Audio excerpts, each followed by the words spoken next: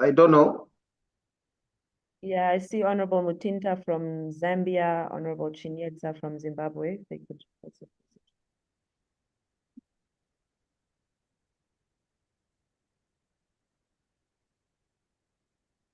Honorable Mutinda, can we hear your voice?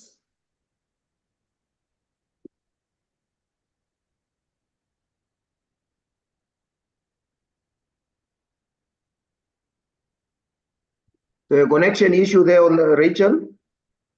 Okay, perhaps we can move on to the next item because I see some of the members are still to accept the promotion to panelists. So maybe we can just move on to the next item and we can, maybe when the members speak, they can introduce themselves before taking the floor. Okay, now having done that, it's now before we proceed, just to give over to our committee secretary, just to establish whether the quorum of how many members we have for us to proceed. Thank you, Honorable Chair. I wish to confirm the credentials of the committee members as follows. So we have Angola, Honorable Domingos Musokola, Eswatini, Honorable Sicelo Jele, Malawi, Honorable Ishmael Ndaila Onani, Namibia, Honorable Philippus Katamelo, who is the chairperson of this committee, the Seychelles, Honorable Rocky Urani, Zambia, Honorable Mutinta Mazoka, who is the vice chair, Zimbabwe, Honorable Chinyenza Chigwadzara, and then we have received apologies from Honorable Hawa Subira Mwaifunga from Tanzania, and I also see Honorable Makatleho Motswasele. We had received credentials, but I think changes at the last minute, but I see she's on the call now. And then the parliaments of Botswana and Mauritius are headed into an election, so they have been dissolved. And the parliaments of Mozambique, Madagascar, and South Africa have yet to constitute their delegations to the forum. So I can confirm, Honorable Chair, that we have a quorum for the meeting. I so submit. Thank you very much, our secretary. It's therefore now moving forward for the consideration of the adoption of the agenda. I'm sure we have circulated the agenda virtually to the members. Maybe I must just I will ask now the secretary to take us through the agenda. Thank you, Honorable Chair. I will proceed to take you through the agenda. We will project the English version. I'm sure you can see it on the screen. Yeah, we will project the English version, and the other members can follow in their respective languages. So the agenda consists of the following items. Item 1, which is the credentials of delegates and apologies. Item 2, the adoption of the agenda, followed by item 3, welcome remarks by the chairperson. Item 4, which is the consideration of the minutes of the previous meeting of the committee held from 19th to the 21st of May 2024 under the theme Promoting Climate Action in Parliaments to Strengthen Food Security and Sustainable Agriculture, Enhance SRHR Outcomes, and Govern Natural Resources Effectively. Item 5 is the matters arising and update on previous resolutions by the committee and plenary and actions taken. Item 6 will be the briefing on the establishment of the Parliamentary Alliance on Agri-Food Systems, Food and Nutrition Security for the SADC region. This will be followed by a brief tea break. And after the tea break, we will then proceed into the public hearing session. This will be commenced by welcome remarks to the public hearing session by the chairperson of the committee. We will then provide a briefing on the citizen submissions to the committee and the procedure for the public hearing session. And then we will proceed into the substantive part of the public hearing session, where we will receive presentations from a number of eminent individuals in their personal and professional capacities. This will be followed at around 1 o'clock by a lunch break.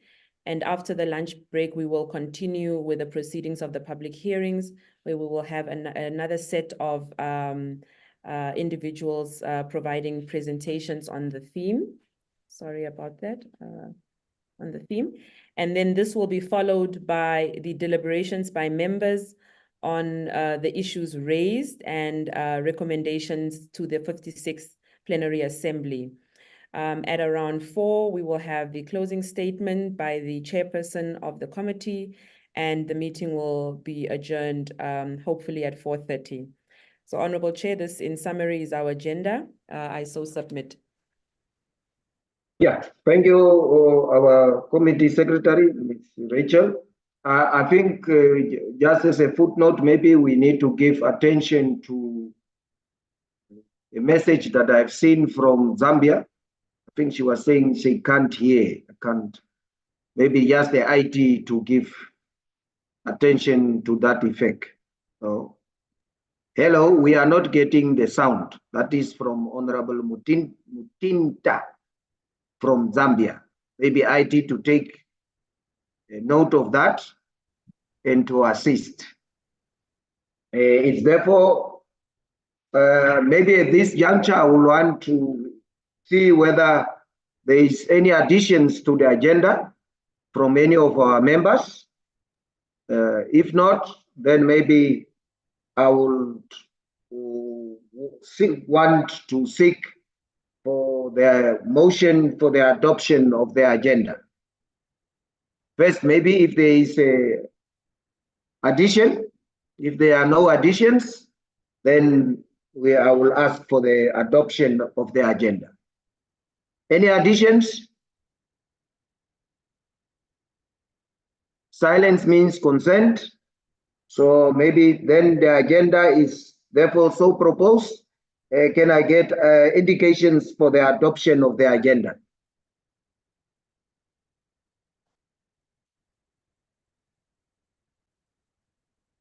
Honorable members, I saw we are more than 50.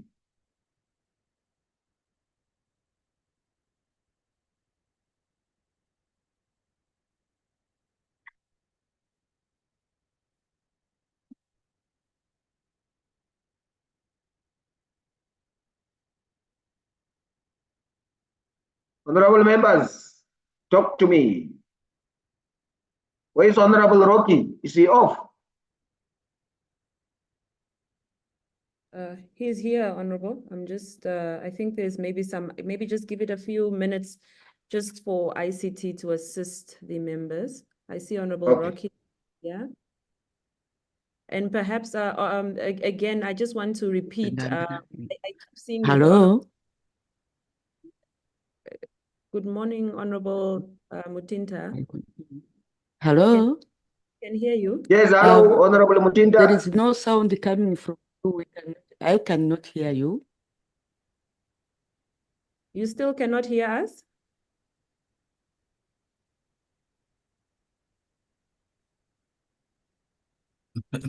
Perhaps, Chair, our ICT, are you doing something else? You may wish to advise the committee in terms of what is happening.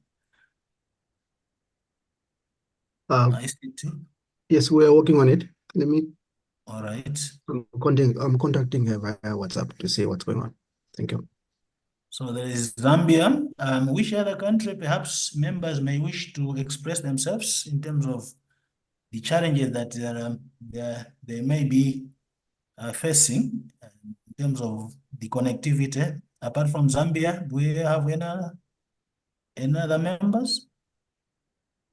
But So let's just, Honorable Mr. Director. Yes, Honorable Chair. I thought, well, it's just that there is a glitch in terms of the technological connectivity, but maybe if we go country by country to see Angola is Honorable Diamantino on board. Yes. Then I see Honorable Selo Grele from Eswatini. You can just, then I see Honorable Ismail Onani from Malawi. I'm here, Chair. Oh, thank you, Chair. Thank Always you. been in my. Then Honorable Mosatele from Lesotho.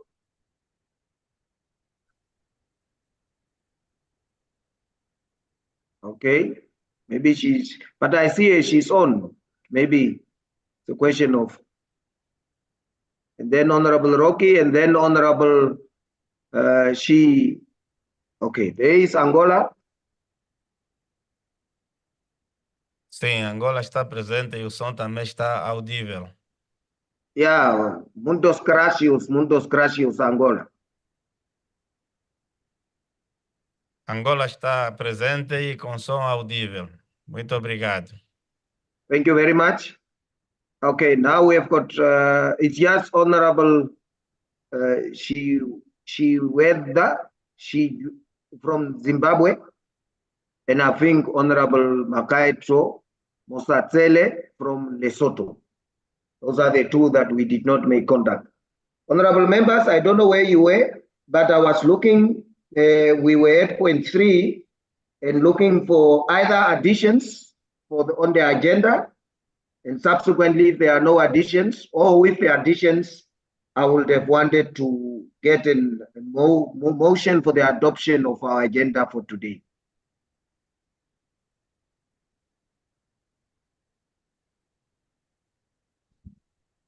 Hello, Chair. Hello, Yes, Chair. yes. There was no sound. I've just joined. I joined, some time back, but there was no sound, and I don't know where we are at now. Okay. This is Thank you very much and welcome. You are not very far. We are at a point of 2, considering the adoption of the agenda of today. We have just shared the agenda electronically, and we have also shared it, and therefore our able committee secretary took us through the agenda of today. And I was first looking for additions on the agenda, additional points, with or without, and therefore I would wanted to have called for a motion for the adoption of the agenda so that we can proceed accordingly. Thank you, Chair. Honorable Chair. Honorable Chair. Yes. Honorable Stella from Eswatini. Kunjani Mfundi? I'm okay, Honorable Chair, and how are you? The writing The writing nami ndiyaphila for yeah. Chair wami. May I move for the adoption of the agenda, Honorable Chair? Thank you, Honorable Kele. Any secondment for that motion?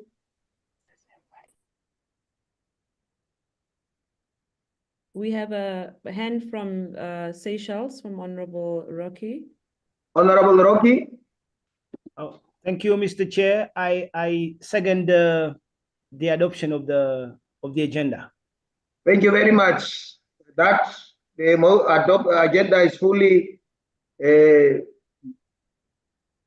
adopted now, and it's accordingly adopted, moved by Honorable Member from Eswatini, seconded by Honorable Member from Seychelles. That brings me now to deliver my opening remarks to today's session under the theme, Levering the Role of SADC Parliamentary Forum in Facilitating Citizen Participation in SADC Regional Integration for Enhanced Accountability and Inclusive Socio-Economic Development and Cohesion. Honorable members of the Southern SADC Parliamentary Forum Standing Committee on Food, Agriculture, Natural Resources and Climate Change, honorable members from our SADC Parliamentary National Parliaments, Your Excellency Ms. Boemo Sikoma, our Secretary General of the SADC Parliamentary Forum, esteemed SADC Parliamentary Forum staff and staff of other parliaments, national parliaments, distinguished participants ladies and gentlemen, fellow Africans, it is with great honor and profound humility that I welcome you all to this statutory meeting of our Standing Committee on Food, Agriculture, Natural Resources, and Climate Change.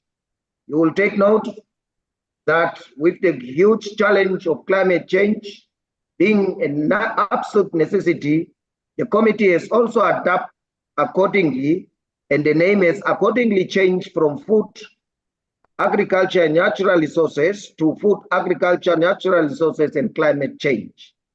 Our meeting today shall be in two parts.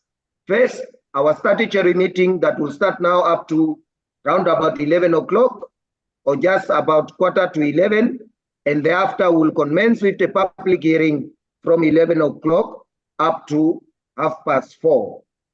The meeting is being held. The meeting is being held on a theme of leveraging the role of SADC Parliamentary Forum in facilitating citizen participation in SADC regional integration for enhanced accountability and inclusive socio-economic development and cohesion. This theme serves as a guiding principle in the work we are tasked with today. The role of the SADC Parliamentary Forum has never been more crucial, especially as we navigate a period of dynamic regional changes exhibited by global crises such as climate change, food insecurity, and socio-economic disparities. Our mandate, as outlined in our theme, is not just to represent the interests of our constituencies, but also to act as a bridge between the SADC institutions and its people. Citizens must be at the heart of integration process. Today, we will deliberate on several key issues on climate finance and our continued focus on regional food security and climate resilience. As a committee, we are responsible for shaping policies that directly affect the lives of millions across the region. Through stronger regional integration collaboration, we aim to ensure that our policies support sustainable development and equitable access to our resources. The work we do during these statutory sessions is critical for laying the groundwork for these larger goals. By strengthening our legislative framework and ensuring a robust oversight, we can address the challenges facing food security, natural resources management, and climate action in our region. These are not isolated issues. They intersect and are deeply intertwined with the socio-economic development and cohesion of our nations. As we deliberate today, let us remember the importance of fostering inclusive decision-making process.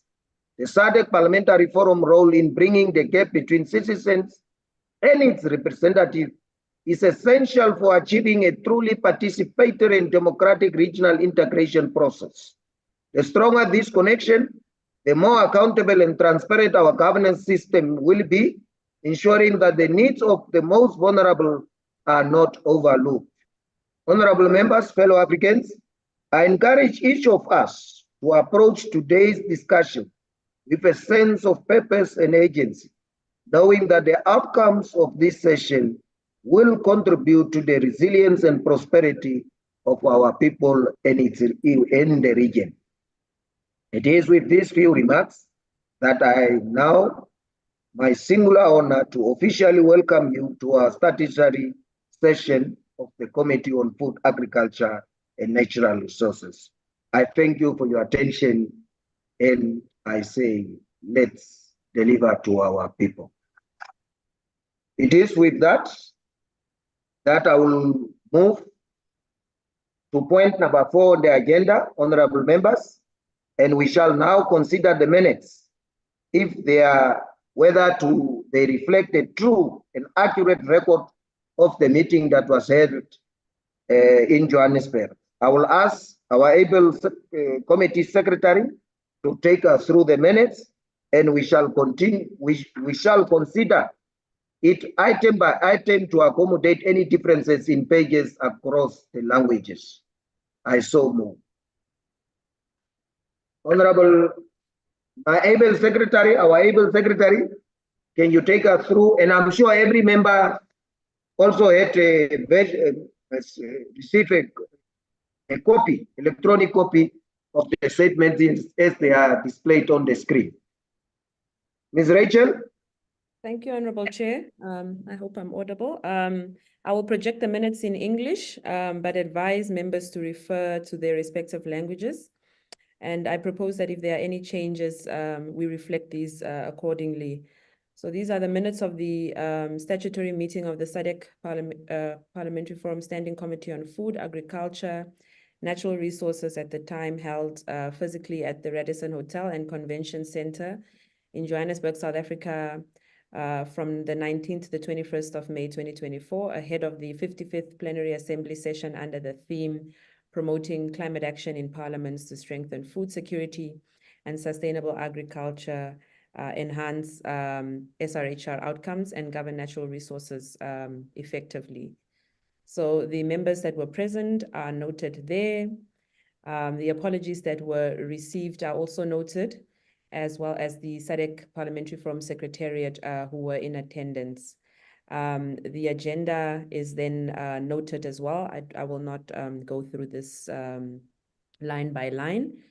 The first item on the in the minutes was the credentials and the apologies, followed by the adoption of the agenda. And then welcome remarks were received by the chairperson, were delivered by the chairperson, followed by a consideration of the minutes of the public hearing session by the Food, Agriculture, Natural Resources Committee held virtually under the theme Amplifying Citizens' Voices in Regional Integration in Southern Africa, Bridging the Engagement Gap by Bringing Parliament to the People, which was held on the 18th of October 2023. The next item was matters arising and the update on previous resolutions by the committee and plenary and action taken, and the necessary resolutions were reflected. And then this was followed by a report by the Food, Agriculture, Natural Resources chairperson at the time on the study visit to Germany on parliamentary democracy by the SADC Parliamentary Forum delegation from the 10th to the 15th of March 2024 as part of the visitors program of the Federal Republic of Germany. This session was then followed by expert presentations on the theme. We had a number of presentations, I'm sure you remember, as this meeting took place over 3 days, focusing on integrating SRHR into climate change policies, discussions around the establishment of a parliamentary alliance for food security, which will be followed up during this session.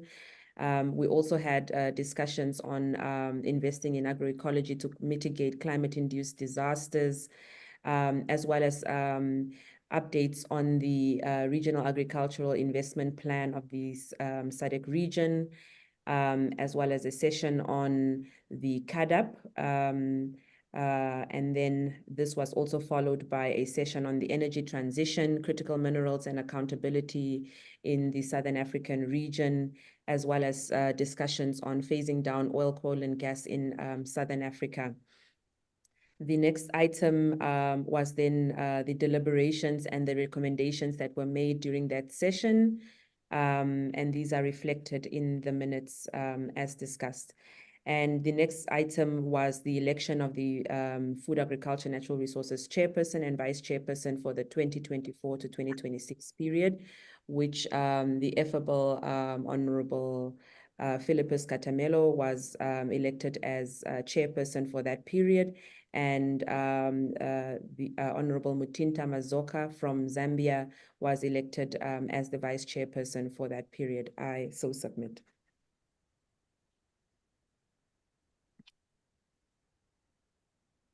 Okay, thank you very much. First, maybe, is there any corrections to the minutes?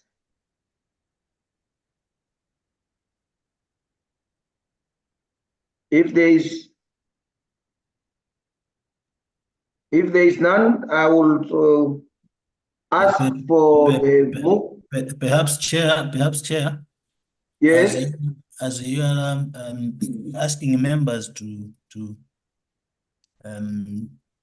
if they have any other issues, the secretary will just quickly scroll up and take the members item by item quickly. in case members may have issues with the item. So Okay, this one is for corrections, not matters arising. yeah, yes, it's for correction. So at least Okay. item to say under attendance, is there anything else? If there's nothing, then you jump to another item and so on and so forth, just for purposes of correction. Thank you. Thank you, Mr. Advice Manzi. well noted. Secretary, can we go to the item by item as proposed by the director? Thank you, Mr. Manzi. If there's any corrections, I will take you through item by item. The members present, are there any corrections? Perhaps if the colleagues can just assist me if there are any hands as I scroll through the minutes. And then the apologies received if there are any corrections. The SADC PF Secretariat in attendance. On the agenda, any corrections? Credentials and apologies. Any corrections there? Adoption of the agenda. Welcome remarks by the chairperson. Any corrections? Consideration of the minutes of the public hearing session held on the 18th of October 2023. Item 5, matters arising and update on previous resolutions. Any corrections there? Item 6, the report by the FANR chairperson on the study visit to Germany. Any corrections there? Item 7, the expert presentations on the theme. Item 8, which is the deliberations. Let me just get there. And recommendations from the session. Any corrections? And then item 9, election of the FANR chairperson and vice chairperson. Any corrections there? I do not see any hands or requests to speak. Honorable Chair, I yield the mic. Okay, thank you very much. I think silence means consent. And therefore, it's my submission to present the minutes to the honorable members and seek for a motion to adopt the minutes as a true and accurate reflection of the engagement of that particular day. Can I get a motion and an adoption for the minutes? Chair, Yes, yes, this is Mutinta Masoka from Zambia. I do adopt the meeting, the minutes. the minutes. There is a move for the adoption of the minutes. Any secondment? Honorable Chairperson, Honorable Ndailo Nani from Malawi, I second. Thank you very much, former chairperson. That brings us now to point 5 of our meeting. And I will again call the secretary to take us through in terms of matters arising. In this instance, we'll again go back to the minutes, but we'll deal with matters arising from the previous meeting. We shall consider also matters arising by the guidance of our able director, I think item by item. And maybe where we need update, we shall be guided by the staff to be provided with such update. Madam Secretary. Thank you, Honorable Chair. Let me just give me a second to share my screen.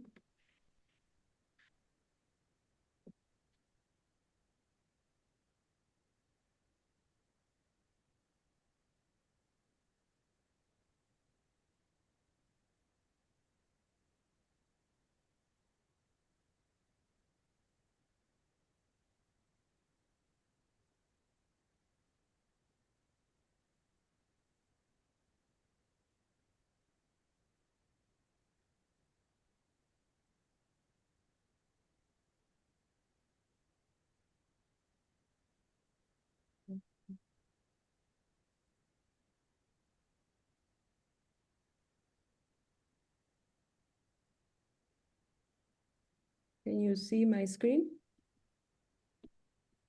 Yes, somehow, yes. Me, I can see. Can we see the screen, honorable members? Just I hand get a me- note from Honorable Rocky. Yes, we can. I can. Thank you very much, my mother.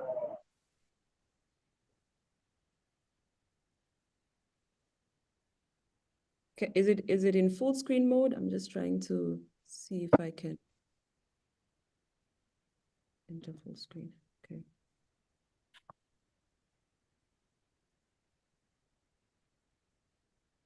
Can you see it in full screen mode? Yeah. Okay. Just give me a second. Don't know what's going on now. It's frozen.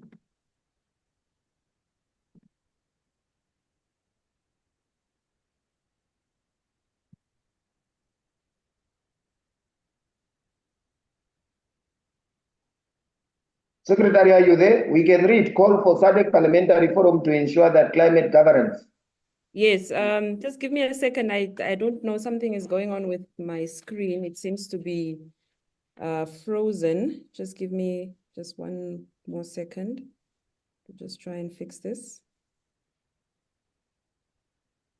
Okay. Yeah. It's moving now. All right, thank you. So thank you, Honorable Chair. I will now take you through the decisions and actions matrix, providing details on the actions taken on the recommendations of the previous meeting and the plenary assembly. So on the first resolution, there was a call for SADC Parliamentary Forum to ensure that climate governance is consistently included, as well as disaster preparedness is consistently addressed through its relevant standing committee. So since the last committee session, a number of meetings have been carried out by the forum, and the 55th Plenary Assembly resolution confirmed that the critical matters within the ambit of the Food, Agriculture, Natural Resources Committee requires that the Food, Agriculture, Natural Resources Committee reflects the global goal to address the climate change emergency. So the resolutions that were taken there confirm that it is necessary and expedient for the committee to reflect climate action as part of its nomenclature and core priorities. So at the plenary assembly, therefore, resolved to adopt the new name of the Food, Agriculture, Natural Resources Committee to include climate action.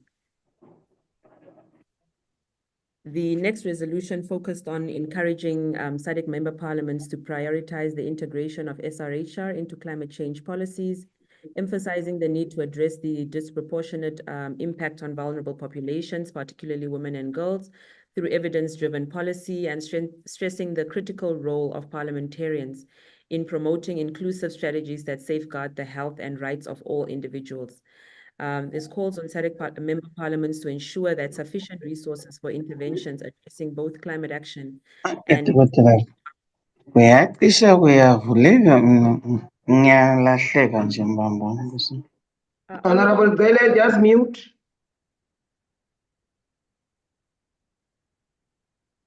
Yes, continue, Secretary. ensure that sufficient resources for interventions addressing both climate action and SRHR, prioritizing health services, education, and climate resilience programs, emphasizing the need to develop a budget tagging and tracking tool to accurately monitor the allocation and utilization of funds to enable transparent oversight. So for this resolution, the Secretariat of the SADC Parliamentary Forum continues to implement the SRHR project through the CEDA project. And the SADC Parliamentary Forum has held a capacity development session for SRHR researchers, as well as a budget making and tagging and tracking session for the researchers. So the SADC Parliamentary Forum is set to engage at the COP29 processes to further develop pathways for climate action in health systems and to ensure equity for vulnerable members of society. The next resolution focused on encouraging member states to promote citizens' consultation and engagements in decision-making on issues that affect their communities. And towards this resolution, and in accordance with the SADC Parliamentary Forum policy, public hearing sessions have become a regular feature of the Standing Committee to promote active engagement between parliamentarians as decision makers and elected representatives and citizens and stakeholders on regional issues. The next resolution focused on the calls on SADC member parliaments to establish a parliamentary alliance for food security and nutrition in Southern Africa to promote the adoption of establish legislative frameworks, raise awareness and allocate resources for policy and program implementation. And it further urges SADC member parliaments to monitor and enforce the implementation of laws related to food security and nutrition, coordinate engagement with relevant stakeholders, and advocate for increased investment in nutrition and food system policies. So the Secretariat is actively collaborating with strategic partners to catalyze efforts aimed at prioritizing agricultural outcomes to bolster food security in the region. And we have proactively engaged partners to establish a food security and nutrition and parliamentary alliance for the SADC region. And an update towards this alliance will be shared during this meeting. And the alliance will, of course, advocate for greater investment in agroecology to mitigate climate-induced disasters and promote sustainable agriculture, emphasizing the need for gender-sensitive national policies aligned with agroecology principles, increased budgetary support, and cross-learning among member countries. Hello, Rachel. Yes? Do we interrupt you or do we wait at the end? You are welcome to interrupt me. Okay, now go back to this resolution. Yeah. Yeah, that one.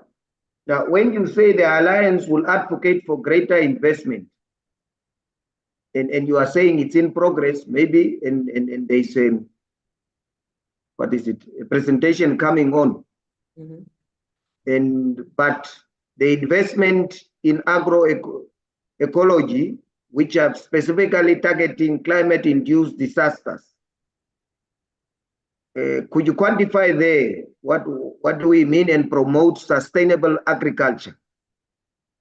Okay, so the alliance is a network of parliamentary champions that will champion greater investment into agroecology.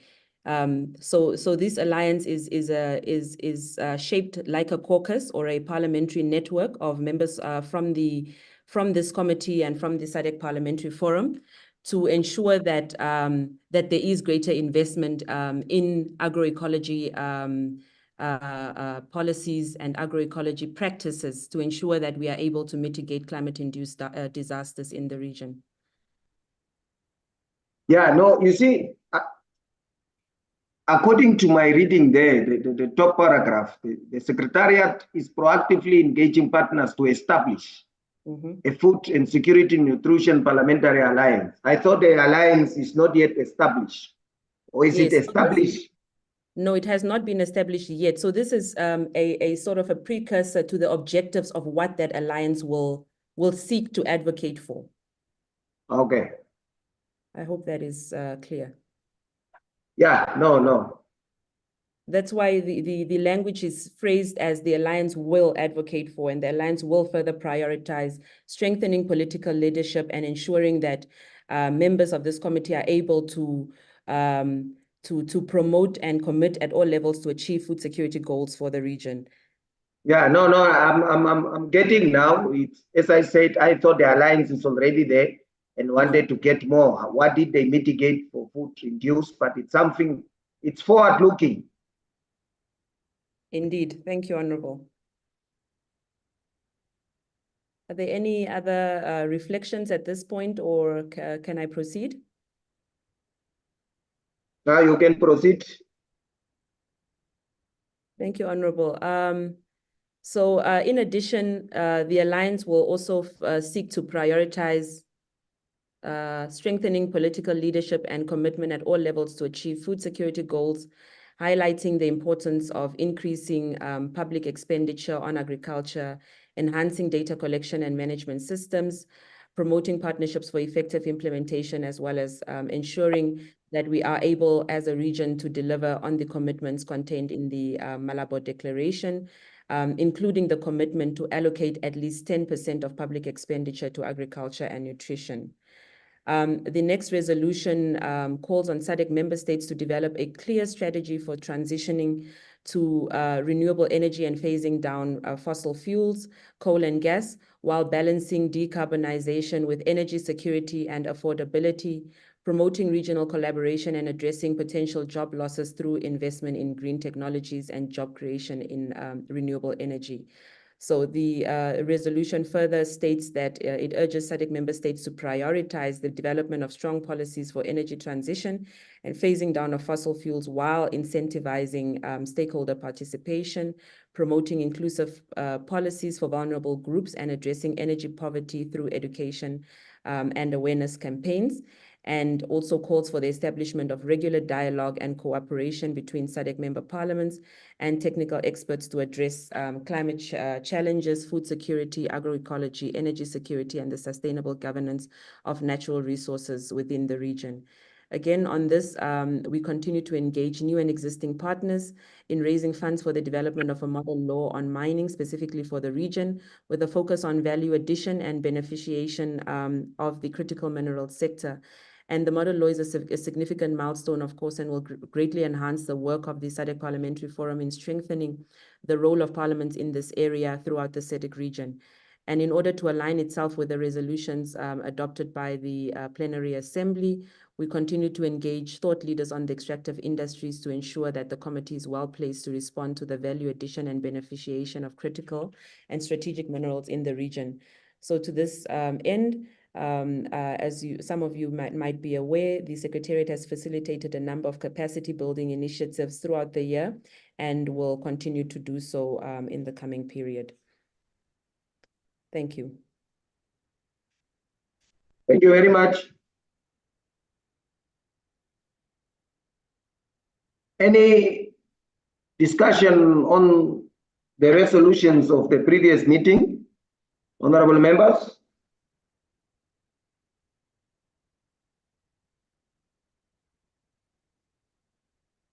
We are moving quite well in terms of time. That brings us to point 6 on our agenda, and that is a briefing on the establishment of a parliamentary alliance on agri-food systems.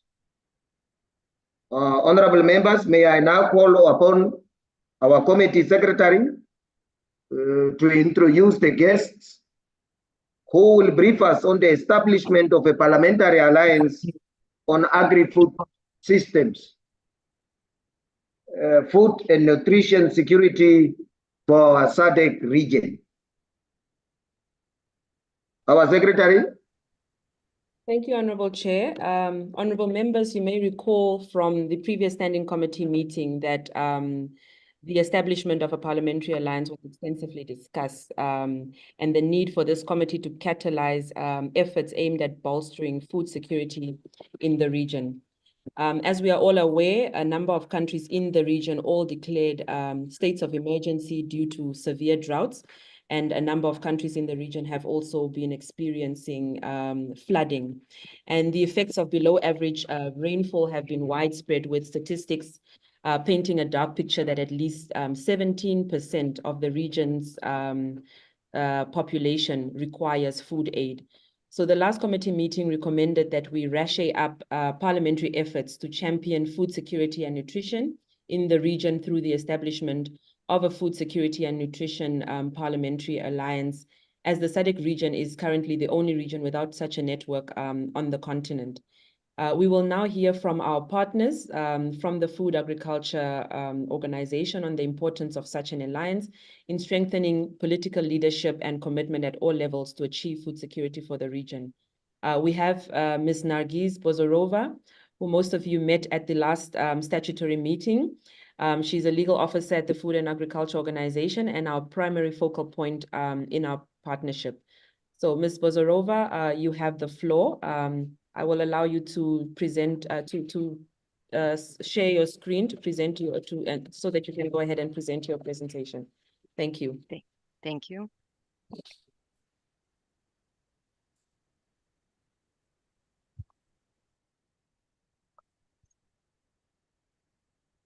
She is not audible. Let us help IT.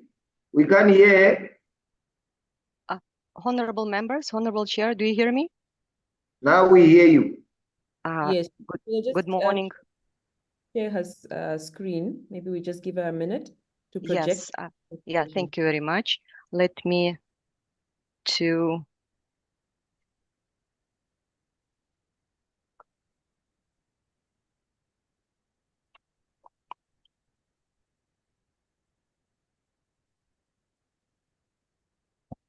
okay. Sorry for the technical glitch. It's okay. Since you are a legal expert, it is a legal glitch. No, that would be a legal glitch. Okay, let me try. Okay, so I hope now you can see my screen. Yes, if you can And just make. please, do you see it in the presentation mode? Not yet. Okay, Yes. okay, perfect. Perfect. Thank you very much. Again, good morning, Honorable Chair. Good morning, honorable members. It's a pleasure to be with you again. And let me present this time about the Charter of Parliamentary Alliance since we are moving ahead. And I will start just with a snapshot from the state of food and security and nutrition in Africa. That's information from the state of food, world food security in the world, the recent publication. It's a flagship publication produced by the UN agencies based in Rome. And here you can see that the prevalence of severe and moderate food insecurity the highest in Africa. It might look comparatively to the Asia less, but in terms of in absolute numbers, but in terms of the prevalence, it's highest in Africa. So by 2023, around 300 million people experience food insecurity in Africa. So as you can see, the scale of problem is quite alarming. And what parliamentarians can do in this regard? You may recall this information I was highlighting in my previous presentation, that parliamentarians and parliamentary alliances play a crucial role in tackling the problem. And one of them, the role in promoting the adoption of policies, establishing appropriate legislative regulatory frameworks, raising awareness and promoting dialogue among relevant stakeholders, and allocating resources. So it's all based on the functions that parliamentarians hold. And it's all with the goal to achieve healthy diets through sustainable food systems. And again, I will not go into details because we covered in our previous session last May, but here are just main subjects or main areas where the policy parliamentarians can really contribute to. It's for policy dialogue, capacity development, advocacy, networking, resource mobilization. And I will touch upon some of these elements throughout my slides further. And here information, you can see that the first alliance was set up in 2009. It was in Latin America.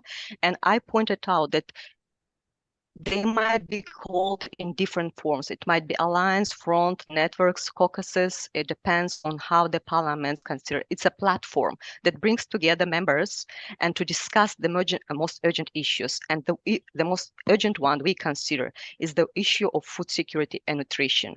And as you can see here, what we are lacking, and Secretary just pointed out that it's in Southern Africa region, there is no yet alliance. And interestingly, as I mentioned, there was alliances on food nutrition security. An innovative focus of the current activity that we pursue is to include the issue also of agri-food system transformation. As the world is moving and we're developing a more comprehensive approach to the issue. So we're suggesting to, as innovation, comparing to other parliamentary alliances, to include the issue of agri-food system transformation. So that would be innovation on the side of honorable members. And the key elements of charter So the charter is very important because it brings stability. It gives structure to the platform, and the issues that encompass key elements of charter includes foundational, operational, growth, and adaptability. I will again, because of the sake of time, I will not go into details, but most of these aspects are very familiar for you because you also have your founding document. You have your charter that guides you. So foundational, and they're also interlinked to some extent. So foundational include preamble, principles, objectives, membership, governance structure, operational, decision-making processes, meetings, how they're going, what frequency will be, what mode of meetings will be held. And communication protocol, it's not only communication between the members of the honorable members, but also communication with external partners. Financial provisions, which are very essential. Growth and adaptability, because we can't expect, we consider the alliances are flexible, and the charter should be also flexible. Charter is a living document, so it will evolve with time. It's not something carved in stone, and it reflects the existing and adapt to the context. So it will have review and amendment procedures, and dispute resolution is also a part of growth adaptability, partnership and cooperation, what partners you invite, in what form you cooperate, and definitely measurement, performance measurement, because the platform needs to be accountable internally, but also accountable on the issues to the broader audience and the dissolution. So as any living organism, there might be birth and death, and if their context requires so the alliance may dissolve, or it may be transformed in different alliance. And as I said, because of the sake of time, we don't have an opportunity to go into discussion about the details, each individual details. But I wanted to bring your attention to the most important one, the issue of membership. Might be not the most, but one of the most important elements, issue of membership. Because the membership will define in what way the alliance will develop, how it will establish, how it will develop, how it will grow, and how it will collaborate and communicate with others. So the types of membership, they can be inclusive, that includes members, honorable members. They can be MPs from members of parliament, from the national parliaments. The alliance may decide to invite civil society representatives and other stakeholders to benefit from their expertise, from the opportunities they may bring. And in particular, civil society and other stakeholders, academia, they may possess expertise necessary for the discussion and making solution or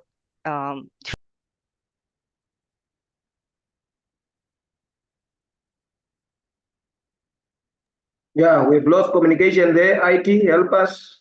Yeah, let me just check on her quickly to rejoin. I'm here. I'm sorry. That's again not a legal glitch. It's a technical glitch. Do you hear me? Yes, we hear you. Yes. Perhaps, Nargis, maybe you can just turn off your video so that the bandwidth is a little bit stronger. Okay, let me do this. Oops. Sorry. Thank you. We try Okay. again. Let me just see. It's a little bit, yeah, okay. And let me try now to share again. Okay. Please confirm if you see my screen. Yes, we see. Let's put it on Yes, PowerPoint okay. remote Okay. slideshow. Yes. Please confirm. Okay, thank you very much. So I stopped on the opportunities that other stakeholders may bring, including stakeholders such as civil society representatives. It's the issue of expertise, issue of supporting with capacity development, and issue of mobilizing resources. And when I say other stakeholders, it's also international organizations, because as I pointed out, the issue of budget and resources are very important. So that's where their other stakeholders can contribute and support. And the other type that you can decide to choose is exclusive. Exclusive, it can be only honorable members, or it can be a slightly broader exclusivity that will include members of parliament from other committees, as the issue of food and nutrition security encompass different sectors, and it's kind of cross-cutting issue. So we consider that it's very important to include, to involve, engage the members of parliament from other committees. It might be gender, it might be health issues, because it's all related to each other and interconnected. And again, the charter will need to define the criteria for membership eligibility. And when we say member, they might be not, again, as I said, the model is quite flexible. It might be not only members, but other stakeholders, they might serve as observers. So it's up to you to decide what name you will give, what function you will give, what rights and responsibilities they will have, and how they will join and live the charter, the alliance. So they might be called also friends of the alliance or caucuses or network. So next slide. Again, this is a potential governance structure, and you can see a sign that's again pointing out to the flexibility format of the alliance.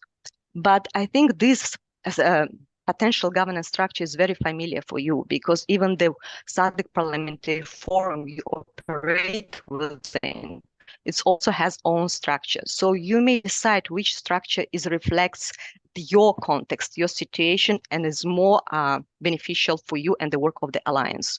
So, but it's that.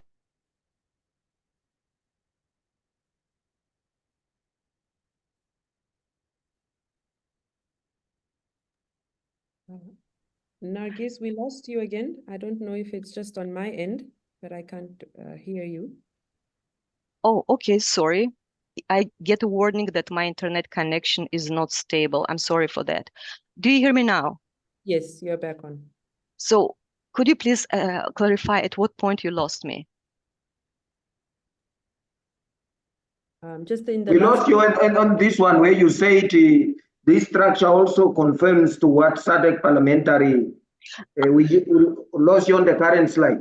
Okay. So just to say this, a very flexible structure, and just you have already your own structure. So you may build the structure of the future alliance based on what you have or learn from other alliances. Again, just to point out, there's a few layers, few levels. One level is the most important, decision making, that with General Assembly that will make decision on behalf of alliance, and the coordination level, which includes executive committee, technical secretariat, and we can see the secretary now also fulfilling this kind of role. And there's working groups. The working groups can be specialized. They can be ad hoc working groups. It's again, depending on your agenda, on what you consider the most important issue at the moment. You may set up a new working group, or you have a stable working group within the alliance. But it definitely also depends on the capacity of alliance, how members it includes, because the capacity cannot be overstretched. So again, pointing out to the issue of the flexibility and adaptability of the alliance. And let me move to the next slide. So about challenges and opportunities for alliances. So like any living organism, there's a challenges even for establishing alliance, and we understand that one of the challenges is political will and commitment of the honorable members as well. Another challenge is coordination among different sectors and stakeholders. As I said, if you pursue to have to take an inclusive approach and have other stakeholders on board as observers or the friends of caucus or network of alliance, then the issue of coordination can be challenging, and it needs to be also clearly outlined in the charter. And another challenge is again resources, because we have limited resources to mobilize resources. And as I pointed out in my previous slide, the FAO supported the establishment of numerous alliances, including 3 regional alliances, 1 continental alliance, Pan-African Alliance on Food and Nutrition Security, and the 3 regional alliances. And the only one now in South Africa, that's the issue that we are dealing with, that we'll need to discuss and move forward. And opportunities, again, because the new concepts, new ideas, innovations in agri-food systems, even the knowledge, I would say the knowledge expertise we accumulate is also presents us opportunities to reflect in the agenda, to reflect in the charter of the alliance. So, and the growing awareness and engagement from the stakeholders, from the public, it's also an opportunity. As I outlined earlier, it brings certain benefits to include them, including their participation in the capacity building, in implementation of the programs, in resources mobilization. And let me conclude with the call for action, because honorable members, you know that in 2023, there was a global parliamentary summit on the food nutrition security, and I had the pact endorsed, pact against hunger and malnutrition. So this call of action based on that pact, and one of the issues, the primary call, is for your engagement. What we can do as a next step to develop, discuss, and endorse the draft Alliance Charter and Action Plan. And this, together with Secretary, with your support, we pursue to do in the beginning of October. Hopefully we'll have a launch of Alliance, if that would be your wish. And we will have the action plan developed. So far, together with the Secretary, we developed a framework for collaboration that includes certain elements for capacity building, for tailoring specific knowledge documents, developing new ones. So the action plan will be reflective of those that built on the preliminary steps that we've done, and information will be included in that action plan. But it also will include the new ideas that you may have after this, you have now, and you may have questions after this presentation. So the action plan will serve as a foundation after adoption of Alliance, as a foundation for us to move forward and to mobilize resources. So FAO is interested to support the establishment of Alliance and its operationalization. So we will seek to mobilize resources together with our partners, other international organizations, regional organizations, civil society, and commitment. We need all commitment, as I pointed out earlier, commitment of honorable members, our own commitment also to advocate for collaborative efforts for the agri-food system transformation and food security, security and nutrition. And as the final, so we all do it for the sake of changes. And these changes needs to be measurable, to see the real changes in lives of humans in the continent, in Africa, and specifically in Southern African region. So with this, I hope that we will achieve what we would like to see. And I'm looking forward to receive your comments, your suggestions, your questions, how we could collaborate further. Thank you. Over to you. Thank you, Nargis. This was an important presentation, and I think what we can draw from it is certainly the need for systems, processes, and frameworks to guide our interactions, the interactions of members of parliament, to provide rules of engagement in terms of how they champion food security and nutrition in the region. And particularly the new element around agri-food systems transformation is also critical in ensuring that this is canvassed as part of this alliance. Before we go into the deliberation session, I will now call on Mr. David Kabanda, who is a consultant who developed the Pan-African Parliament's Food Nutrition Security Model Law, with a specific focus on its relevance for the SADC region. Honorable members, as we all know, model laws are, of course, at the core of the forum's work. And we look forward to hearing from Mr. Kabanda. Mr. Kabanda, you have the floor. Thank you so much. You could put up the presentation. David Kabanda, a FAO legal consultant, and I'm going to be presenting on the Pan-African Parliamentary Food and Nutrition Model Law, and then how we can apply it in SADC, but we are already working on a guidance on domestication. So in the plenary, I'll specifically be asking about your views and how do you think we should include in the plenary.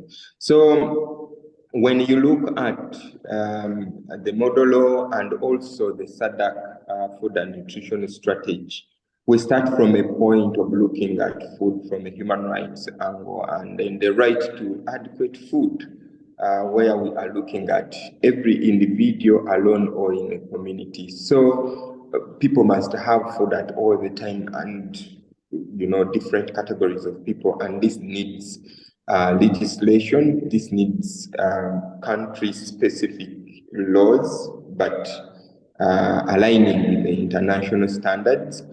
So when you look at the model law, next slide, Article 1 of the model law is talking about the purpose of the model law to guide countries and to act as a source of inspiration for member states that aim to develop national and sub-national legislation on the right to adequate food. So this one gives us a framework, and it was developed by you members of parliament. And under Article 2, the model law shall govern issues related to food and nutrition security, including issues of availability. Do people have people available to them? Accessibility in terms of physical access, but also economic access, because many people buy food, and stability utilization of the food, looking at today, but also the future next. So in doing this, we are looking at maybe country-specific, their constitutions, framework laws, and also sectoral laws. Next slide, please. And next slide. We are now going to specifically look at the different provisions in this model law. If a country is to adopt this model law or to pick from the model law, it is generous with the provisions that we can that specific countries and SADC can implement. It gives the definitions, very clear definitions. See, when we talk about the right to adequate food, you'll find many people asking some questions. For example, do you want the states to feed people, to give people food? And the answer is no. What we want is for the countries or the regional economic blocks to make sure that there is a framework, a legal framework within which people can be able to feed themselves with dignity. And in extreme cases, maybe where we have emergencies, that's when you can give food coupons, either money or food directly. So these definitions are in the model law. The right to adequate food, the duties of state and non-state actors, the guiding principles that states should follow, then access to resources, inputs, who does what and when.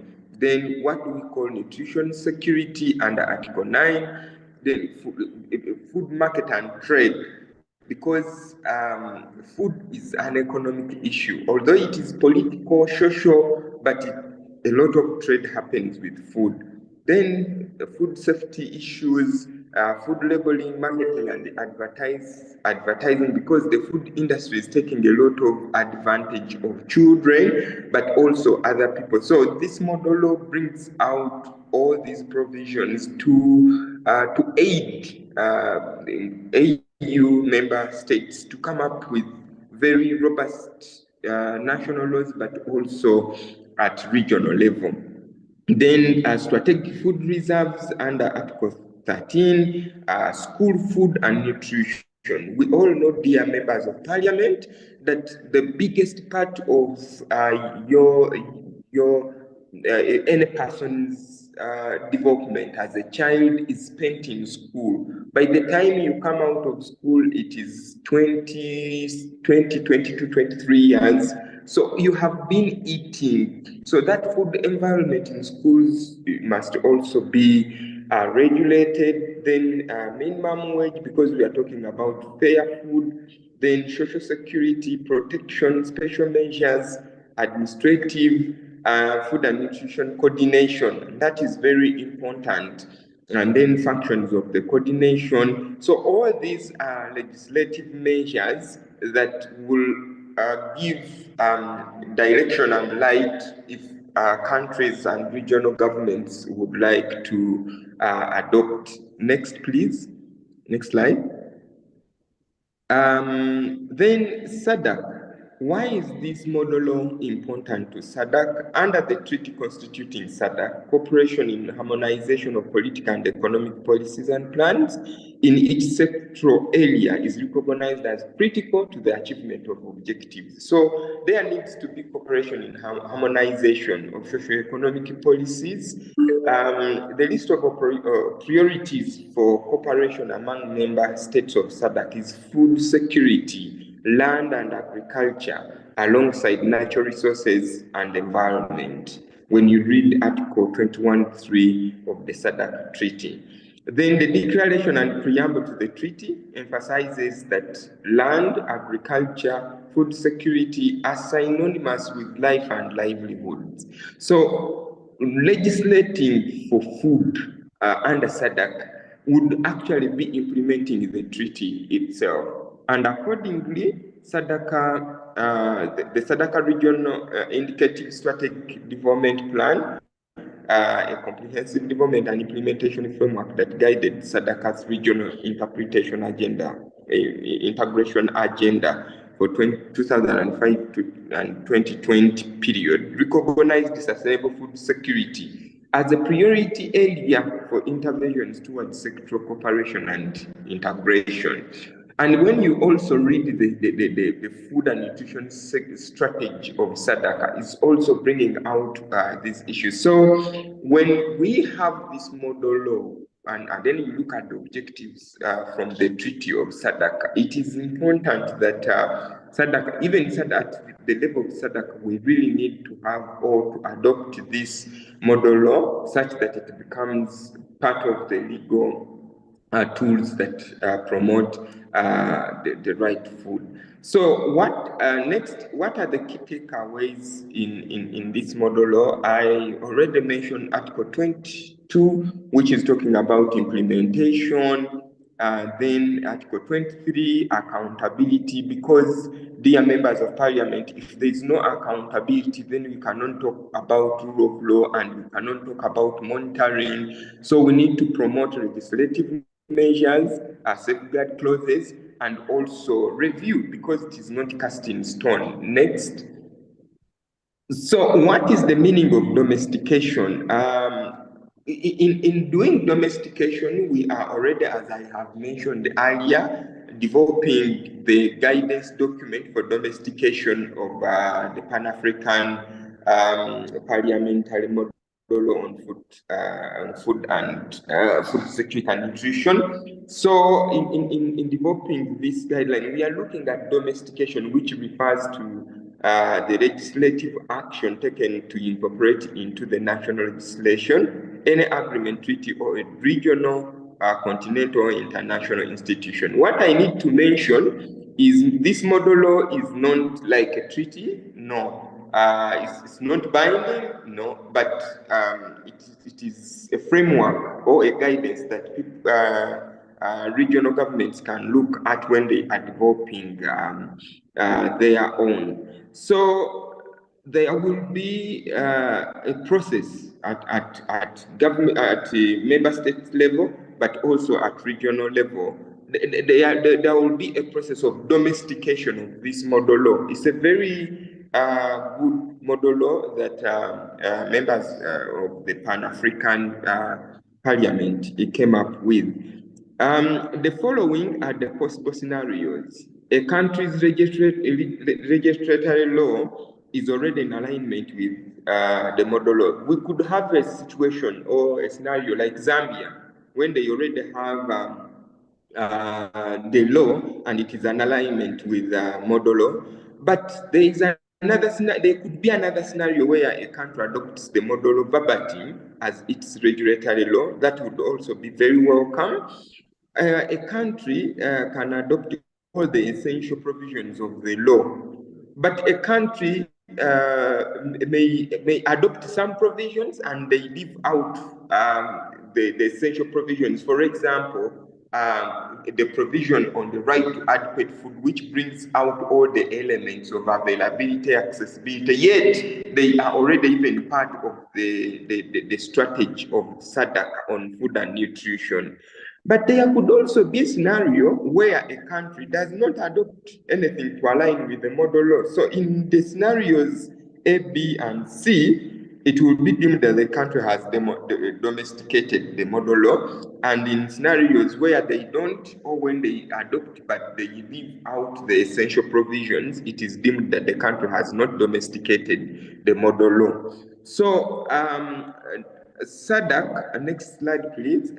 So SADC would be actually implementing the objectives of the treaty if they adopt the model law. The next slide, please. Specifically here, I wanted to look at the SADC Food and Nutrition Strategy 2020-2024, which requires the SADC to revise, adopt laws that ensure the right to adequate food. So we already have the model law, which can expedite that process, looking at the provisions, and then maybe we adopt it for SADC. And in my conclusion, I have looked at what is available in Africa and regional governments.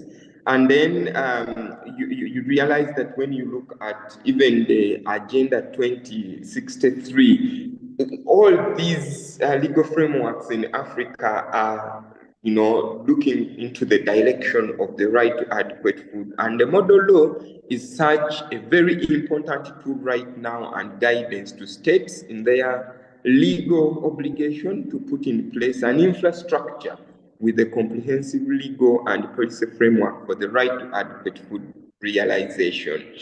Dear members of parliament, states and even SADC is under an obligation to respect, last slide please, to respect, to protect, and to provide or fulfill, and the model law is a step in the right direction that can help SADC and its member states realize and or observe this right to adequate food.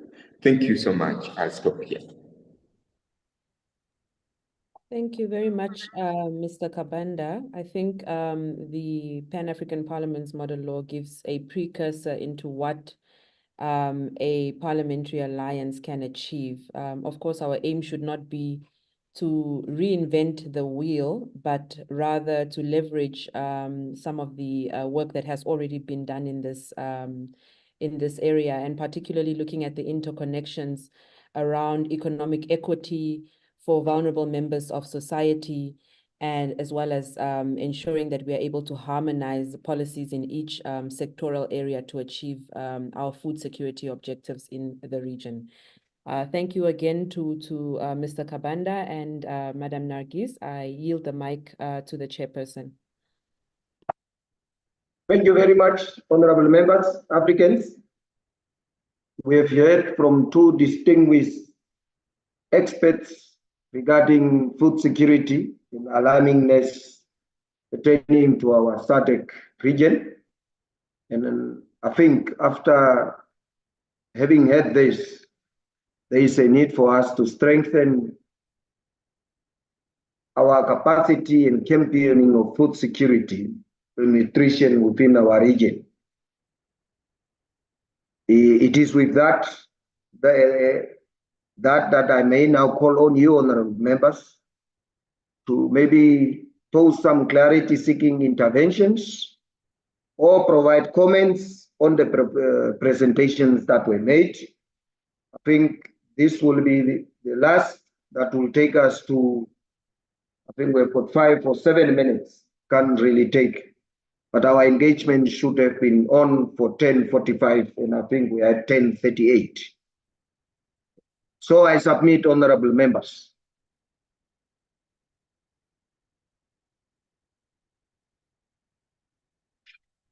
Okay. Maybe I had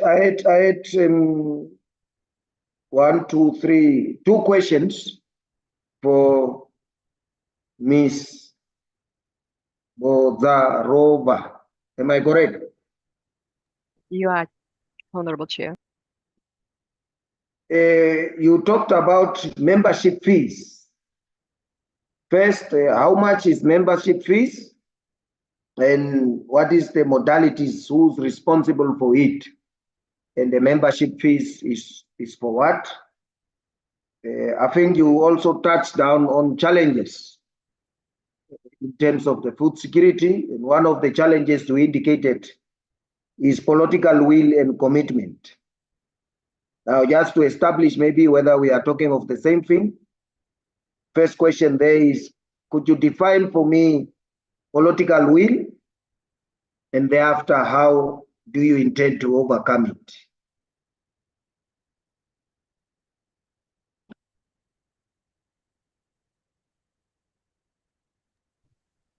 Honorable Chair, may I start to, responding with your questions, or you would like to take from other honorable members too?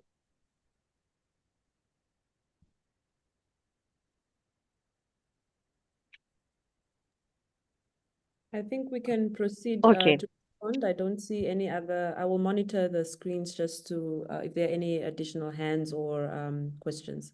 Okay, thank you very much. Thank you, Honorable Chair, for your questions. Regarding the first question, membership fee, I'm not sure there was any issue of membership fee in my presentation. There was issue of financial provisions. So because when my presentation, I was talking about the elements, most common elements throughout charters of parliamentary alliances. As you could see, we have like 23 parliamentary alliances at the regional, national levels. So it was based on the common elements. And the common elements include financial provisions as well, because we need resources for the alliance to operate. And if the honorable members consider that they would like to have membership fees set up, that's also fine, but it's not a mandatory element. So it's up to honorable members to decide. If it's not included, that's still fine. It's not, as I said, mandatory. And to mobilize resources, then we will need to look for support of international organizations, for might be civil society coming with grants or other means of support. And also, as I said, it's not only on numerical form, it can be also in terms of expertise, in terms of the capacity building, some programs. As I already said, we developed an action plan where we have, a framework for collaboration, which includes a table with some elements, including on the capacity building. So it might be trainings as well in different forms. I hope it clarifies. As for the challenges, political will, what I mean here, it's again, political will depends. I'm not talking about political will of SADC Parliamentary Forum, though it's very important as well. I'm talking about, the point was about having political will for establishing any institution and any alliance. So it's the most important. And this political will need to be expressed in terms of the decision made, in terms of if there's a decision, and I know the SADC Parliamentary Forum, actually the Standing Committee expressed its support during when we had our previous intervention. And as in minutes, I think it's pointed out that SADC Parliamentary Alliance has definitely a political will to do it, but we need to also implement it. It's one of the challenges as for establishment of any alliances, to have a political will in the institution to establish it, and commitment of the members, including honorable members. I hope it clarifies. And if I may add also, you have in your hands, I think we developed the draft outline the draft outline with key elements. It would be very useful if you look through those the outline and suggest your comments and questions and suggestions at later stage as well. It will help us to get to kind of like to develop the substance to the future charter that is going to be presented in December. Hopefully we'll have one full day discussion when we can go through step by step through each element to discuss, to design it and agree on it before launching the alliance and before endorsing the charter. I hope it clarifies. Over to you. Thank you. Yeah, no, I take note. I think maybe we'll take the discussion further somewhere when we engage. I don't know whether there are other questions from other honorable members. Any intervention, comments, questions, honorable members?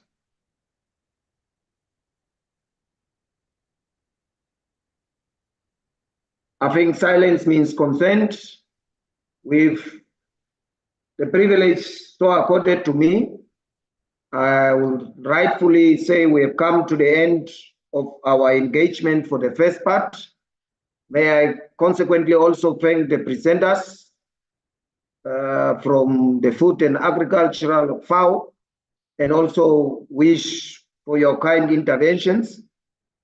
And also just urge to bear with us, as sometimes we are marveling a very mountainous task of safeguarding the future of tomorrow, but we need to take decisions today at a speed that is required, and then the knowledge and expertise is sometimes not with us. But I think as human race inhabitants on this planet, we are all committed to safeguard our future on planet Earth. With that, I may now call us to break for 15 minutes and then to reconvene at 11 o'clock sharply for the commencement of our public hearing. Do I have the concurrence, honorable members?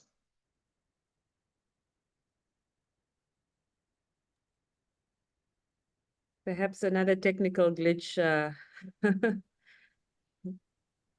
Okay. But as I said, if I'm audible, we will adjourn now this session, break for 15 minutes. Honorable Rocky, I take note of your earlier commitment, and as such, we duly appreciate us, and depending on how long you will be there, we will still be available to engage with you. With that, I say thank you very much.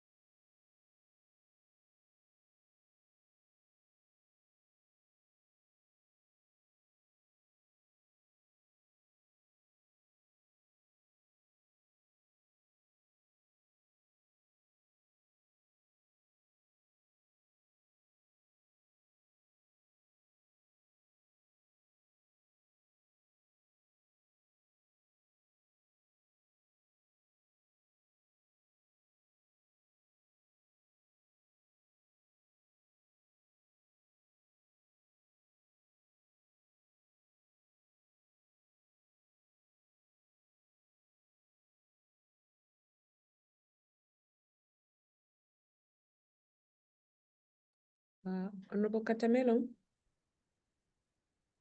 Honorable Chair, are you there?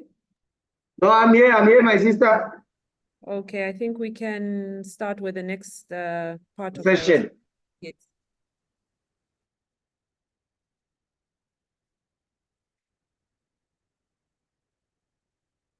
Thank you. I think let's just give maybe 2-3 minutes.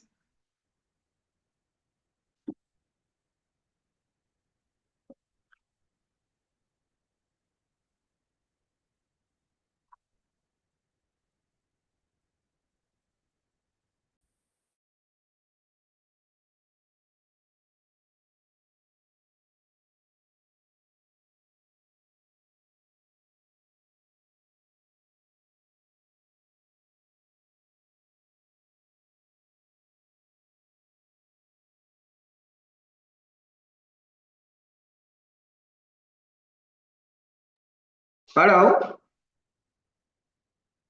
Vejeli, Yes, Honorable Chair. can I start or is there some? I don't see all the other members, Patambu.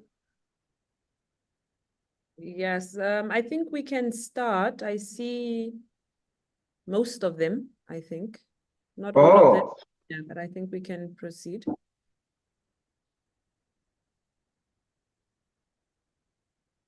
okay. I think I constitute our meeting again, and therefore it's my singular honor to welcome you all the members back for this second part of our meeting, which we will continue with the public hearing. It's now therefore for the benefit of us and those members who are joining us now that I will want our request our secretary to just go through us with the housekeeping announcement for the benefit of those members who have joined us. Over to you, Secretary. Thank you, Honorable Chair. I hope I am audible to the interpreters. I think there were some issues before the break. Maybe they can just indicate if I can be heard. No, I don't think she can hear you because she's just quiet. Okay. Thank you very much. So good morning once again, honorable members, distinguished guests. My name is Rachel Mundilo, and I'm the Committee Secretary of the Food, Agriculture, Natural Resources, and Climate Action Committee. And I will be going through the housekeeping announcements once again for the benefit of the meeting attendees who are just joining us. All participants are requested to keep their microphones on mute unless you are given the floor to speak. The meeting is available in the 3 official languages of the SADC Parliamentary Forum, as well as we also have sign language interpretation on screen. On the Zoom interpretation icon, we please ask that you select your preferred language and click mute original audio.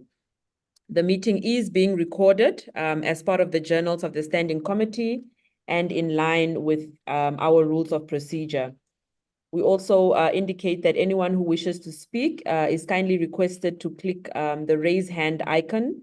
And for any communication with the chair or the committee secretary, we ask that you kindly use the chat box. For those participants who wish to keep their videos on, we ask that you kindly ensure that your camera is properly set as the meeting again is being live streamed and is also being recorded. We again urge you to kindly write your full names as well as the organizations that you represent. And if you are joining us in your personal capacity, we ask that you also include the name of the country from which you are joining us. I will assist in moderating this session. And at this moment, I would ask the chairperson of the Food, Agriculture, Natural Resources Committee, Honorable Philippus Katamelo, to address the audience and introduce the committee members to the esteemed citizens joining the session. Thank you very much, Ms. Mondilo, our committee secretary. I'm deeply honored and privileged in my responsibility as the chairperson of this committee to extend a warm welcome to our SADC citizens and fellow Africans on this very important occasion of our 2024 public hearing session for the Committee of Food, Agriculture, Natural Resources and Climate Action Committee. But before I do that, I think it will be prudent, fair and just to allow each and every member to introduce him or herself. So therefore, I will call upon members to introduce themselves and then we can start with the deliberations on our public hearing. Honorable members.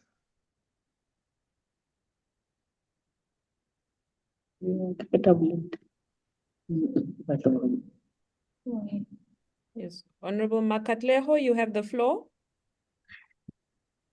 You can just unmute yourself and proceed. Thank you.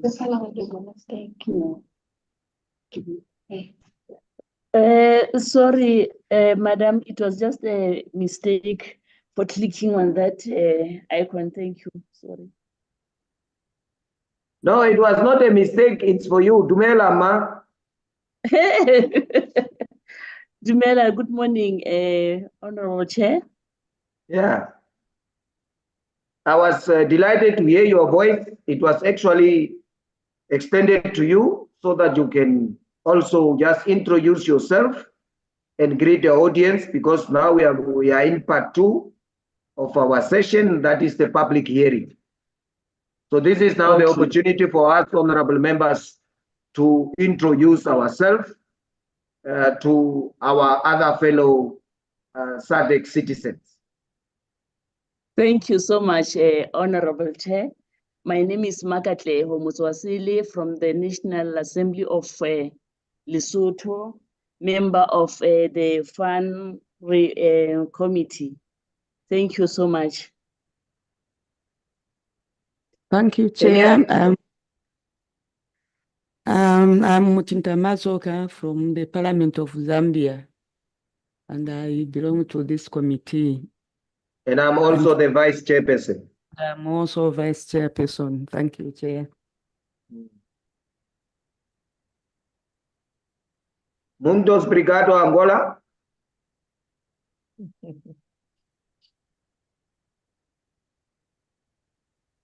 Muito bom dia, presidente da comissão. Bom dia a todos os membros. Eu sou Diamantino Domingos Mussocola e estou aqui pela Assembleia Nacional da Angola. Muito obrigado. Muito obrigado. Sou membro da comissão.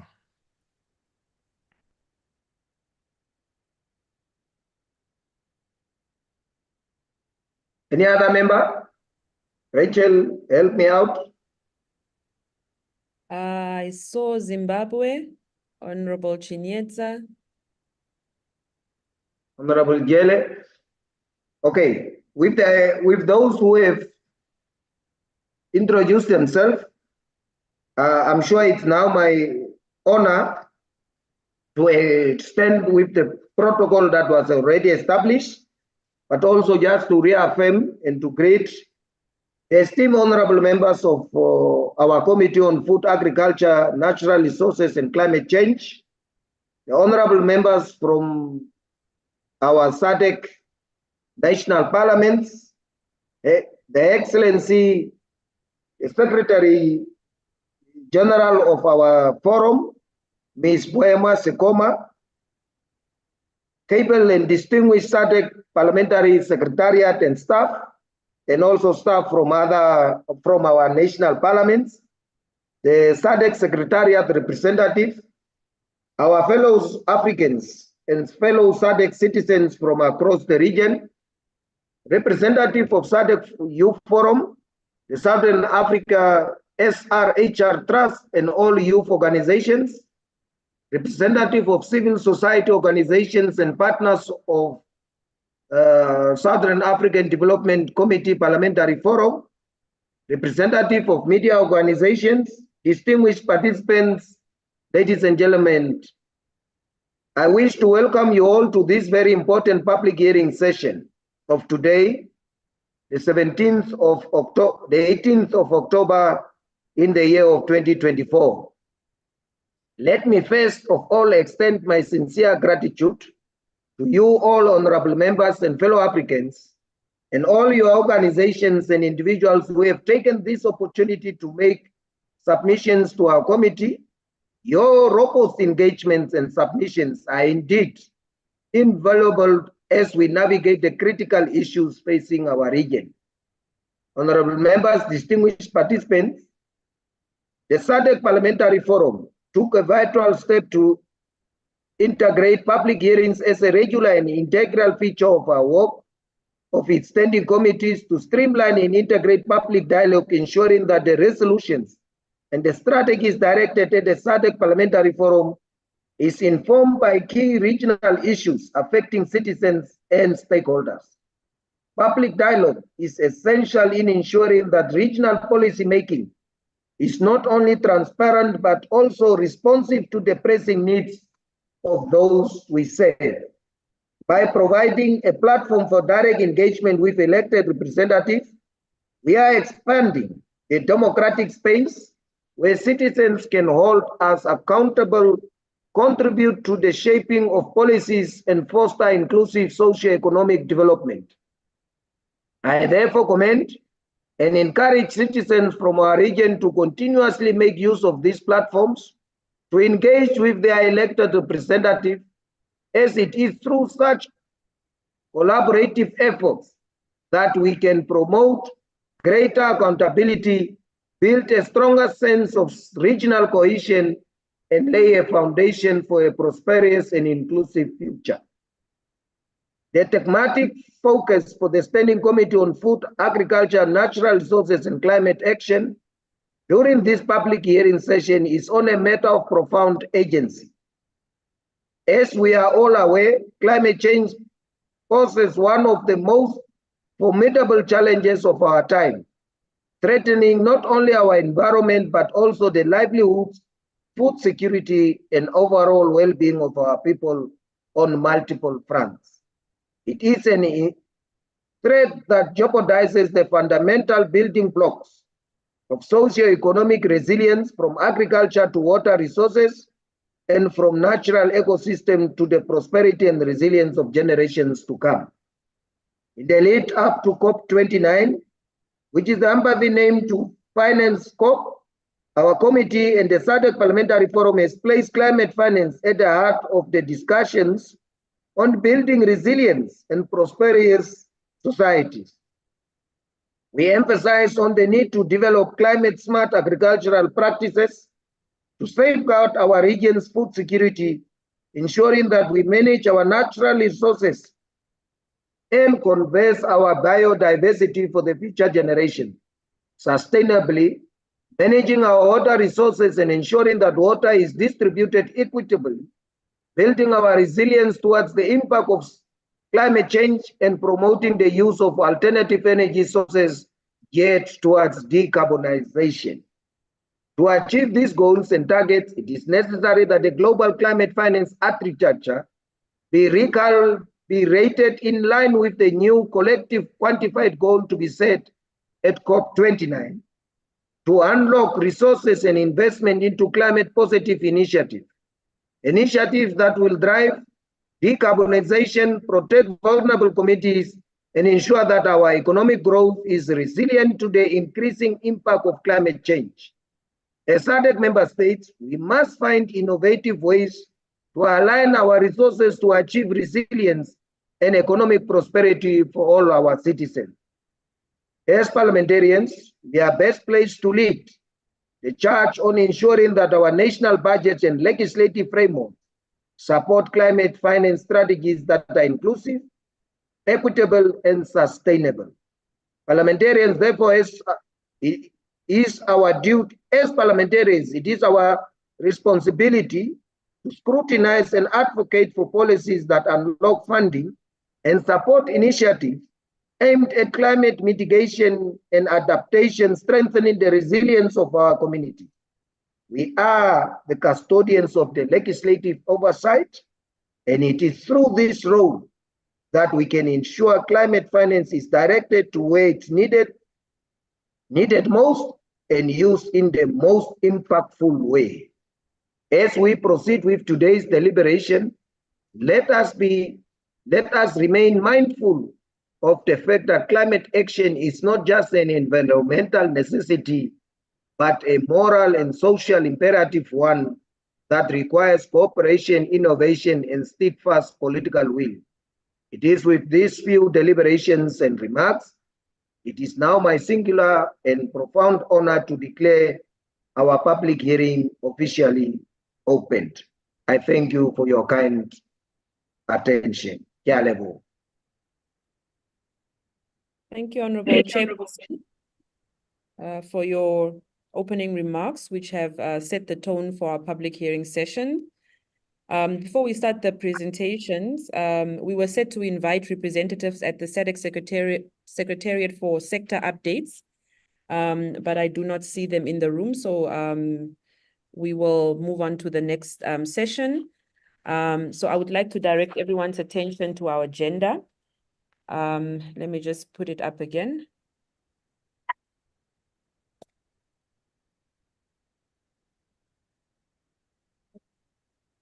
While this is loading, I would just like to provide some guidance to our participants on the following points.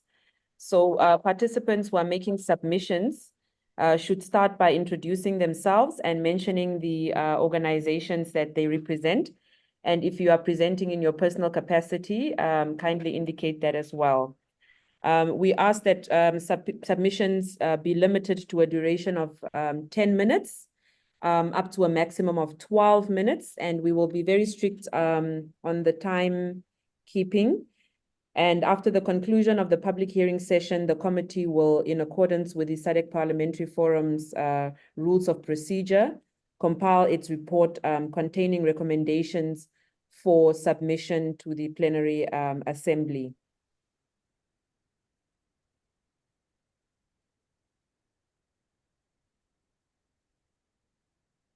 So I'm sharing the program once again for the public hearings. Yeah, And perhaps Committee Secretary. yes, Mr. Manzi. Yeah, just an addendum or an addition to the procedure that the committee secretary has indicated, Honorable Chair and the committee. At the end of the deliberations, once the members have made their contributions, input, following the submission that your committee is going to get, you will also allow members of the general public who have joined the meeting to also to chip in their input in case they have one. I think that's the spirit for the public hearing, so that your committee also gets as much input as you could for members of the public, in this case the citizens. So that also has to be borne in mind. We call them those in the gallery.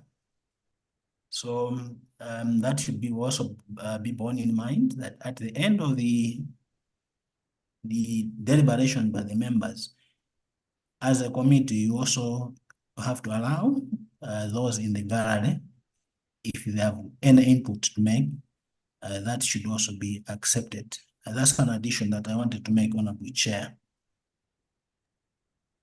Thank you very much, Mr. Manzi, for your guidance. Indeed, we will be opening it up to the general public for any contributions that you would like to make.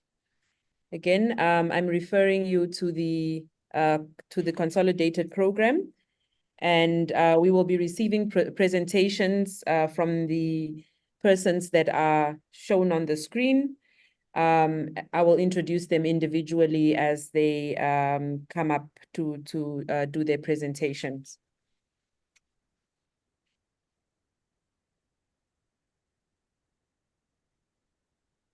Okay. on that note, I will invite the first presenter, who is Mr. Eric Chipeta, the Commonwealth National Climate Finance Advisor for Namibia. He will be providing a global overview on climate finance and with a particular focus on the role of parliamentarians. Mr. Chipeta, I think you are here. Do you want me to share your presentation or will you do it from your end?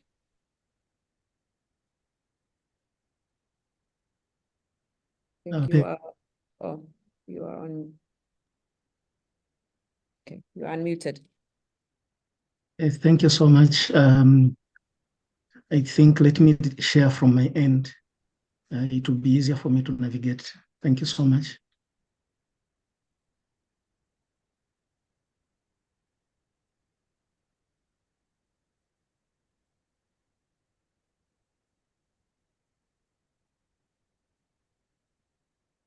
Kindly advise if you're able to see.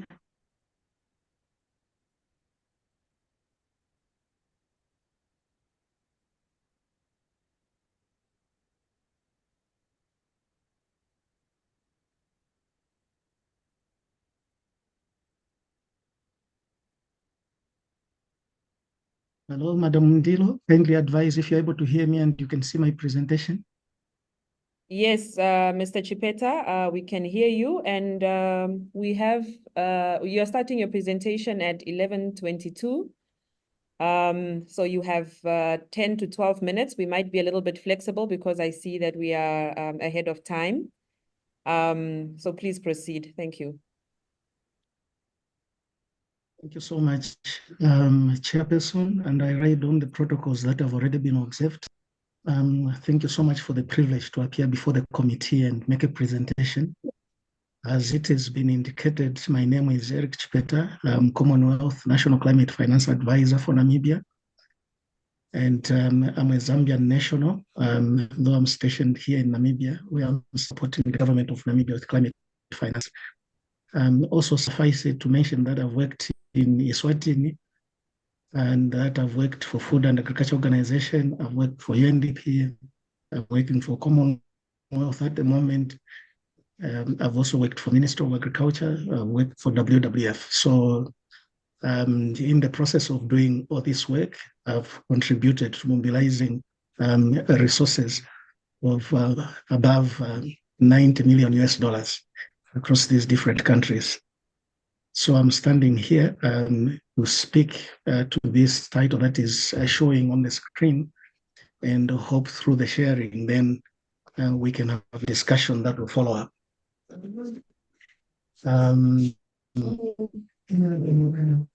So I wish to just start by introducing what the Commonwealth Climate Finance Hub does. This is an arm of the Commonwealth that assists Commonwealth countries with climate financing. And what normally happens is that advisors are deployed to the countries to assist governments with the required capacities and efforts to mobilize resources through preparing project proposals, through providing trainings, through doing capacity needs assessment and things of that sort. The next one is just a picture that shows how much we've been able to mobilize as a hub. By the way, this hub is headquartered in Mauritius, and it takes care of the African region. That's where we are found as Namibia and Zambia as well. And then we have the other hubs that I may not take time to talk about. But also to just mention that we've been able to train more than 2,700 officials in climate financing, how to prepare proposals, feasibility studies, and to just identify the sources for financing from different opportunities that exist out there. And we've been able to mobilize more than 300 million US dollars during the period of about 5 years. The presentation of the outline is as follows, and as presented on the screen, we have the climate change issues, common climate actions across the region, And we also have the climate finance. And we look at how we move towards more ambitious climate financing. And then the key elements that are found in that ambitious climate financing architecture that is evolving. And then also suggestions on the role that the honorable members of parliament can consider moving forward for enhanced climate finance. Now, some of the issues that are common, and I do not wish to belabor the point, just to indicate, like I mentioned, I've been across all these SADC countries, and through first-hand experience, I've been able to see what the vagaries of climate change have been able to do to the livelihoods, to the different sectors, and also to nature. So one of the things that we observe is that there is drier weather and droughts, which are becoming frequent and more intense. I think right now, as we are talking, most countries in Southern Africa are experiencing a drought that is quite unprecedented. We have seen, for instance, in a number of countries, including Zambia, that power generation has been greatly hampered, and the power that comes from there is used for agricultural activities, processing, mechanization, and the rest of that. So we are beginning to see more of these floods and of course droughts becoming more frequent and more intense. On the other hand, in certain regions, we are seeing some floods. And so generally, the problem that we are dealing with to a large degree is water.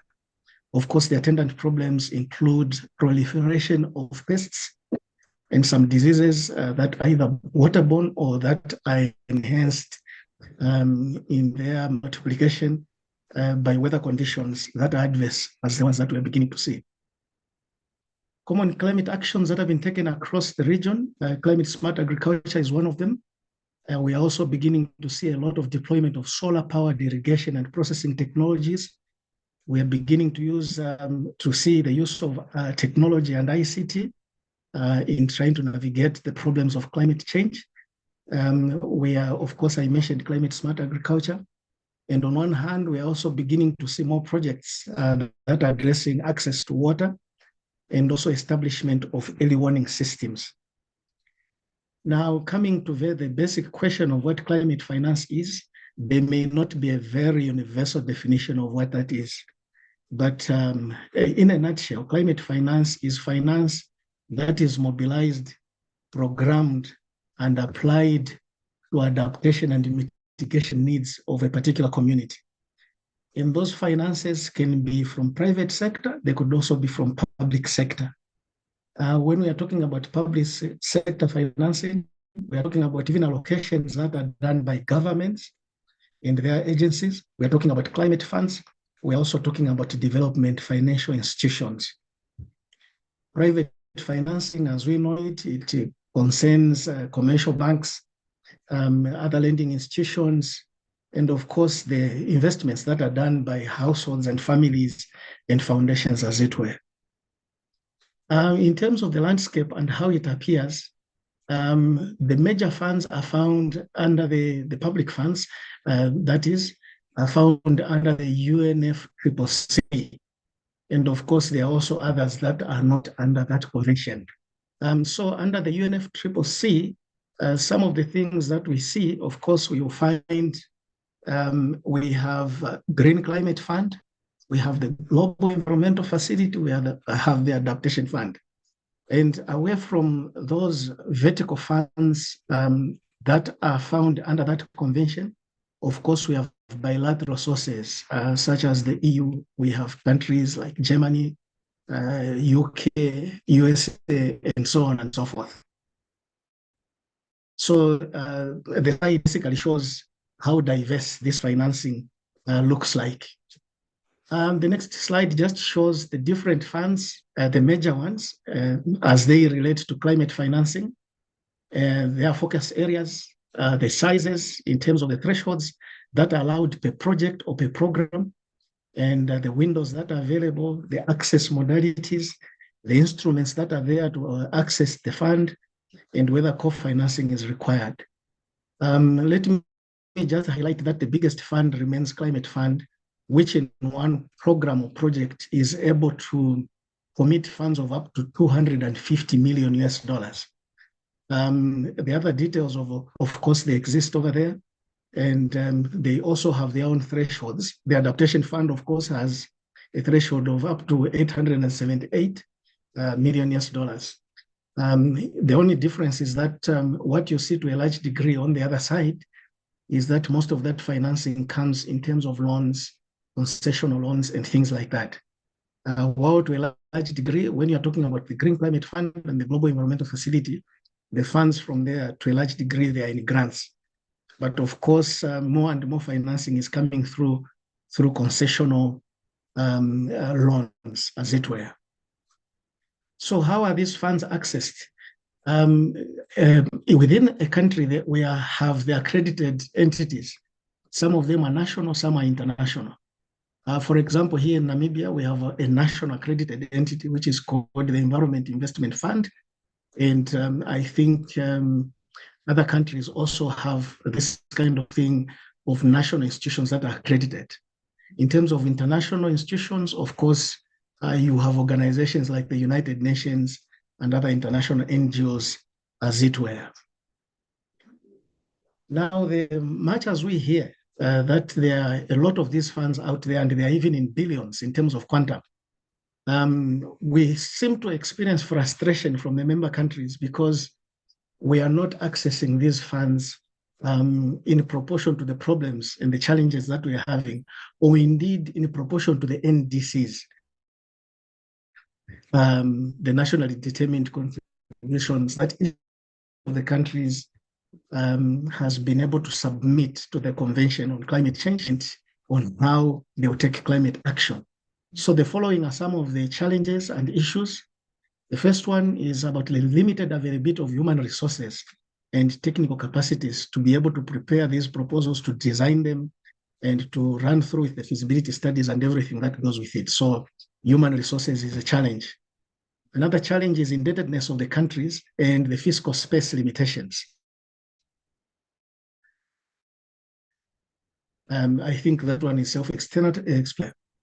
The next one is the rules regarding income graduation. For instance, we know that some countries have been reclassified as lower middle-income countries, others higher. And what that does is that it reduces the country's access to certain funds because of that graduation.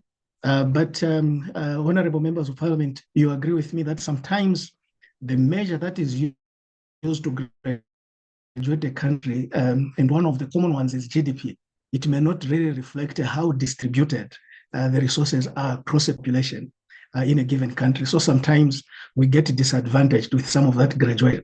Another point is meeting the procedures and standards required by global funds is another problem that we are experiencing. But the other one is that there are so many steps that are required for institutions to get their accreditation. I can give you an example that within Namibia, where I am, there are about 4 entities that are in the process of getting accreditation. But that process has not been easy. It's been long, tedious, and the process of iterations, getting feedback, and so on and so forth, it's quite a process. Another one is limited availability of data required to support project proposals. Another challenge we're also experiencing is the misalignment of policy, legal and regulatory frameworks that do not create an enabling environment for private sector engagement. We also see challenges with weak monitoring of public climate finance flows that can also, just some of the challenges. Of course, there are many across the different countries, but those were presented as ones that could be brought to the discussion as some that we could reference in this discussion. Some of the solutions that have been provided, for instance, is that the Commonwealth has provided advisors to governments that are under the Commonwealth. And by so doing, capacity has been provided to provide trainings, to develop bankable project proposals, and things like that. Another solution that we have seen is that after the parties, which are governments, have spoken clearly to vertical funds such as Green Climate Fund, there's now provision of a grant to prepare the proposals. Previously, this was not the case, and sometimes to just develop one proposal, you'd need as much as 500,000 US dollars. In some cases, you'd need even up to 1 million US dollars. And such monies were not easy to come by, but it's nice that governments were able to lobby when we are seeing that provision. In a number of countries, we are beginning to see more entities, national entities, getting accredited to the Green Climate Fund. For instance, like I mentioned in Namibia, we have 4 institutions that are in the process of getting accreditation to Green Climate Fund. 3 of them have successfully submitted their applications. And again, back to Commonwealth. Commonwealth also has a parliamentary forum on climate change, which has been able to bring together parliamentarians from different Commonwealth member states to engage on issues of accountability, setting climate change commitments, and complying with international agreements. So with those things articulated, there's been some changes that are beginning to happen because countries have not been very satisfied with how the finance at global level, which we understand is so much, in hundreds of billions of US dollars. And yet, when we talk about the countries in the SADC region, how much they're able to get per country, it barely reaches even 100 million in most cases. And so countries started a conversation in 2022 to discuss how the climate financing can be enhanced and also to make the process of accessing these funds more streamlined and more efficient. So just as a quick background, in 2009, the countries, of course, they collectively agreed that they will be able to be mobilizing $100 billion per year to support developing countries. From 2009, that target was not met. We are told that it was only met in 2022, when for the first time, $100 billion was mobilized in a year to support developing countries. Now, you remember that when countries signed the Paris Agreement in 2015, they decided to set a new collective quantifiable goal on climate finance. And this one was intended to replace the goal that was established in 2009. What that means is that the countries desire that the target of resources to be mobilized must be more than 100 billion. Why?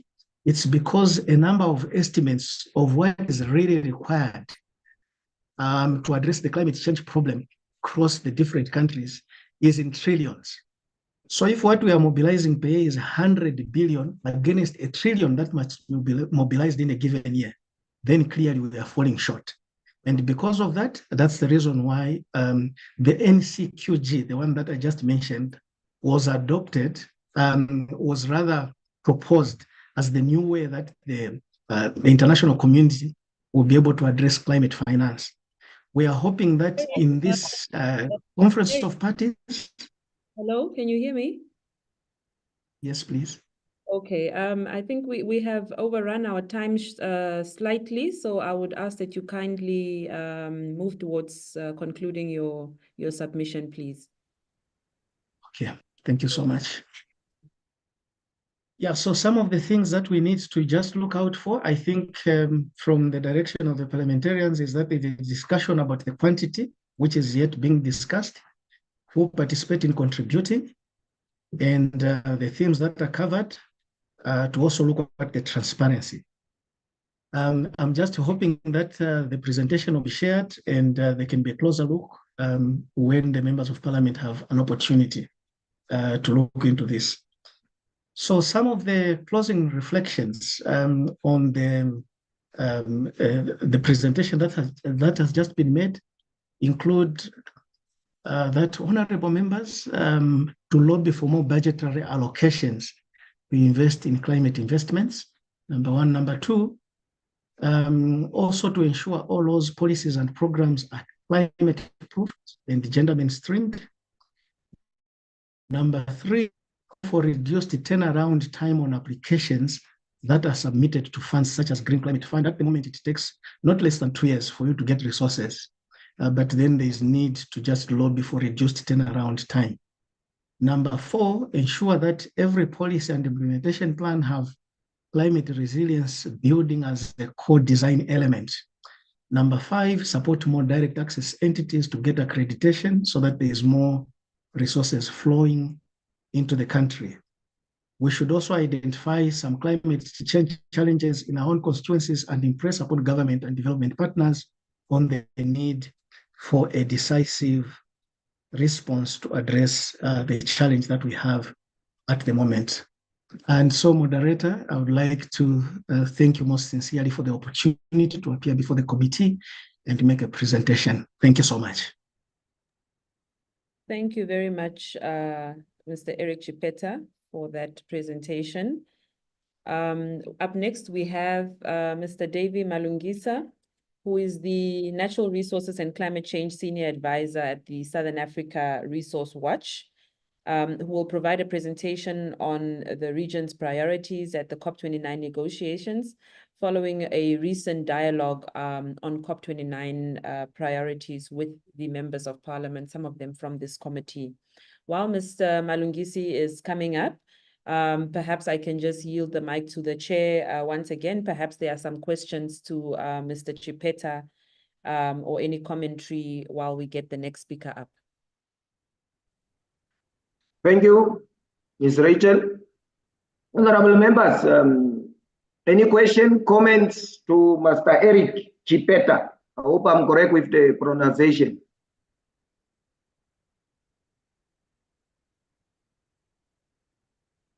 Okay. Master Eric, I don't know whether I should say it in front of the camera or I should say it off camera. But I'm mostly dismayed and at the same time also happy that you are in Namibia and I'm the chairperson. I'm in Namibia and I don't even know about you. I don't know. That's the one part.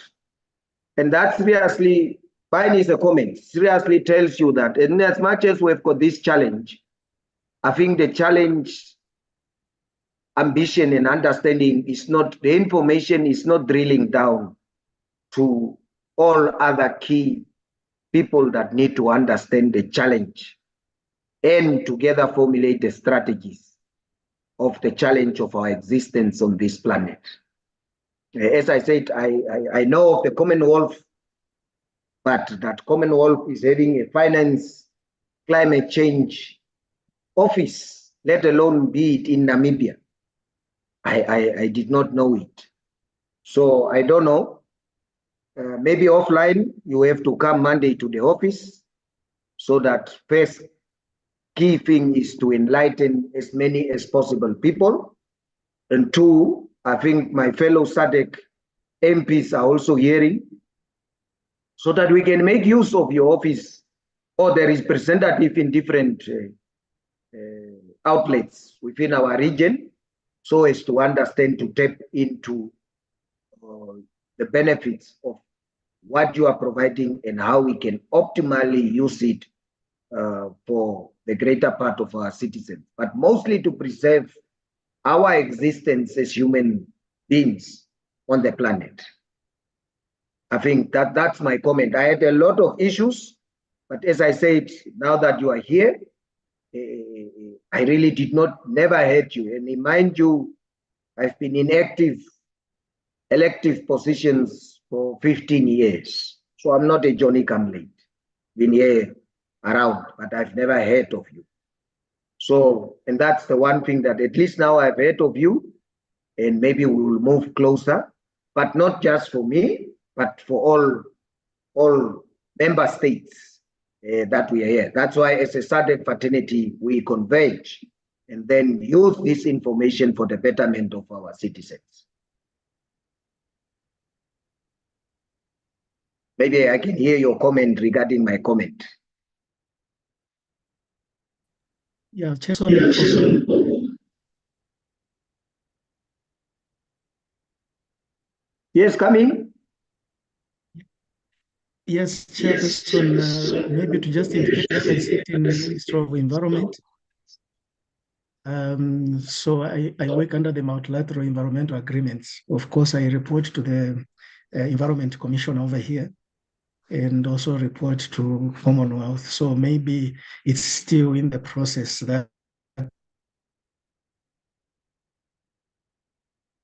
presented before you in the cage, but we'll reach definitely much. I have lost you somewhere there, but it's fine. How long have you been here, or how long is your office operating in Namibia? So since April this year, of course, Oh, there since were other April. advisors before me, indeed. No, But that's what I'm saying. I'm not saying you. I say the office is operating in Namibia since when? Since 2021. Or since 2021? Okay, maybe under that scope. But yeah, as I said, it's fine. I will make contact. But as I said, I will do it also, but I will also encourage maybe offline my fellow members. You know, how many other countries do you have offices in SADC? I heard you talk about Zambia. Lesotho also has. And then, yeah, I think Lesotho, of course, there is an expansion program to have these advisors in each of the Commonwealth countries. So maybe as they get more traction and requests from the governments, then they should be able to deploy more advisors into the rest of the countries. Okay. Honorable Chair, if I may, we have our next speaker on the line, but I see that there are two hands from Angola as well as Lesotho. Maybe just in order for us to keep ahead of time or track of time, I think Mr. Eric will be around for the entire day. So I will allow the perhaps the interventions from Angola and Lesotho, and then he can respond during the deliberation session, just so that we can continue with our program and keep in line with the time allocations. Perhaps Angola and then Lesotho, and then we allow Mr. Eric to respond at the end. So after that, we will allow the next speaker. Thank you. Muito obrigado. Primeiro é para felicitar o senhor Chipeta pela sua intervenção, quanto aos esforços que fazem para mobilizar recursos ligados ao financiamento climático.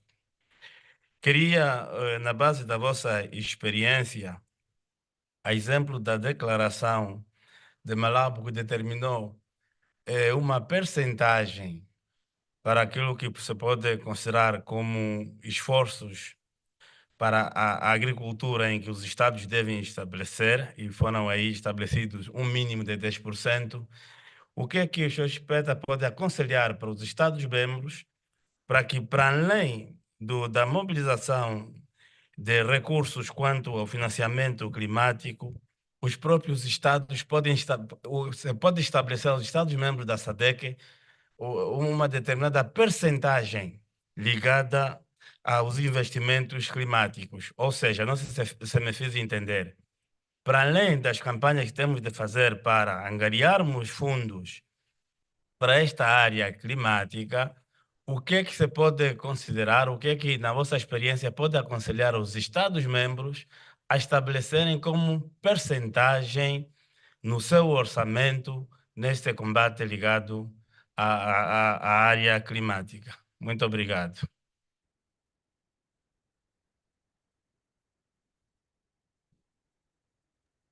Thank you, Honorable.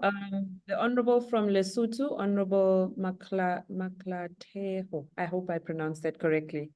I see that you have lowered your hand, but if you still want to contribute, please go ahead and Mr. Eric will respond later. Oh, thank you, Madam. And thank you again, Honorable Chair, for raising that question about Mr. Chipeta's presentation here. I was equally, wondering when would the Lesotho people know about this good initiative that is going on and which has been there for some time. Now that I hear it is also here in Lesotho, I said, no, maybe I should I asked Mr. Chipeta which department is he working with so that we should at least be on equal understanding, as he has just indicated that we as parliamentarians must have questions to the ministries or raise questions in parliament. So to me, it would be so good if I could even go around to his offices and get or gather more information before I ask questions. And thank you very much, Honorable Chair. Thank you very much, Honorable. I think at this point we will allow Mr. Davy Malungisa from the Southern Africa Resource Watch to make his contribution. Mr. Davy?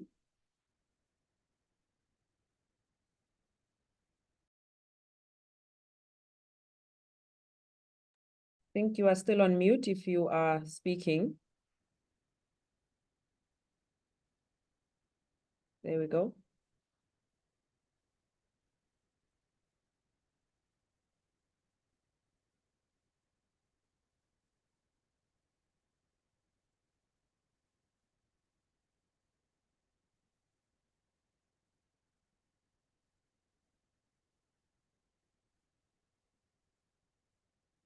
We can't seem to hear you.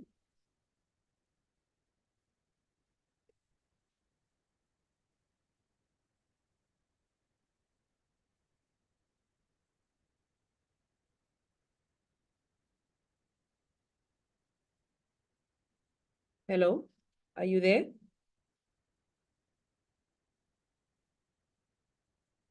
Yes, I'm here. Okay, we can hear you now. Thank you. Okay, but do you see me?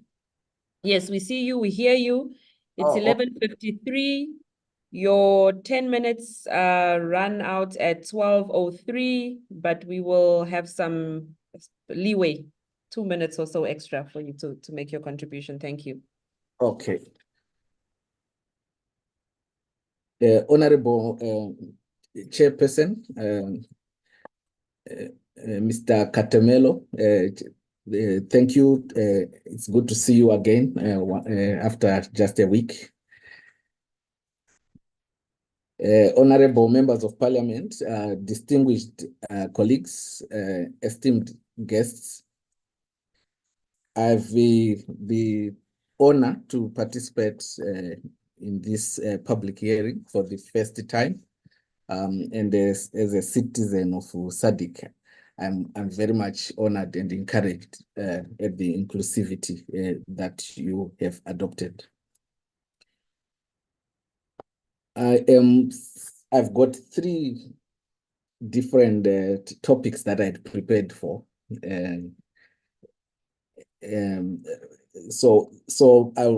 But after some conversation, I know that I have to Rachel? speak. Rachel, Yes, Honorable.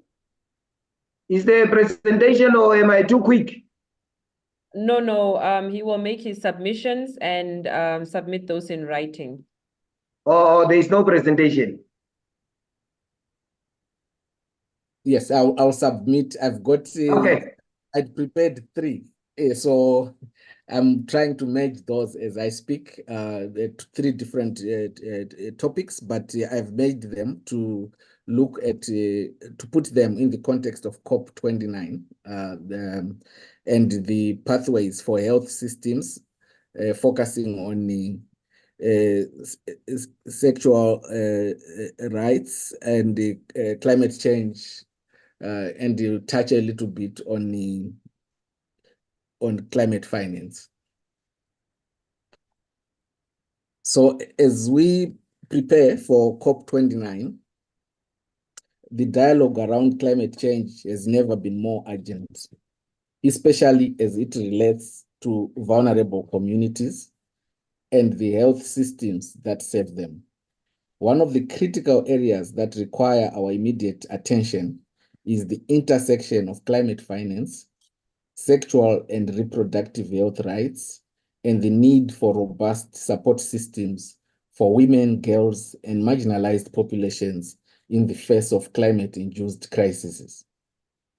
Two major areas that will be at the center of COP29 discussions are the quantified finance goal, as we have already heard from the previous speaker, and also the finalization of the loss and damage fund, both of which hold significant potential for improving the resilience of health systems, with particular focus on, in our case here today, my submissions will be then within the context of sexual and reproductive health rights. As you know, at COP21, we have also heard today that there was a commitment to mobilize 100 billion annually by 2020 to help developing countries mitigate and adapt to climate change. But this goal was not even enough if we consider our climate needs, especially in Africa. So it remains a critical element of global climate negotiations, especially as we consider how to strengthen health systems and address health rights for women. In the context of COP29, the commitment will continue to evolve with calls for even higher targets in the years to come to support the growing needs of vulnerable countries. So what does this mean for SRHR? Health systems, especially in climate vulnerable regions like Southern Africa, must be prioritized in the disbursement of climate finance. Given that women and girls are disproportionately affected by climate change and the breakdown of health systems during crises, there is an urgent need for financial resources to be directed towards SRHR services. This includes access to contraception, maternal health care, and comprehensive reproductive health services, especially in disaster-prone rural areas. In practical terms, the climate finance goal can help countries in the SADC region to do three things. One is to build resilient health infrastructure that can withstand climate shocks like floods, droughts, and extreme weather events, ensuring continued access to health services. Then two is to train health care workers on delivering health services in crisis situations, ensuring that women's health is protected, even when health systems are under strain. Then to scale up mobile health clinics and telemedicine where in disaster-affected areas. So, but I don't have time, so I will skip some of the issues that I was supposed to be looking at and just look at what would be the role of advocating for SRHR in climate finance. As parliamentarians of the SADC Parliamentary Forum, your role is pivotal, ensuring that quantified finance goal and the loss and damage fund are effectively used to benefit the most vulnerable populations in your respective countries, particularly in terms of health system strengthening and SRHR. So here is some ways for action. One, lobby for SRHR as a climate finance priority. And most importantly, we have nationally determined contributions, which are countries' climate plans, especially on mitigation of emissions, on a reduction of emissions. So we need to make sure that the new NDCs that are being developed right now, June next year, are actually incorporating issues of health needs of women and girls in the face of climate change. Legislate for climate resilient health systems, legislation that mandates the integration of women's health rights into national climate adaptation and resilient plans. Monitor the disbursement of the fund of loss and damage fund and hold governments and international organizations accountable for how loss and damage fund resources are allocated and implemented, to ensure community engagement and gender equity, to advocate for the inclusion of women's voices in climate finance decisions at national level. We need to do this also looking at key international frameworks, the Paris Agreement, Article 8, which recognizes the importance of addressing loss and damage, particularly in developing countries. So this provides an opportunity for us to link with women's health rights. Then we also need to look at the Sendai framework for disaster risk reduction, which also calls for protection of essential health services during disasters, including SRHR services. So I think I have 1 minute, so I'll try again to squeeze into that minute. As we look ahead to COP29, we must seize this opportunity to ensure that climate finance supports the most vulnerable, and the Loss and Damage Fund addresses the irreversible impacts of climate change. The future we envision is a future of climate justice and equity, and it requires that women's health rights are at the center. So I will conclude by introducing myself.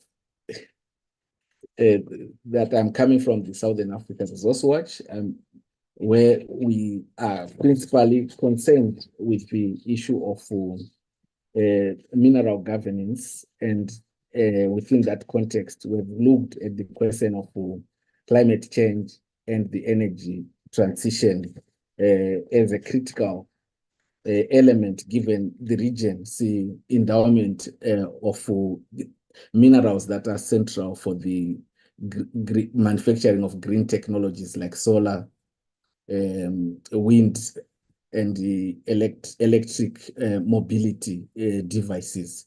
So what we have experienced within the context of my presentation is that there is an increase for demand of minerals like cobalt, manganese, graphite, which are in the region, which we find in our region. And that increase has also impacted mining communities, and those impacts include increased forced evictions, which affect women, and increased artisanal mining activities, which also affect women. And within that context, women are also getting more risks in terms of their SRHR rights. So I'll stop here, maybe to engage with any questions, and we also have some other positions that we've developed in terms of the COP29 agenda. Thank you. Thank you, Mr. Malungisa. I think, again, due to time constraints, we will receive the next presentation, and the deliberations will follow at the end of this session. So our next presenter is Mr. Kudakwashe Ndlukula, who is the Executive Director of the SADC Center for Renewable Energy and Energy Efficiency, SACRI. And he will be presenting on the key barriers to adopting renewable energy solutions and achieving decarbonization in the SADC region, and how the new collective quantified goal policies can guide policies or initiatives to overcome these barriers through targeted climate finance. Mr. Kuda, do you want me to project your presentation, or will you do it from your end? Okay, let me do it from my end. Let's see. Can you see my screen? Yes, we can. Thank you. We can. Thank you. Thank you, moderator, honorable chairperson, the committee, honorable members of parliament. Allow me to write on the protocol already established. I'm coming from the SADC Center for Renewable Energy and Energy Efficiency, SACRI, which is a regional organization, which I'll share with you this organization, what it does, and in the interest of time, let me just quickly go through my presentation. So basically, our center was established in 2015 by the SADC ministers responsible for energy with a mandate to promote increased access to modern energy services and improved energy security across the SADC region. This will be done through the promotion of market-based adoption of renewable energy and energy-efficient technologies and energy services. So you see, these are two issues that we are facing as a region: low energy access and also energy insecurity. So we are a subsidiary organization of SADC, and we're established through Intergovernmental Memorandum of Agreement, which, by the way, has been signed by most of the SADC member states and yet to be ratified by the majority. So it will come through your offices in parliament or your institutions in some countries, this instrument of ratification of the Intergovernmental Memorandum of Agreement. But for some, as I've said, they've already signed it. So going again to the presentation, in 2017, the SADC ministers responsible for energy mandated SACRI to support SADC Secretariat in monitoring the implementation of the Regional Renewable Energy and Energy Efficient Strategy and Action Plan, which really addresses how member states should tackle the issue of promoting renewable energy and energy efficiency in their respective jurisdictions. We are established, like I said, on sustainable basis, funding basis, where we're funded, we should be funded by the member states, although they are yet to do that. And then we also get donor funding, and we also offer our services for a fee. We are based in Windhoek, Namibia. So we established with the support of the government of Namibia through the Ministry of Mines and Energy.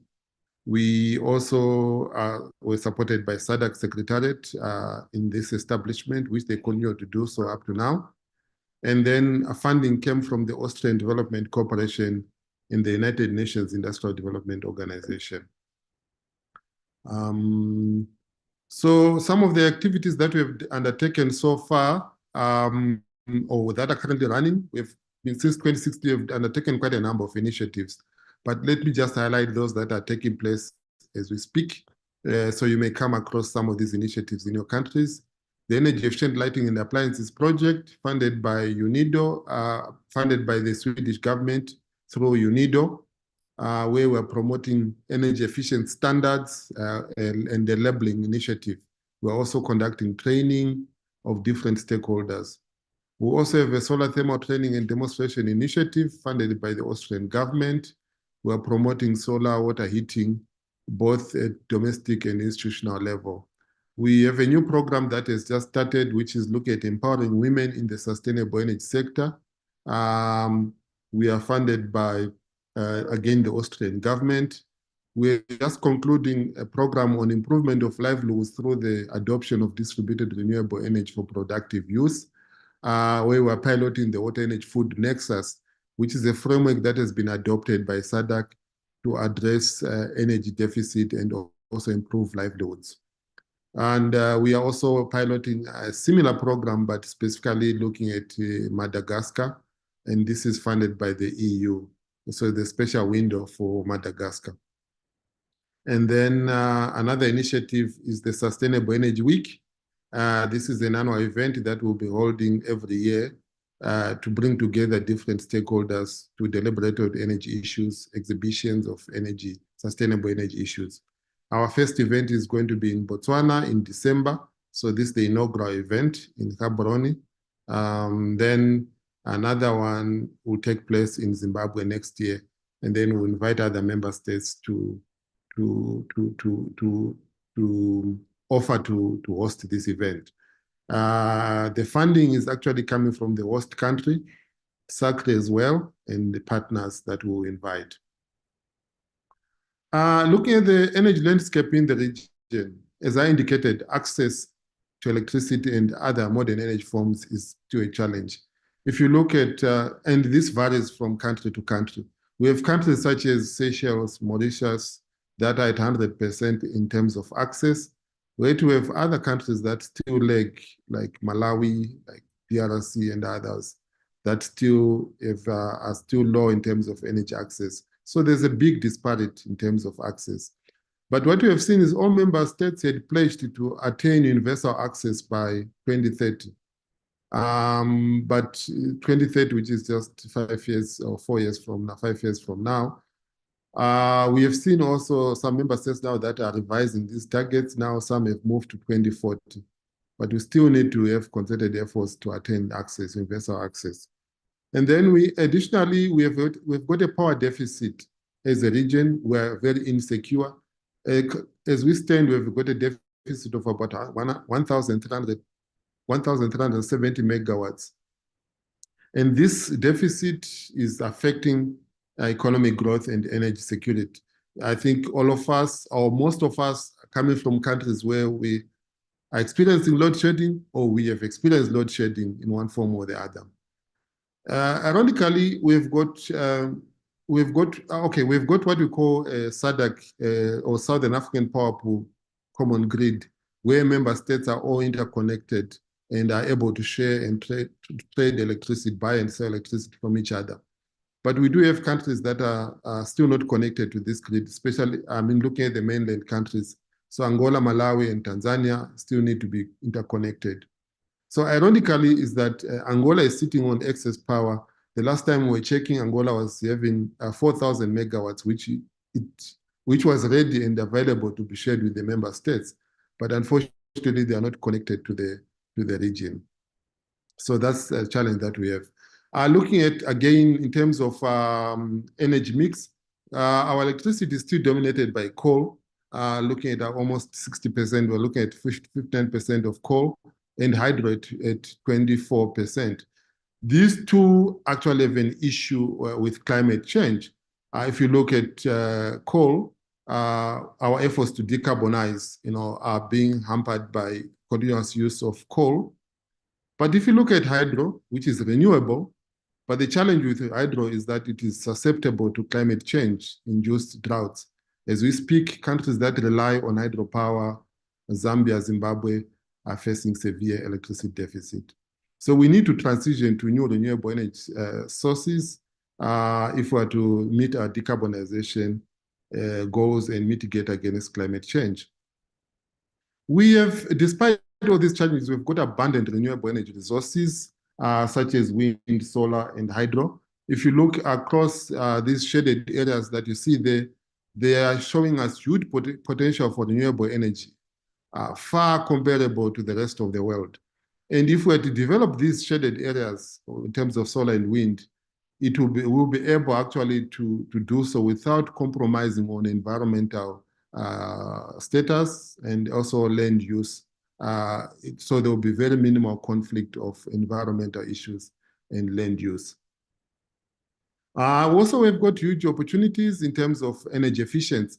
So according to the SADC Industrial Energy Efficiency Program, which we undertook as SACRI about 3 years ago, the industrial sector alone, nearly 25% of production costs across all the member states on average, production costs are attributed to energy.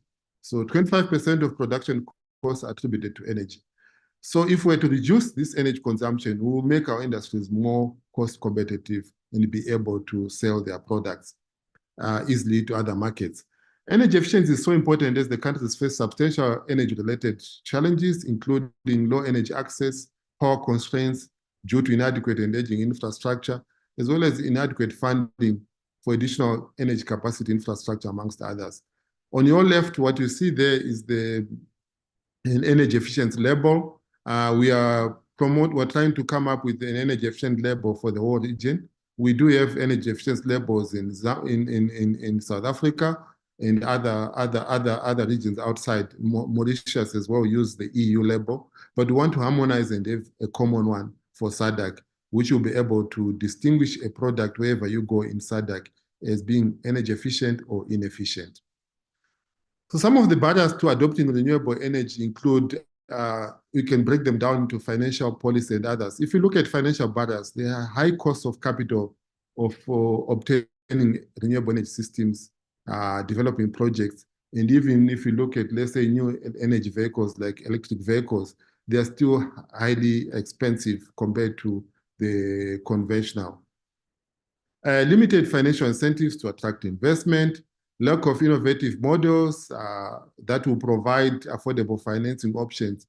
But there are some which are quite successful, like, for example, Namibia Solar Revolving Fund.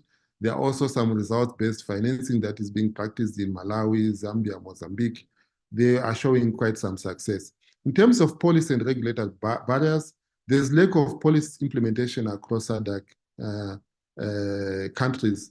Effective implementation. There are policies that are in place, but we are not implementing them wholeheartedly. There's also local capital markets are underdeveloped, and there's a lack of de-risking mechanisms which then limit private sector investment. We also have some unfavorable macroeconomic conditions such as inflation and currency risks that are in limiting the adoption of renewable energy. When it comes to infrastructure and technical barriers, as I indicated earlier on, we have aging power infrastructure. Also, the grid is not adequate or not available. Like I mentioned earlier on, if we are to adopt electric vehicles wholesomely, we do not have infrastructure to take up those new energy vehicles. We also have limited capacity in terms of planning, developing, operating, and maintaining large-scale renewable energy systems, which then inhibit their uptake. In terms of social and market barriers, our economies are still dominated by fossil fuels, which makes it harder to transition to the new renewable energy systems. We also have quite a lot of unawareness, lack of awareness amongst consumers, and even as well as some decision makers.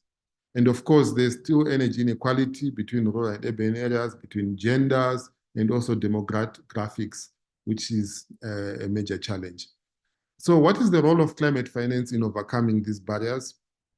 Innovative financing mechanisms, what we see is like, with climate finance, it must be targeted towards renewable energy projects, particularly in countries with limited access to funding.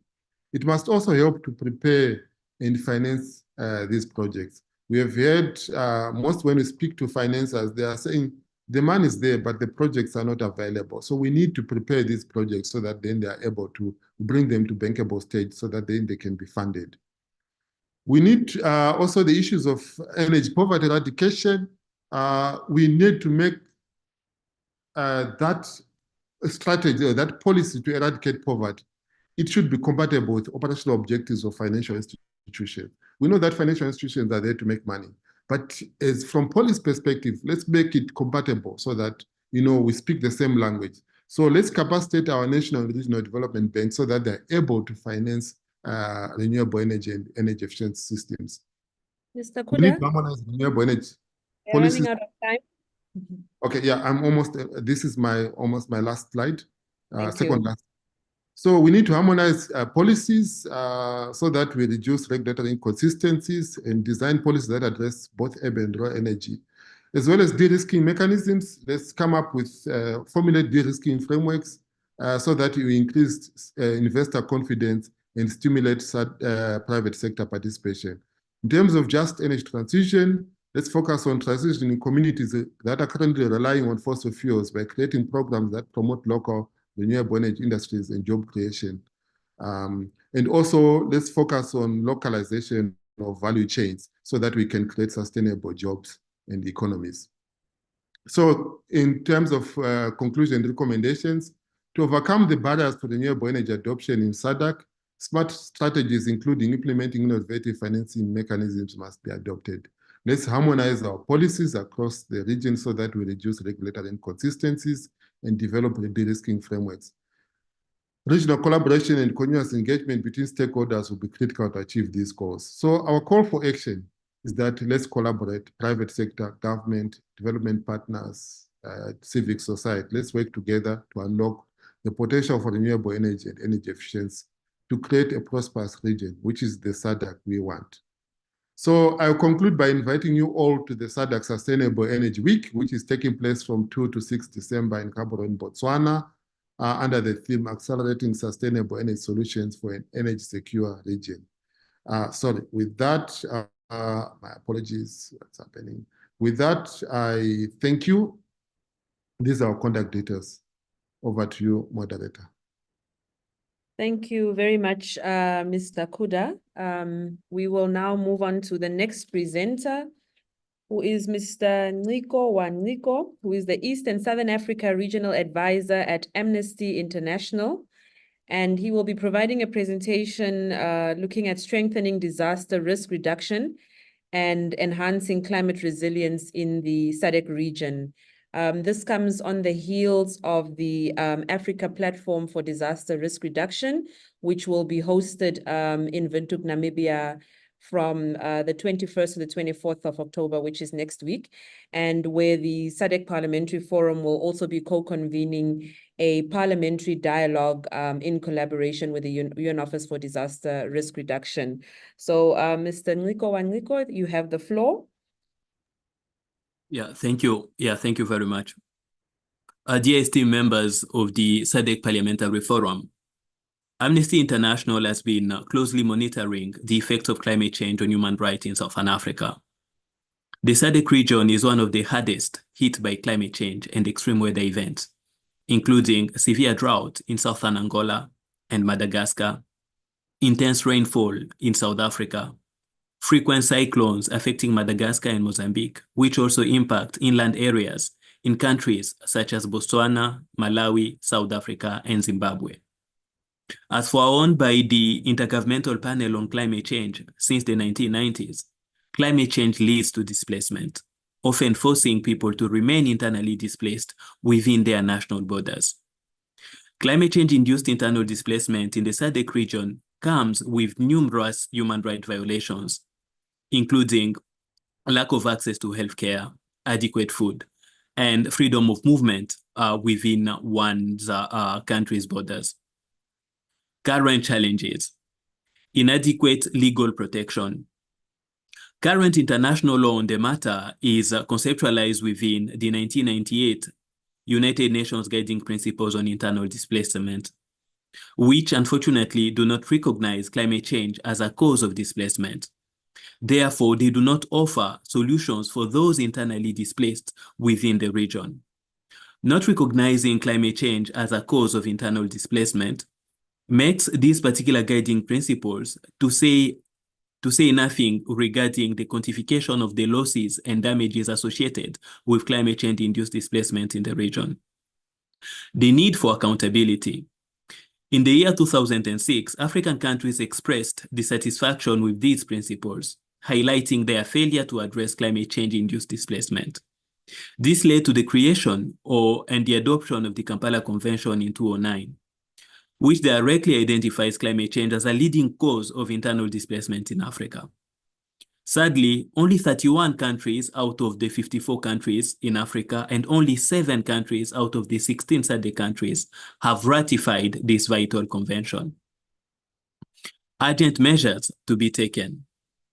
Ratify the Kampala Convention. All countries must ratify the Kampala Convention to ensure the legal recognition and support for those climate change-induced internally displaced persons within our countries. This will create a unified front to seek reparations, compensation, and hold those responsible for climate change accountable. Convene the Conference of the Parties that is contemplated under the Kampala Convention. The Kampala Convention provides for a platform or regular meetings by African countries that are being affected by internal displacement, including when it is climate change induced, to be regularly convened. Unfortunately, this conference has only been held once since the convention was adopted in 2009.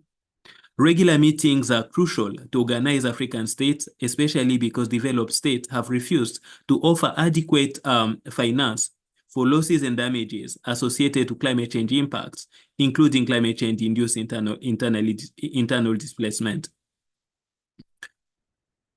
In terms of the way forward, climate change-induced internal displacement leads to human rights violations, especially for vulnerable communities. And SADC can play a crucial role in protecting these rights by adopting a strong proactive measures if it implements the Kampala Convention. By ratifying the Kampala Convention, holding regular deliberations, regular convenings, as it is contemplated under this convention, the SADC region can lead the way and provide meaningful change for the African Union and for African communities that are currently being affected by climate change-induced internal displacement. Thank you very much, Madam Moderator.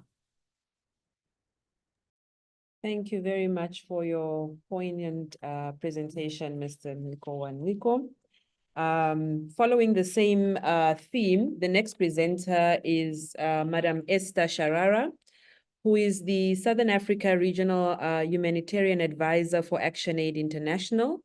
And she will be looking at the measures that can be taken to strengthen disaster risk reduction and enhance climate change resilience in the SADC region, particularly in areas most vulnerable to natural disasters, and what role climate finance can play in supporting these efforts. Madam Sharara, let me just check if you can please just accept the promotion to panelist.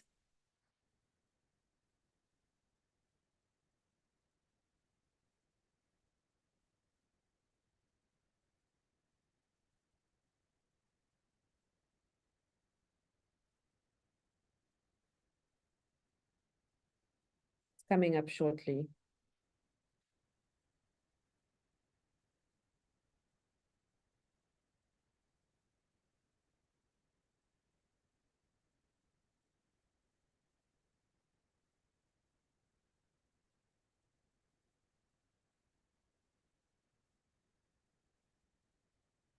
Yes, I have accepted. A very good afternoon to you, honorable members, partners, all protocols observed. My name is Esther Sharara, and I'm the Regional Humanitarian Advisor for Southern Africa. Let me also quickly turn on my camera so that at least you can see me, and then I will go on straight to my presentation. I'm not sure if my presentation is visible that side. Please confirm. Yes, it's visible. If you can just put it in presentation mode, please. Okay, thank you very much. So I'll be talking about the measures that we can take as a region to strengthen disaster risk reduction and enhance climate change resilience within the SADC region. So maybe just to give a background of our organization, I'm from an organization called ActionAid International.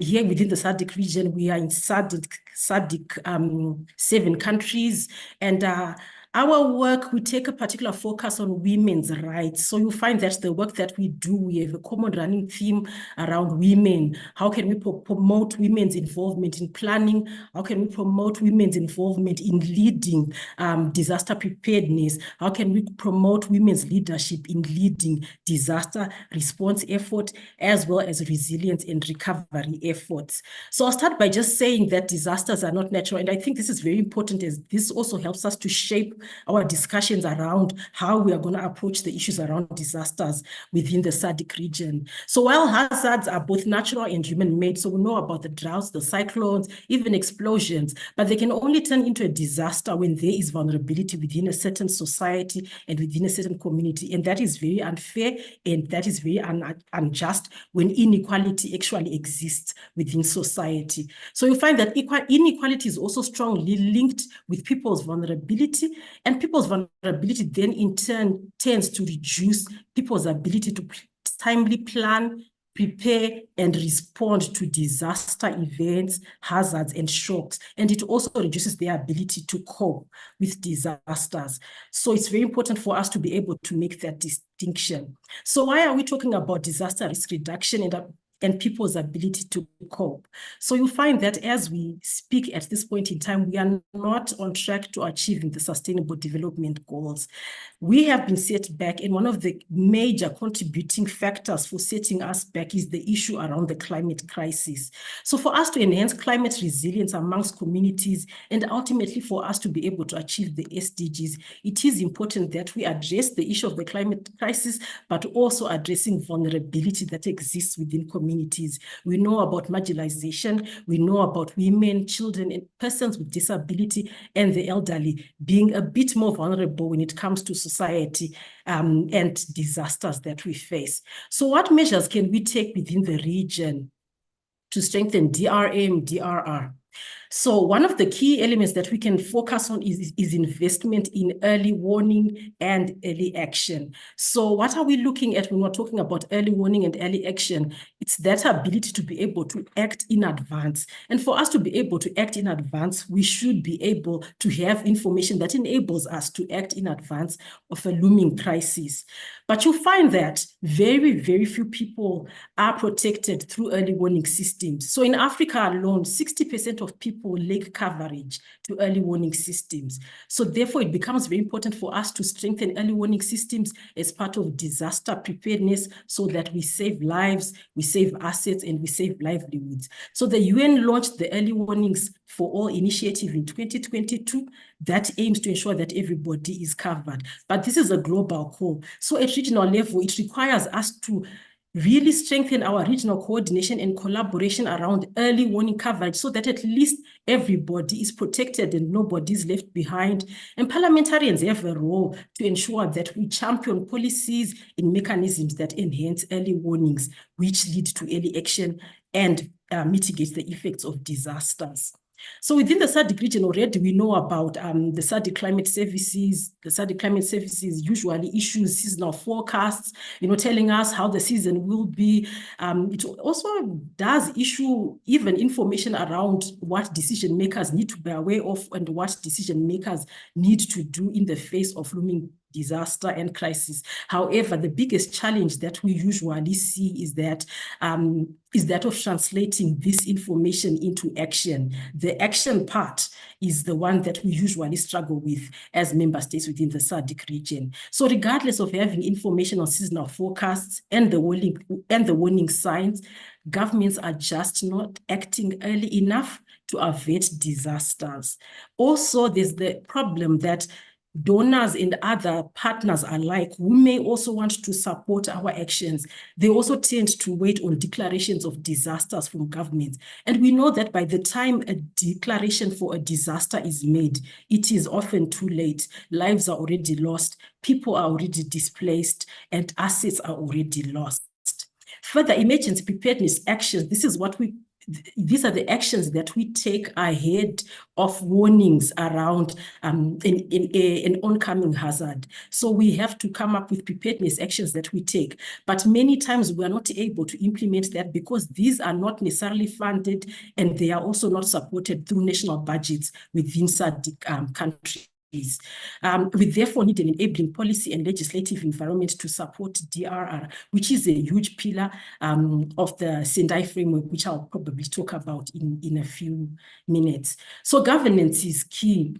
Since we adopted the Sendai framework on DRR, I think a lot of countries have also been looking at their policies, they've been looking at their laws to see if they are adequate and sufficient for us to be able to respond to disasters. So there is a huge acknowledgement that governance is very important in disaster risk management and that countries need to look at their legislative frameworks for us to be able to respond better. So therefore, a clear step for us to promoting stronger governance for disaster risk reduction is improving the relevant laws and regulations as well as strengthening their implementations at country level. So this is where we have the role of parliamentarians making relevant laws and providing oversight in the implementation of such. Further, our region is quite interlinked. Yet climatic hazards know no boundaries, they know no borders. There is need for parliamentarians to work collaboratively and complementarily in a manner to ensure that policies and laws within the region are compatible and they do not pose significant barriers to DRR. So I'll also give a very practical example of what parliamentarians can do around the issues of governance and laws. So we know that Malawi was in a process to improve its DRM legislative environment, which resulted in the new DRM law. And in 2023, Malawi passed the DRM bill, which sought to repeal the Disaster Preparedness and Relief Act and replace that with the new law. So this was done in order to align the law with developments in the area of disaster preparedness, risk reduction, response, and recovery. So that's a good sign of preparedness and also being able to act when we are faced with disasters. I'll also move on to Zimbabwe. We know that Zimbabwe is still using the Reactive Civil Protection Act of 1989, which does not adequately address DRM issues. Moreover, the disaster risk governance framework is also inadequate on issues such as allocation of resources and funds to lower tiers of government, unsafe land use practices, and disjointed disaster management coordination.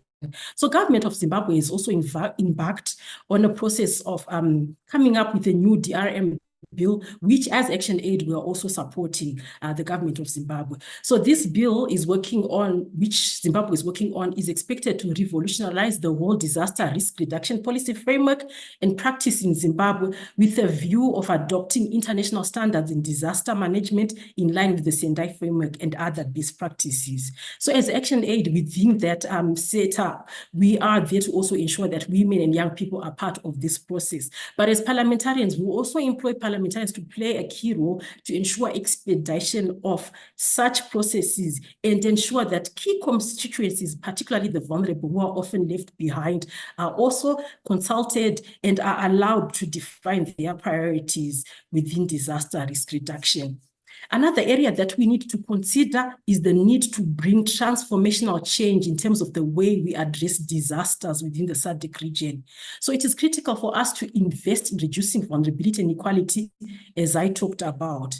But a key area which we have seen as Action Aid is that there are gendered negative impacts of climate change and disaster due to differences in vulnerability to climatic hazards between women, men, boys, and girls. So there is need for parliamentarians to ensure allocation of government funds to investment in disaster preparedness and anticipatory actions, especially for those who live on the margins of poverty.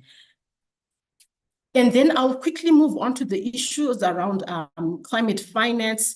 I think climate finance has been talked about a lot quite recently. And as a result of the United Nations Framework Convention on Climate Change, we have seen different pockets of funding coming up that countries can actually apply for grants to be able to deal with issues around climate change. This could be mitigation, this could be adaptation, this could be resilience building, and some of the examples I have mentioned right there on the screen. But the one that really we may need really to focus on is that as we move and as the effects of climate change become increasingly felt in all sectors of the economy, public budgets and other financing vehicles are starting to consider climate risk in their investment decisions, further expanding the definition of climate finance. So you find that countries such as Maldives actually consider all finance to be climate finance since their entire economy and survival is dependent on climate finance.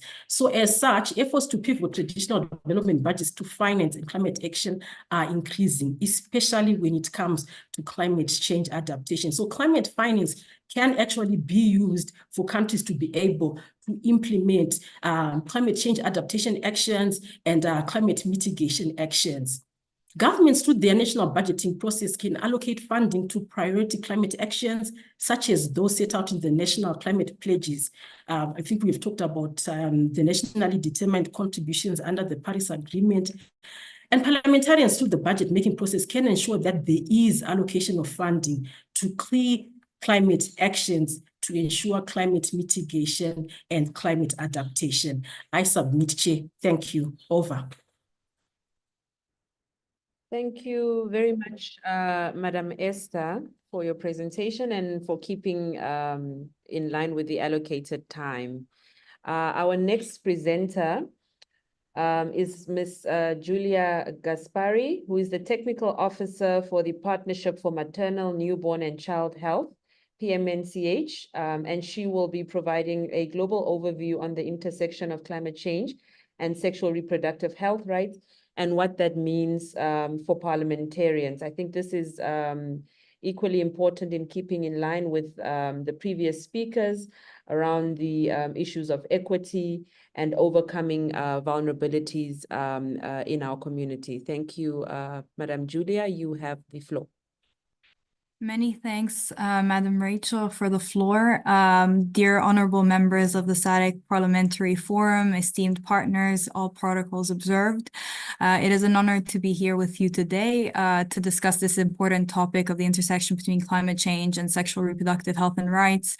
And specifically the role of parliamentarians. And on behalf of the Partnership for Maternal, Newborn and Child Health, PMNCH, we would like to thank the SADC Parliamentary Forum President, Honorable Mashene, and the Secretary General, Mr. Goma, for this opportunity and for the excellent collaboration with PMNCH during the recent Interparliamentary Union meeting in Geneva. It is an honor to be with you today. The Partnership for Maternal, Newborn and Child Health is the world's largest partnership for women, children, and adolescent health. We are hosted by the World Health Organization, and we advocate for the rights and health of women and children and adolescents worldwide with over 150 partners across the world.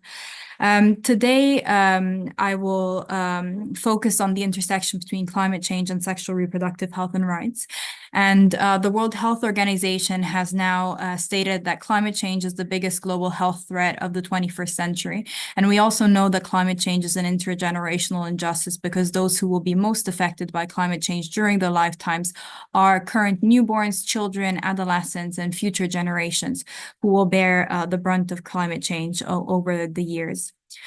Now, starting from the direct and indirect impacts of climate change on human health. So we know that climate change has affects both physical and psychological health, both in terms of direct exposure to extreme weather events, weather storms, droughts, floods, heat waves, and also indirectly through increasing of air pollution driven by the burning of fossil fuels, decreasing in water quality and water scarcity, decreasing in food security. And this all has an impact on human health, both directly, but also in terms of disruption to access to healthcare services due to, for example, disruption of infrastructure, roads, whether roads, transports, healthcare facilities, etc.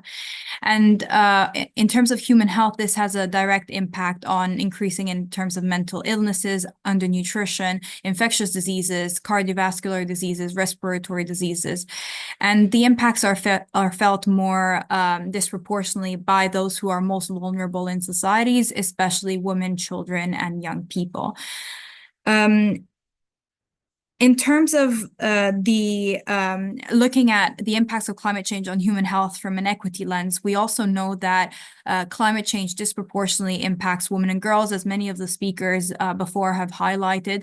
Women and girls are largely dependent on natural resources for livelihoods and are therefore amongst the hardest hit by extreme climate-induced weather events. And there's emerging evidence which shows that climate change can lead to adverse impacts on pregnant women, on newborn health, including, for example, increasing the risk of pregnancy complication, increasing the risk of preterm birth and stillbirth. And we know that across the world is already not on track to meet the goals on reducing maternal, newborn, and child mortality. So it is very important that this issue is really addressed given the growing impacts of climate change. We also know the evidence shows that climate change causes disruption to sexual reproductive health services, including life-saving commodities such as contraception, due to, for example, the disruption of transport and infrastructure. There's also evidence showing that climate change increases gender-based violence, especially in the aftermath of climate disasters, and also due to climate-induced displacement. This can lead also to increased rates of child marriage and female genital mutilation.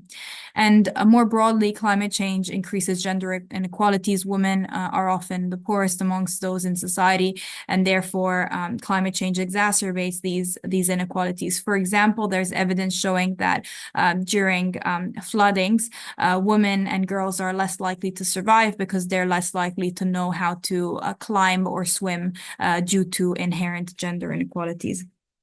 Now, it is very important that we highlight there are ongoing efforts to address the intersection between climate change and sexual reproductive health and rights, and different countries have really stepped in this direction. According to analysis from the UNFPA, there is evidence of the analysis from the recently submitted nationally determined contribution from the East and Southern African countries. And there are several references to sexual reproductive health and rights in the context of climate change. And here we have extracted some of the examples. So for example, from these two regions, Angola, Seychelles, and South Sudan, for example, they mentioned the impacts of climate change on maternal, newborn health. Other countries such as Angola, Malawi, and Namibia address the impact specifically on HIV and AIDS. Seychelles also addresses the importance of comprehensive sexuality education in order to increase the resilience of women and girls in times of climate crisis.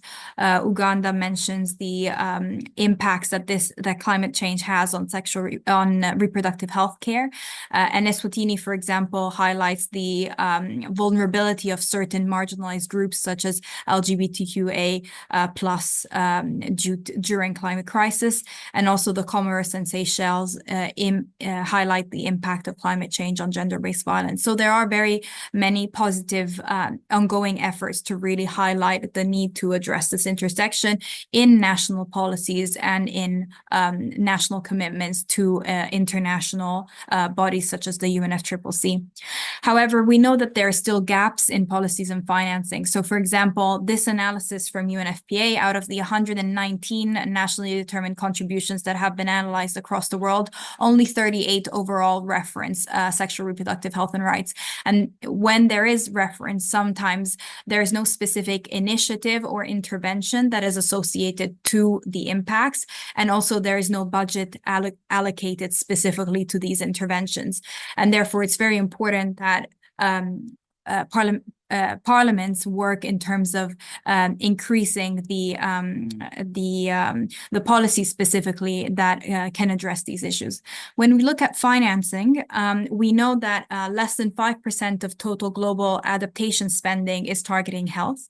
And at the same time, if we look at the health financing, less than 7% of bilateral health official development assistance targets climate adaptation, and less than 1% targets climate mitigation. So there's clearly an issue in terms of siloed mechanisms and the issue that climate and health are not the intersection of climate and health is not financed appropriately. When we look at the multilateral climate funds, only 2.4% specifically incorporates child responsive activities, and there's no data currently available in terms of projects that target maternal health or SRHR. However, we have seen at the global level positive actions in this to scale up this intersectoral financing. For example, at COP28 last year, there was the UAE Declaration on Climate and Health, where different partners committed to $1 billion on this intersection. But obviously, it's clear that we need to really step up. The international community needs to really step up in terms of the financing allocated to this intersection, and therefore also specifically ensuring that this financing goes to the most vulnerable and affected by climate change, especially women, children, and young girls. In terms of the role of parliamentarians, so parliamentarians play a critical role in ensuring that the intersection between climate and health is reflected in policies, financing, and specifically integrating the unique needs of women and girls, including their sexual reproductive health and rights. So in terms of legislation, ensuring that national legal frameworks align with international commitments to the UNFCCC, as many colleagues have mentioned before, ensuring that government policies tackle climate adaptation and disaster risk reduction policies, and that these have an equity lens and therefore prioritize the health of women, children, and adolescents, including their sexual reproductive health and rights, and vice versa when looking at health policies, that these address climate risks. And this can be done specifically through ensuring that there are age and gender disaggregated vulnerability and adaptation assessments, and also integrating SRHR in nationally determined contributions, but also national adaptation plans and various other climate or health laws. Another example for the SADC-PF has an opportunity, for example, to consider the development of a model law, similarly to what they have done in terms of the child marriage model law, on specifically climate and health, with a specific focus on also as promoting SRHR. In terms of oversight, ensuring intersectoral programming and financing, and specifically facilitating collaboration and coordination across different line ministries. One of the issues why this intersection is not reflected currently in policies and financing is because of the overall siloed policy makings in many countries, and therefore facilitating the collaboration and coordination, for example, between health, environment, climate, and finance ministries is very important. And then also the regular review of how well government strategies are being implemented is very important.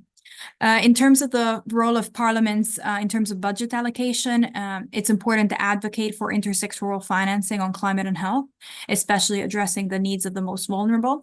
And for example, adapting social protection schemes that can address climate adaptation. For example, ensuring that women and girls can receive cash transfers after climate shocks in order to ensure that they can, for example, continue accessing education or continue accessing healthcare services in the aftermath of climate shocks can be an important mechanisms that we at PMNCH have been exploring. Secondly, also promoting the use of international climate funding options, such as the Green Climate Fund, to really address the health impacts of climate change on women, children, and adolescents. And then working with governments also to reducing fossil fuel subsidies and directing the money that is allocated to those subsidies instead to improving and strengthening sexual and reproductive health services for the community, and also directing that to community health services and community empowerment. And finally, in terms of representation, it's very important to continue organizing these public hearings to really share knowledge and hear from the communities most affected by climate change, like this excellent initiative today, and meaningfully engaging women and young people in decision-making processes so that their needs can really be reflected in policymaking and financing. This is all from my side today. Thank you so much again for the opportunity to present. And at PMNCH, we very much look forward to continue working with the SADC-PF and to all the honorable members to continue advancing this intersection of climate change and sexual reproductive health and rights to ensure that no woman and girl is left behind due to the climate crisis. Thank you so much, and we very much look forward to continue working with you.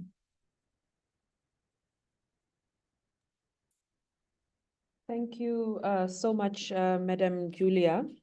At this point in time, we are supposed to break for lunch at 1 o'clock.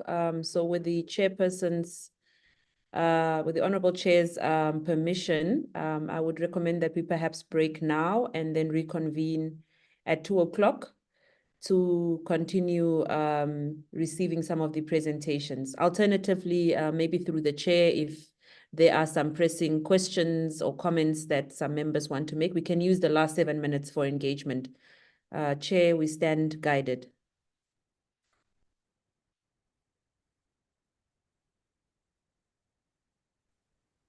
Honorable Chair, I think you are frozen.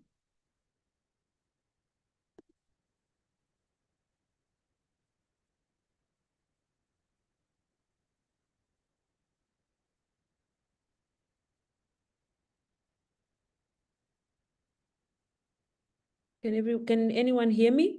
Am I frozen or is the chair frozen? We can hear you, Committee Secretary. Okay. Perhaps the chair, the one we may have lost. Yeah. Honorable Chair, are you there? Yes, I'm there. Aurea. The committee secretary is asking for your indulgence in terms of guidance because we need to break for lunch. Yeah, do we break for lunch or use the last now 6 minutes? Maybe there are some questions that some of the members would like to ask. We could use the last now 5 minutes for engagement. Alternatively, we break for lunch and reconvene at 2. Yeah, maybe I must also provide guidance there. I don't know what is the impression of the members, but maybe it's something in-house. Yeah, maybe let's break. And Rachel and director, we can maybe engage so that I share before I put it. And then you can guide me after that. I think it's best now that we break, honorable members and audience, and then we reconvene again sharply at 2 o'clock. Perfect. Thank you. My pleasure.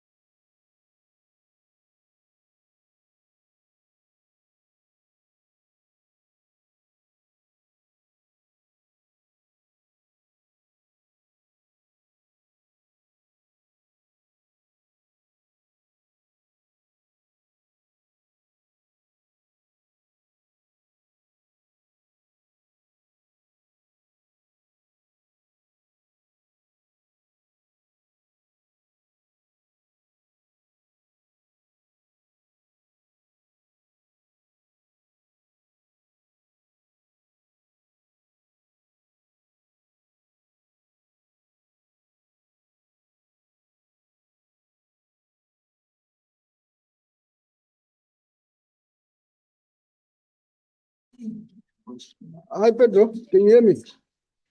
Can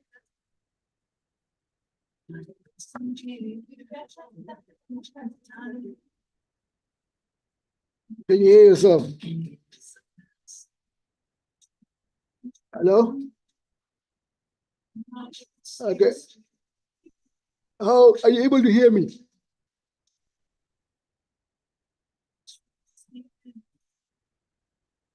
Hi, how are you? Okay, I've got an issue. You sound a bit far. Click on that little arrow next to the audio. Click on test speaker and microphone. Click on select speaker. Select speaker. Click.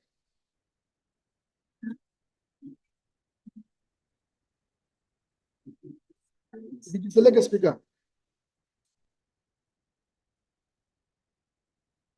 Yes.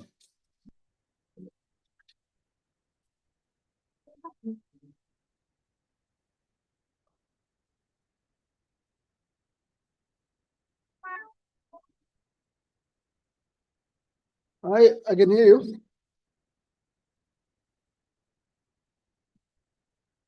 Okay, where are you hearing me? Is it on the headset? Mhm.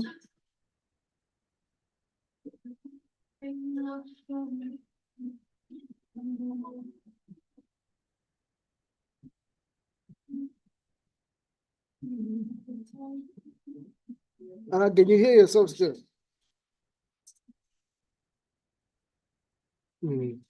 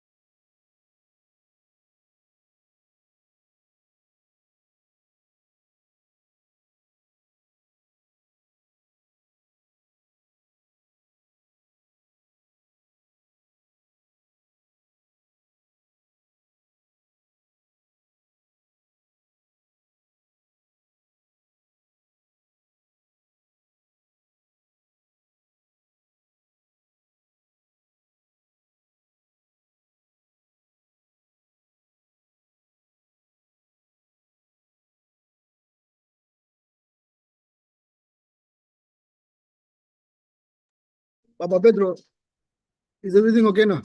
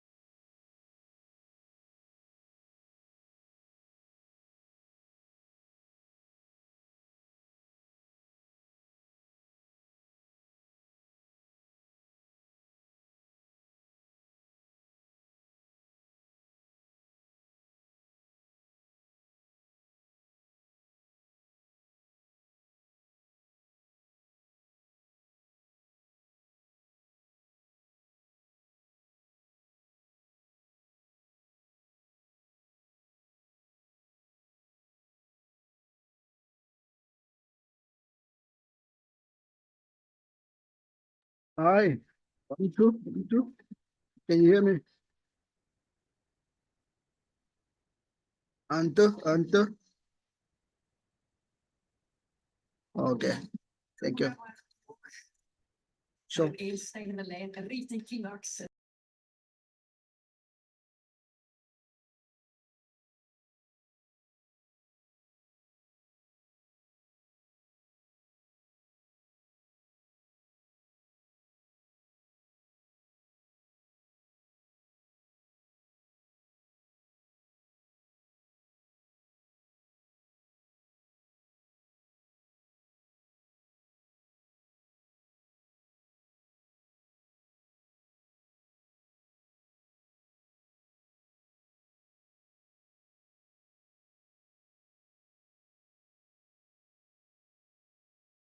Hi. Hi, how are you? Testing, 1, 2, 1, 2. What's going on? Okay. Okay. Thank you.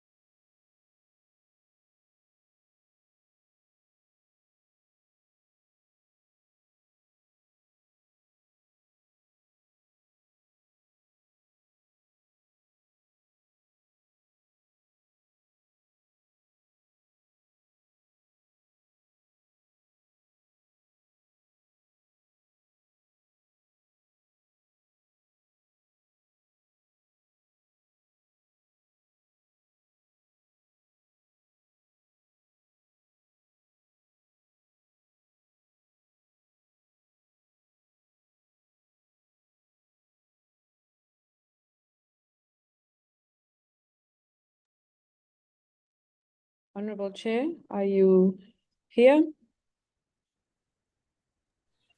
As usual. Excellent. Perhaps we give the members another maybe 5 minutes, and then we can proceed with the next segment.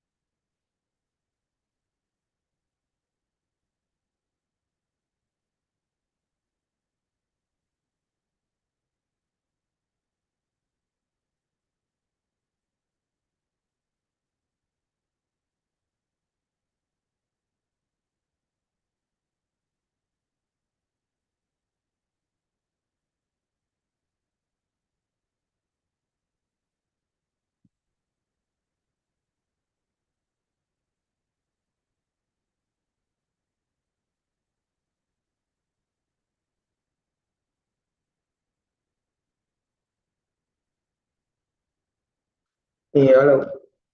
Honorable Notice.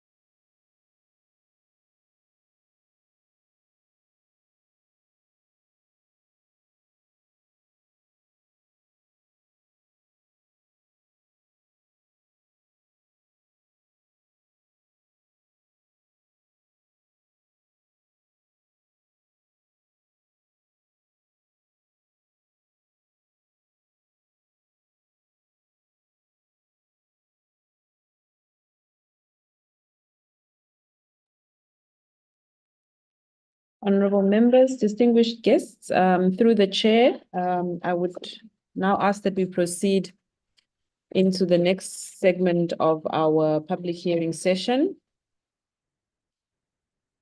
So we were set to hear from Ms. Ndivile Mokoena from Gender CC, who works on agriculture and gender issues at both the grassroots and policy levels. And she's a partner of Power Shift Africa. She was set to present on women, food systems, and agriculture with a focus on the need to support agriculture in climate adaptation. Unfortunately, due to a medical emergency, she's unable to join us, but she has forwarded her submissions electronically and will make this available. I will now ask Mr. Glenn Tyler Davies, who is a South African team lead of 350.org, a Fair Finance Coalition member, as well as Ms. Anna Ndungula, who's a candidate legal practitioner at the Center for Applied Legal Studies at the University of the Witwatersrand. And she's also a Fair Finance Coalition member. And they will be presenting on the role of development finance institutions in climate finance and addressing climate change and opportunities for parliamentarians. Glenn and Anda, you have the floor.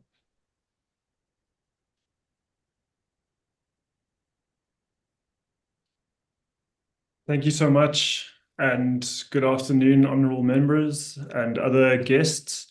It really is an honor to present here today, and I appreciate the invitation. Anda and I are going to be speaking together. I will start off and then hand over to Anda, and I hope you can all see my presentation. Please let me know if not. I will be talking to you today about climate finance and specifically the need for parliamentary oversight of public finance institutions in our SADC countries. And I'm speaking to you today from Pretoria in South Africa. A quick introduction to myself. Again, my name is Glenn Tyler Davies and the South African team lead of 350.org. And we're a member of the Fair Finance Coalition, and I will talk a little bit about the Fair Finance Coalition and the work that we do.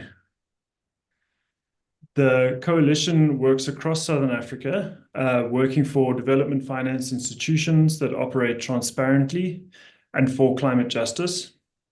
We are a coalition of 7 organizations, both climate justice groups, grassroots organizations, legal NGOs, and campaigning and activist organizations. And you can see the organizations there. We're based across South Africa and Mozambique. Again, our role as a civil society coalition is to work towards ensuring development finance institutions or public finance institutions that invest in a socially and environmentally responsible manner across Southern Africa. And we focus specifically on issues of climate change and transparency, and that really will be a theme of what I'm talking to you today about, specifically related to climate finance. The core piece of work that we do as the coalition is we assess the policies of public finance institutions. So on the screen, you'll see at the cover of our 2022 assessment. We do these assessments every 2 years. And we are currently finalizing our policy assessment for 2024. And this policy assessment we're currently working on assesses the policies of the Development Bank of Southern Africa, the Industrial Development Corporation, South Africa's Public Investment Corporation, the Export Credit Insurance Corporation of South Africa, the African Development Bank, the New Development Bank or BRICS Bank, the International Bank for Reconstruction and Development, division of the World Bank Group, and the Africa Export-Import Bank or XM Bank. The themes that our policy assessment covers are climate change, power generation, human rights, transparency and accountability, and gender equality. Having covered a bit of the work of the coalition, I'd like to talk about climate finance and particularly climate finance in Southern Africa. And I'm sure many of you already have a good understanding of this. The slide on the screen shows an incomplete, unfortunately, graph of climate finance in Africa, the Southern African Development Community, and also South Africa. What I'm hoping to represent with this graph is just the comparison between what is said to be needed in climate finance, both for adaptation and mitigation of climate change, and what is actually received by our countries and continent. So perhaps most stark is the two bars on the left of the graph, showing that Africa needs about $277 billion annually for climate mitigation and adaptation, and currently receives close to $30 billion. Similarly, in South Africa alone, the need is over $100 billion. And while I don't have the figures for full figures for South Africa and SADC, you can see that in the SADC region, we're currently only receiving close to $10 billion. So there are massive gaps between what is needed and what we're actually receiving at the moment, which I'm sure is not news to anyone here. There are a number of promises that have been made around climate finance at the Paris Conference of the Parties to the UNFCCC. Promise was made, or a target was set, of $100 billion of climate finance to be transferred from developed to developing countries annually. That promise has been broken repeatedly. We have not met that $100 billion, even by the most generous definitions of climate finance. There's now been a lot of talk of the new collective quantified goal for climate finance. This is essentially the new goal following the $100 billion target that was set in Paris, and will be discussed at this year's Conference of the Parties coming up, and hopefully agreed soon as well. I don't think it's good to miss out comment on the JETP, the Just Energy Transition Partnerships. Most of this climate finance should be under a multilateral agreement and through mechanisms such as the Green Climate Fund. JETPs, however, are bilateral agreements. Just Energy Transition Partnerships is what the acronym stands for. And there have been 4 announced so far. South Africa's was the first, and that has been followed by one in Indonesia, Vietnam, and Senegal on the continent as well. The Fair Finance Coalition has done a lot of work on JETPs, particularly as a particular example of climate finance. And just this week, we launched an analysis of the grant register of South Africa's JETP agreement. So this is an analysis of the grants underneath the South Africa's JETP funding agreement, and where they're going to, the projects that they're going to, and what this money is being spent on. So to bring it from climate finance broadly to the public finance institutions have a really important role to play under climate finance. They are the source of a lot of this climate finance. They also facilitate the flow of climate finance into developing countries, and they implement the projects related to climate finance. So it's all good and well talking about the need for money, but importantly, what will this money be spent on? And it's those sorts of decisions and oversight that public finance institutions have. So they play a very crucial role in our in SADC and in our countries as to what climate finance actually ends up being spent on and how effective it is for our people. In terms of the requirements on public finance institutions, we advocate for, and as I've said before, transparency and inclusion. It's important that people who are affected by these decisions have at least a seat at the table, or at least are consulted around these decisions. And in terms of transparency, it's important that everyone is able to see what is actually happening. We want to make sure, and this is the point of the policy assessment, that there are strong publicly available policies. And importantly, when it comes to climate change, we know that our carbon budget is almost complete, particularly if we're wanting to stick to 1.5 degrees, which will already have enormous impacts in our region. We can't continue funding fossil fuels. And one of our most strident calls is for the end of financing for fossil fuels in the Southern African development community and beyond. And then obviously, we want to make sure that public finance institutions are funding a just transition from fossil fuels, or where fossil fuels aren't a major player, that they're funding just development of a renewable energy sector and clean power for the people. To touch briefly on the opportunity for SADC, climate change is obviously a massive threat and risk to the region, but there are opportunities within climate change as well. And I think these two images give a good sense of that. On the left is a map showing the specific solar voltaic output across a lot of the globe. And if you look there, you can see that our region has some of the best resources for solar voltaics globally.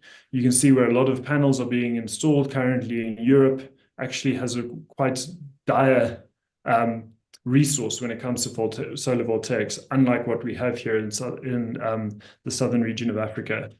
Similarly, on the right is a map of the wind resources in southern Africa. And again, you can see that while we don't have good onshore wind resources, we have very, very good, in fact, some of the best offshore wind resources in the world. And so should be exploiting these.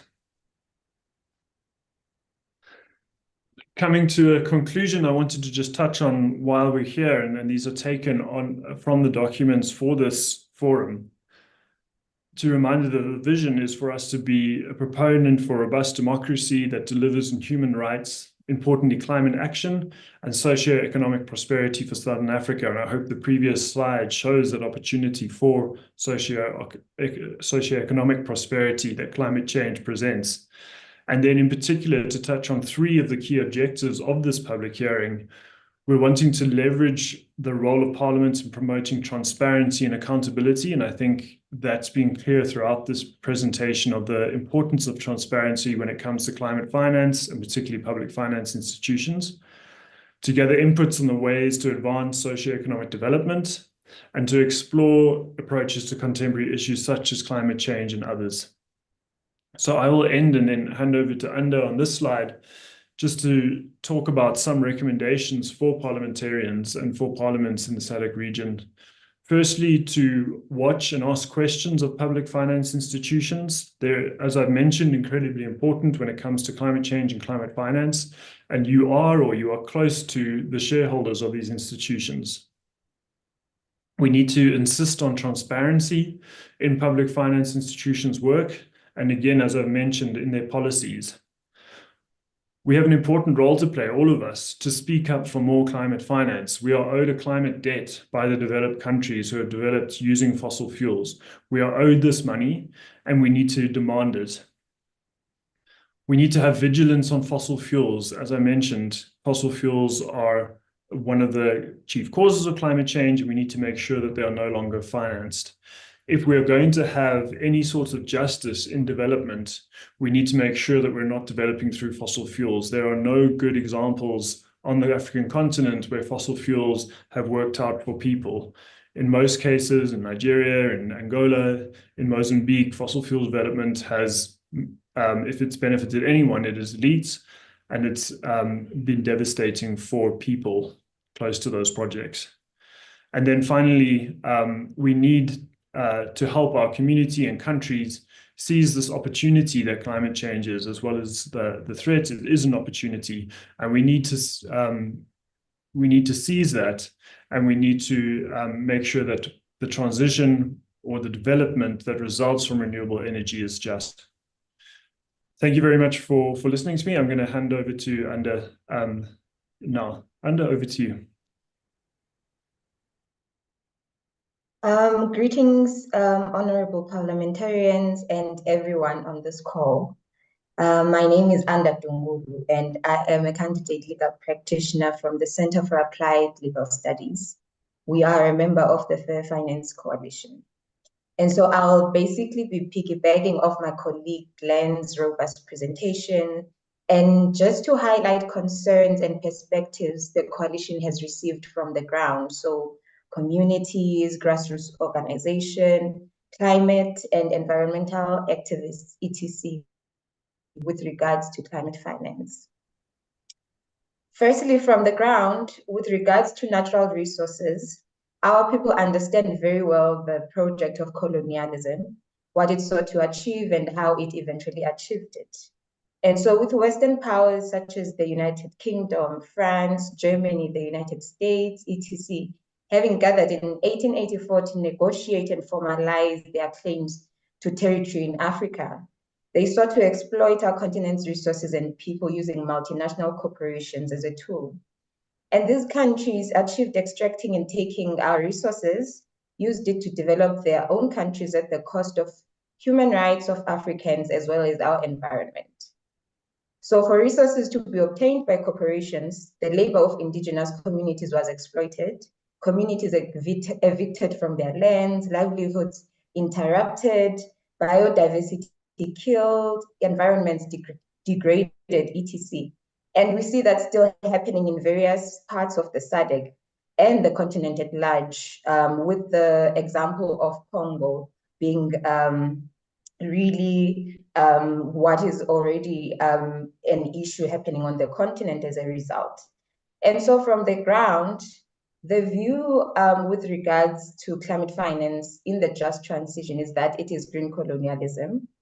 Civil society forces exploitation of our people yet again, with mining companies from the West being granted rights to our lands without free and prior informed consent, being evicted from our lands and bearing the consequences of human rights and environmental harm as a result. In fact, there's concerns on the ground around the secrecy around green energy, who stands to gain, who stands to lose, and particularly with the involvement of the same states that colonized our lands and continued neocolonialism post-independence. Being one of the leading funders of this transition, with the US and France in South Africa's JETP deal and Germany in Namibia on green hydrogen, we see it as the same pattern of exploitation that occurred from the Berlin Conference. And so communities and activists are concerned about the lack of transparency in climate finance, including knowledge and information around what this means for us as community members and people pushed to the margins through the activities of corporations who are being funded by development finance institutions to date. So we are aware that there is a need for climate finance, and we have already seen the dire consequences of climate change in our communities. So we understand that climate finance is necessary in mitigating and adapting to this new reality. We are also concerned about the lack of readiness to deal with the consequences of climate change, which is already here. About 2 years ago in South Africa, in KwaZulu-Natal, there were massive floods which displaced people, with some losing their lives, and even many of those families still being displaced today. Many other areas in South Africa are suffering from drought, resulting in food insecurity and other issues. And so we are aware that although Africa has contributed less than 4% of global emissions of bad gases into the atmosphere, we will be the most impacted. And therefore, we are asking for more urgency from SADC governments in ensuring that there's proper infrastructure and technology to mitigate the impacts of climate change and our current reality. And we understand that we need climate finance in order to do so. And so we want climate finance to be geared towards these mitigation and adaptation technologies and structures, but with solutions coming from a Pan-African point of view, from a view that takes into consideration the voices of women, the perspectives of young people and civil society at large, and not simply imposed from the top. And that means that we have to be consulted and involved in climate finance and the solutions to climate change on the continent at large. So we find it a pressing challenge for SADC states to manage our natural resources that will be instrumental in producing green energy appropriately going into this green energy transition, to ensure that we are not exploited further and we are able to conserve the little biodiversity we have left. But also that we are not plunged into debt by the West through climate finance terms and conditions. Climate finance must be mobilized by various governments to implement effective strategies that address these challenges, but it must be used in such a way that it assists us as the public, as the greater public, in adapting and mitigating the negative impacts of the climate crisis. And this can only be done appropriately through the involvement of civil society, through transparency, as Glenn, my colleague, has already mentioned, in these deals, accountability for human rights and environmental harm by corporations and the development finance institutions that finance them, as well as tracking and evaluation mechanisms that involve civil society at large. And so parliamentarians in the region should understand, we implore you to understand climate change as a public interest issue that requires the involvement of all who will be impacted by climate change. And by looking out for whether these states that financing the just transition are giving us loans or grants and what they stand to gain in return. And sign deals that ensure that we are the primary beneficiaries of these deals and we are not going to be trapped into a debt crisis by entering another era of allowing the West to exploit us by using our resources to clean their energy and develop and mitigate mechanisms and technologies at our expense for their development. And so we truly believe in the involvement of the public in climate finance, in Pan-Africanist solutions, as well as ensuring that we are not exploited further going into the climate crisis, and that the needs of our people are put at the forefront of this climate finance prioritized. Thank you so much for the opportunity.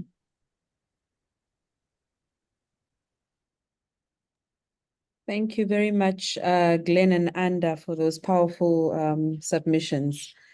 Our next presenter is Ms. Sarah Ahmed, who is the Managing Director and V20 Finance Advisor at the Climate Vulnerable Forum and V20. And she will be providing a presentation on climate change and food security in Southern Africa. Ms. Sarah, please go ahead. Great. Thank you very much, Committee Secretary, and thank you to the SADC Secretariat for this invitation.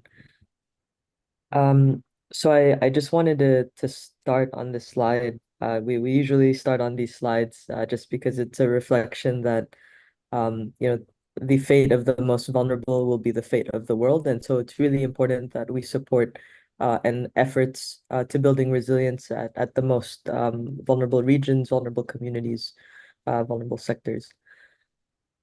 Just some background. The Climate Vulnerable Forum in V20 is now a group of 70 members, and the presidency has moved from Ghana to Barbados with Prime Minister Mia Mottley now as the chair. And now I'll jump into the main part of the presentation.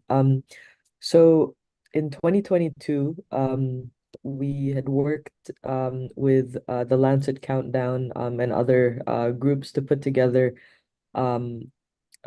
key findings around the impacts of climate change, looking at biophysical, food security, health, and finance. And so I just want to share a global perspective and then go down to the regional level. So at the global level, we're seeing that extreme drought, extreme precipitation, food supply income at risk, 600 million farmers globally affected. 90% of them are smallholder or subsistence farmers. We're also seeing heavier rainfall, tropical cyclone. So what this means really is that overall there will be a 58% shortening in crop growth, and this means that yields are impacted. And so basically the main message coming out of the climate vulnerability monitor relating to food security is that policies put in place should increase both the affordability and availability of food, targeting the most vulnerable populations, and also to expand social safety nets, invest in climate smart agriculture and resilient food systems. So going now to Southern Africa. So Southern Africa is one of the most exposed to climate-linked food insecurity.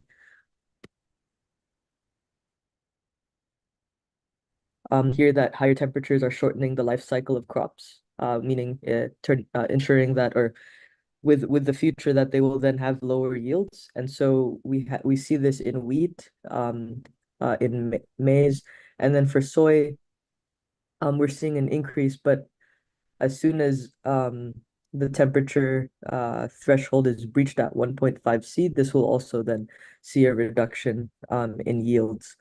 And so we're also seeing that increased frequency of droughts will also negatively impact food production.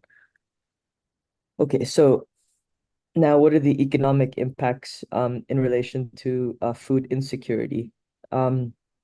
So we're seeing the persistent deterioration of food security could translate into upward pressure on inflation and interest rates. So food insecurity will not only drive food price inflation, but it can also negatively impact the current account. So the current account, if that's negatively impacted, it'll create pressure on interest rates. And why this is because Southern Africa is our net importers of food, meaning more food is being imported than exported out.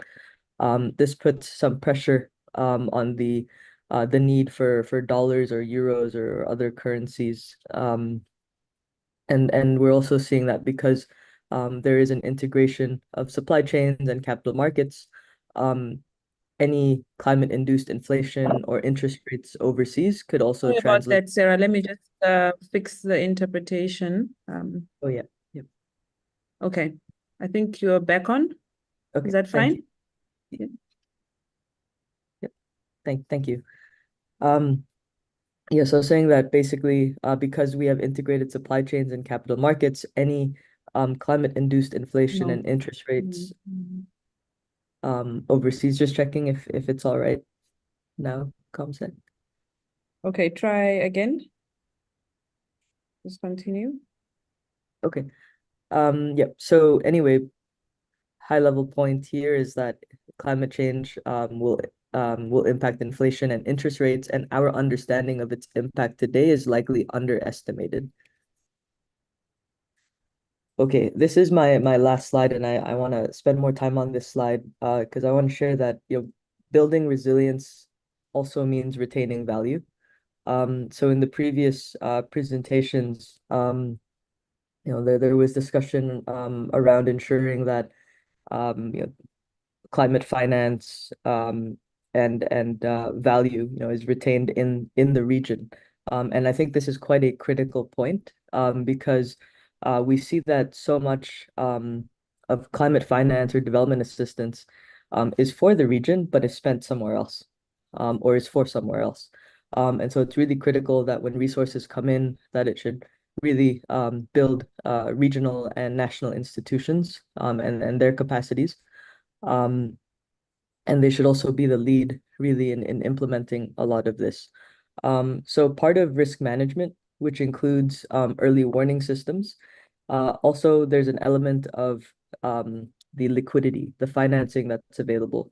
So prearranged and trigger-based funds or anticipatory financing, so financing that you can get ahead of time so that you have resources to then be able to do certain activities such as perhaps harvest early or perhaps move vulnerable populations in times of critical of disasters. Or three, it could be that crops need to be replaced or replanted. And so having financing or liquidity in place ahead of time is quite critical. And there are ways to do this. There could be the strengthening of regional risk pools. So there's the Africa risk capacity. Improving that to better work for the region is quite critical. Regional financial arrangements, so any type of pooling of resources, pooling of markets, pooling of exports, or any of this, could be part of these arrangements. Adaptive social protection, so ensuring that there's an adaptation component along with a liquidity risk financing component, and also automatic access to what's called the catastrophe deferred drawdown options, CAT DDOs of the World Bank. So in times of disaster, one can, if you've signed up for it, get access to this catastrophe drawdown option. But what we're saying is there should be automatic access to this option should there be a disaster. So then that funding can then be used for emergency purposes, but also to for any anticipatory actions required. So just going back to building resilience and retaining value, a lot of this is processing and value engineering in order to be more resilient, but also to capture the full economic potential.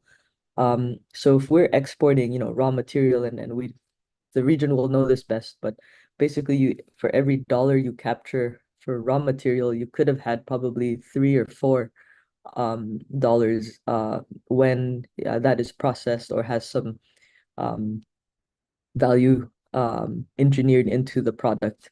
And so part of this equation with processing and value engineering is increasing the affordability and the availability of such food. So I've listed here just some of the actions just to give us a better idea of what building resilience and retaining value could be. One is through post-harvest processing, so creating local green agro-industrial zones. So these could be net zero or low carbon powered zones. So that way, if these products were to be exported, they would be quite competitive, especially as we're seeing a lot of carbon border adjustment mechanisms come out and likely will continue to evolve. And so it's important to maintain competitive advantage. And Southern Africa has a lot of low carbon energy, renewable energy wealth that could be a key input to maintaining competitiveness and could support these green agro-industrial zones. The next point is regional food value chains. So this could be value engineering, could be that the product is dried and thus has a longer shelf life and could be exported. So agro processing for regional exports, coming together, looking at competitive advantage of certain countries and then finding perhaps other countries could support with processing certain elements. So I think there is opportunity around looking at enabling food security from a regional perspective and then retaining value as well, using the strength of the region. Technology integration, so climate smart agriculture. This could be anywhere from different types of seeds or different types of crops. It could be tracking, early warning systems. So trying to maximize use of technology to reduce risk and increase yields. The other is cold chain development. Again, this is more storage, just to ensure that the lifetime of the product could be extended, and that in times of need, the cold chains come in handy, so it's also to avoid losses. Packing innovation is also part of the equation, product diversification, expanding social safety nets, and finally, competition policy to moderate food prices. So, I mean, just to close, I think generally, as we look at food security, it's important to look into the value add and the value retention, just because there's already so much wealth in the region that is leaving. And so if we could capture more of that value, it could also support with, besides increasing incomes and GDP, it could be a way to build more resilient, say, food infrastructure to have better food security in the region. And I'll stop there. Thank you. Thank you very much, Ms. Sarah Ahmed. Your presentation was certainly insightful on how we as a region build resilience and retain value in our food systems. The next presentation will be from Mr. John Oldfield, who is the CEO at Accelerate Global LLC. And he will be speaking to the committee on how the SADC region can improve water security and ensure sustainable water management practices to supported by climate finance to meet our agricultural and urban needs. Mr. Oldfield, you have the floor. Great. Thank you so much for the opportunity to join you here today. My name is, as she said, John Oldfield, and greetings to you all from Washington, D.C. Just so you know, over the past 15 or so years, I have led a series of nonprofit advocacy efforts based here in Washington, but dedicated entirely to accelerating progress on water security across the globe. I am now working with parliaments in many countries, Africa, Asia, Latin America, Middle East, to help launch and to help, in some cases, strengthen what are called parliamentary water caucuses. I'll get back to that in a minute. But I am grateful to the SADC Parliamentary Forum for this opportunity to address you, and to you all for your continuing leadership on water across Southern Africa, for drinking purposes, for human health purposes, for agricultural purposes, and other purposes in both urban and rural settings.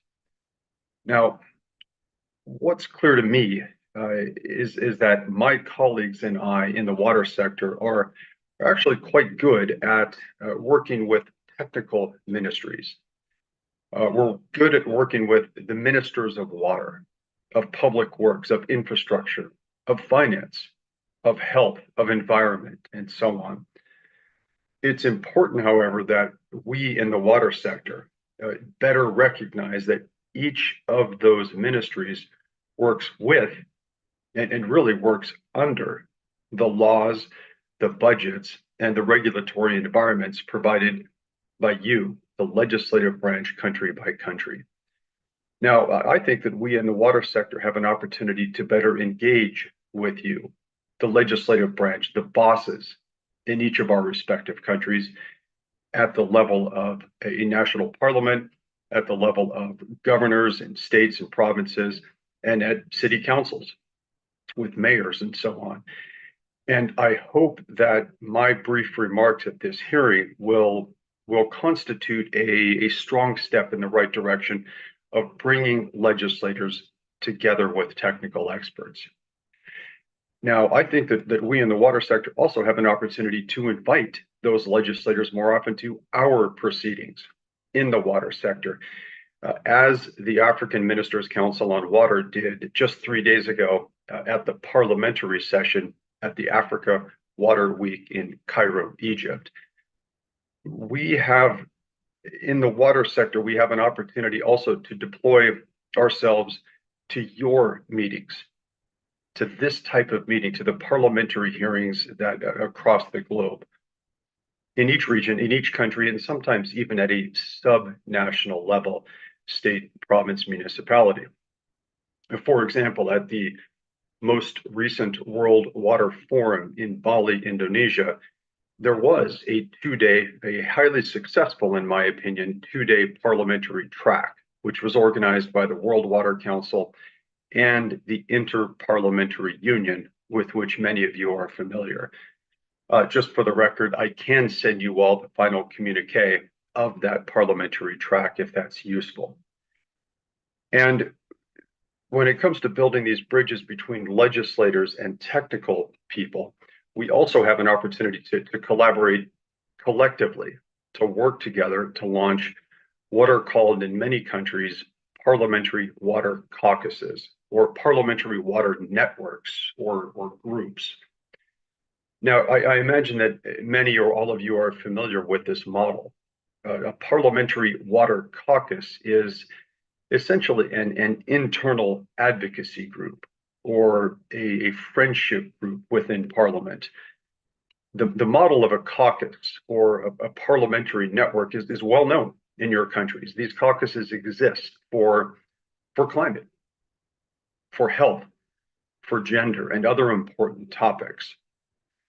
Just very briefly here, the key facets of a parliamentary caucus would be, first of all, these are associations of members of parliament with very interesting, diverse membership in many cases. The members of a parliamentary water caucus will come from different committees, different formal committees, different political parties. They will include men and women. They will include representatives in either chamber from both rural and urban districts. These are very, very different people, politically speaking, but the members of a parliamentary water caucus are united by one thing, in some cases by one thing only, and that is their passion for accelerating progress on water security in their countries. Now, the second key aspect after membership of a parliamentary water caucus is the activities they undertake. They undertake these collective efforts to help pass stronger laws, to help increase budgets for water in urban, in rural settings, for households, for farms, for businesses. And they also, in many cases, help to strengthen or tighten regulatory environments in each of their countries. Third, caucuses work hand in hand with civil society leadership in each country. For example, the Ugandan Parliamentary Forum on WASH, Water, Sanitation, and Hygiene, works very closely with the Uganda Water and Sanitation Network, a civil society network. Another example is that the Parliamentary Caucus on WASH, newly launched in Lusaka, works closely with the Zambia WASH NGO Forum in Lusaka. And finally, what's the impact of these caucuses? What's the impact of these voting blocks, let's say? Stronger laws, healthier, better targeted budgets, tighter regulatory environments, but at the end of the day, more vulnerable families and communities in these countries have safe, affordable, and sustained access to water security for their drinking needs, for their health needs, for their farming needs, for Mother Nature, and for businesses. So before I move to the next step here, I want to just quickly take this opportunity to congratulate Zambia and South Sudan for the recent launches of their parliamentary water caucuses. And congratulations to Uganda and Liberia and elsewhere, where caucuses are continuing to work actively to accelerate progress on water security. Now, I will close these remarks with a brief call to action, but let me first of all provide just a little bit of guidance. So if you are interested, once you return to your offices tomorrow morning, what can you do? And I've got a couple of quick ideas. First of all, I would suggest that if you're interested in launching a parliamentary water caucus in your country, first of all, learn from your peers across the continent. From within SADC, I would suggest that you talk to Honorable Twamba Mutinta in Zambia, who has just launched PC WASH, Parliamentary Caucus on WASH. Secondly, you might reach a little further and talk to Honorable Silas Aogon in Uganda. He's the current chair of Uganda's Water Caucus. You might talk to Honorable Jacqueline Amongin. She's now been elected to the East African Legislative Assembly representing Uganda, but she is the founding chair of Uganda's Parliamentary Water Caucus. And I'm at your disposal if there's anything I can do to help set up these meetings through SADC PF or individually. Secondly, again, if you're interested in the notion of a parliamentary water caucus, I might suggest that you consider who the initial leaders, members, the initial interim executive committee of your parliamentary caucus might be. Who within your parliament will be able to take those initial leadership steps to launch such a caucus? Over the longer term, as I mentioned, members of a caucus would be diverse, different political parties, different committees, and so on. The third idea that I have for what you might do tomorrow morning is to start right now thinking of outreach. Think about who within your civil society would, and your relevant water ministries, water, public works, infrastructure, and so on. These early and frequent dialogues amongst these key stakeholders will likely help you determine these clear, appropriate, and demand responsive paths forward for the caucus. Fourth, you will of course need to think of a terms of reference for the caucus or a constitution. What will it do over what period of time? And now one little key I want to add here is that a successful parliamentary water caucus, as with any caucus, does require, listen, these things are not expensive, but they do require human, financial, and technical resources. I think the most important piece of that is the dedicated staffing for such a caucus, which is provided oftentimes both by Parliament, by speakers with their letters of recognition and of approval, and staffing is also provided by civil society organizations. Over the longer term, once you get beyond the early stage of a parliamentary water caucus, think about making a multi-year commitment. As we've just heard from the previous speaker about climate vulnerability, these things don't happen overnight. These things take time, but there are ways to plan for success. A water caucus might take years to show meaningful progress. So each member of that caucus and the requisite civil society leadership is encouraged to make multi-year commitments to the work of the caucus from day one. Now, here's the fun part.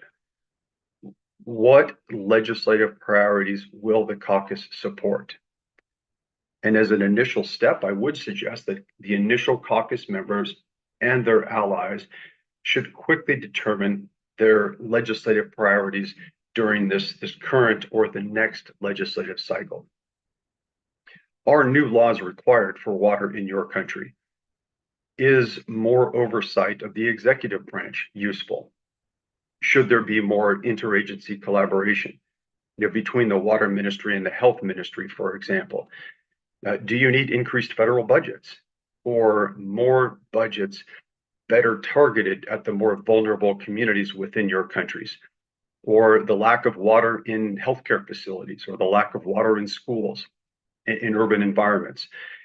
Think about what legislative priorities your caucus might be in a position to support. Last but not least is action.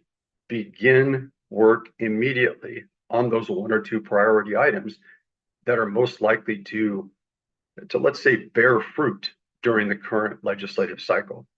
More hearings, town halls, briefings with civil society leaders, drafting legislation, talking with your appropriations and budget colleagues, maybe just a series of quiet, small, trusted meetings in the hallways of Parliament.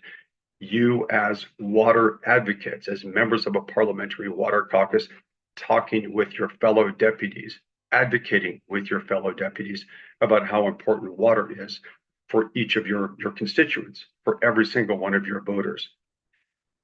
Throughout this process, I encourage you to constantly learn, to constantly celebrate successes, to feed lessons back into these previous steps, and bringing in other stakeholders as appropriate. The private sector, the media, trade associations, farming associations, citizens associations. How about bringing in the development and the diplomatic community into your work? It's important to remember that at the end of the day, as a water caucus succeeds, the key beneficiaries of that caucus will be the people of your country. Those people, your people, will see increased, sustained, equitable, and affordable access to water in their households, in their communities, in their farms, in their healthcare facilities. Now, I'll close with this. I haven't spent much time during these remarks talking about how serious the water problem is. You have the data to support that. You understand the water situation in your countries better than I ever will. I will say these are solvable. Water challenges are getting more serious because of a changing climate, because of growing economies and lifestyles, because of population growth and population movement. But these are solvable. They are more solvable than ever. Water is political, if I can say that. I'll say water is good politics. And you as members of parliament and other legislators understand that. My call to action is thus quite simple. I hope that each of you and your civil society counterparts in each country in Southern Africa will take this opportunity to learn from your peers and launch active parliamentary water caucuses across the SADC region. Thank you so much for the time here today. I appreciate it. Thank you very much, John. Honorable members, that concludes the submissions that we had for this session. I will now hand back to the chairperson to moderate the deliberations from the members. And this is just to facilitate some of our panelists or speakers rather who might have to drop off the call. And then we will receive some inputs or representations or submissions from the citizens in the region. So, Honorable Chair, you can open the floor for discussion, deliberations, and questions.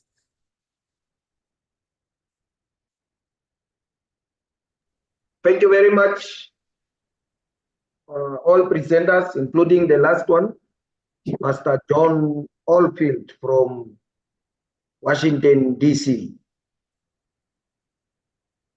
Yeah. I've got fond memories, and I think it's very delightful and enlightful to take note that you are persistently calling for greater awareness and taking care of the water resource, more especially urging us to form parliamentary caucus groups and relevant non-governmental organizations with reference to awareness of water scarcity and its dire need to be preserved. I fully take cognizance of that, and maybe we'll tap onto your wisdoms and guidance moving forward as chairperson of the Committee on Food, Agriculture, Natural Resources, and Climate Change within the SADC fraternity. I'm sure you will be able to help, or will be able to understand and share some kind of guidance and wisdom with that effect. But before I do that, can I get interventions? It was a marvelous task from our most able staff and secretariat, SADC PF, led by Master Mwazi and Rachel Mondilo. I'm sure all presentations and presenters really shared much of an insightful, much needed knowledge that is there to be gained for decision makers. Now, planning must follow decision. So it's on that score that I call for interventions. I can't see the hands. I hope you will guide me, Rachel. Yes, Honorable Chair, I also do not see any hands at this moment. But I did get responses to the questions that were posed to Mr. Eric Chipet. Okay, maybe before I respond to that, I see a hand from Honorable Makatleho from Lesotho. Okay. Honorable Makatleho.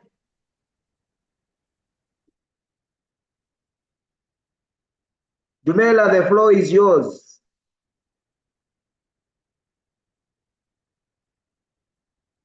Or we go to the last presentation. I was about to deliberate on previous presentations. Is it the right time now, or should I wait? No, the floor is yours. It's the opportune right moment. You have never been right like today. Okay, thank you very much, Honorable Chair. I wish to thank all the presenters and their presentations, which are very informative, fruitful, and exactly what we needed in terms of addressing the issues of climate change and disaster risk reduction. It has been very fascinating to hear about climate financing as well as how to implement it. Climate financing can change the lives of climate vulnerable and marginalized people And as parliamentarians, we must see the importance of investing in climate change and disaster risk reduction initiatives. As parliamentarians in SADC region, we have heard so much about climate change impact, especially on women and children, and the consequences on SRHR. As parliamentarians, we should strive to legislate on climate finance, which could play a crucial role in changing lives.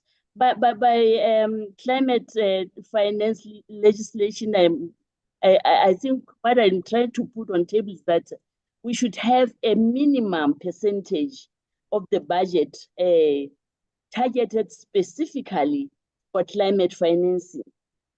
That's my view on that. So we must seek to also vote our efforts to achieve to climate smart agriculture initiatives. And also our budget allocations should be gender responsive and tackle climate change and disaster risk reduction issues. So I submit, Honorable Chair. Thank you, Honorable Makatlele. I don't know, somewhere I got off. I don't know whether you have got a question, but I think you are more directed to climate finance. That was done by Eric. Okay, I think Master Eric. The surname just she better. Is there any other? But maybe before that, let me give to Master Eric to comment on your intervention. Is he around? Unfortunately, Mr. Eric is in another meeting, but he did send written responses to the questions that were asked previously. The first question was from Angola around budget allocation to agriculture, which is set at 10% or thereabout, and how much sorry, I'm just trying to read this again. And how much of this to climate finance was the question. So in response, he says that agriculture and the farming system must be designed. Hello, Beji? Yes. Beji, I'm sure it's been translated, ne? Yes, the interpreters. Because you are saying Angola. Yes, the interpreters are interpreting as I'm reading the response. Okay, so his response was that agriculture and the farming systems must be designed in a climate smart way, thereby rebuilding resilience in the farming systems. And whatever budget is allocated, it must be programmed using a climate resilience lens. And then in response to the question from Lesotho around how to further engage with the Commonwealth Climate Finance Advisor, he responded that this advisor will be placed in the Met services, meaning the meteorological offices in Lesotho, and the recruitment process will be concluded soon. An appropriate introduction will be done as soon as the advisor reports for work. So those were the two responses to the questions that were earlier posed from Lesotho and Angola. I see Honorable Musokolo from Angola's hand is up, so I will yield the mic for him to make his contribution.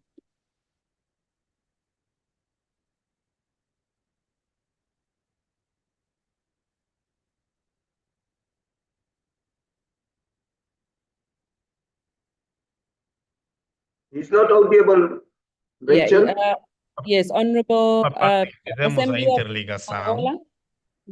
Uma parte que fizemos a... Alô? Yes, can you please unmute? Me conseguem ouvir? Estão a me ouvir? Yes, we can hear I you. can hear you.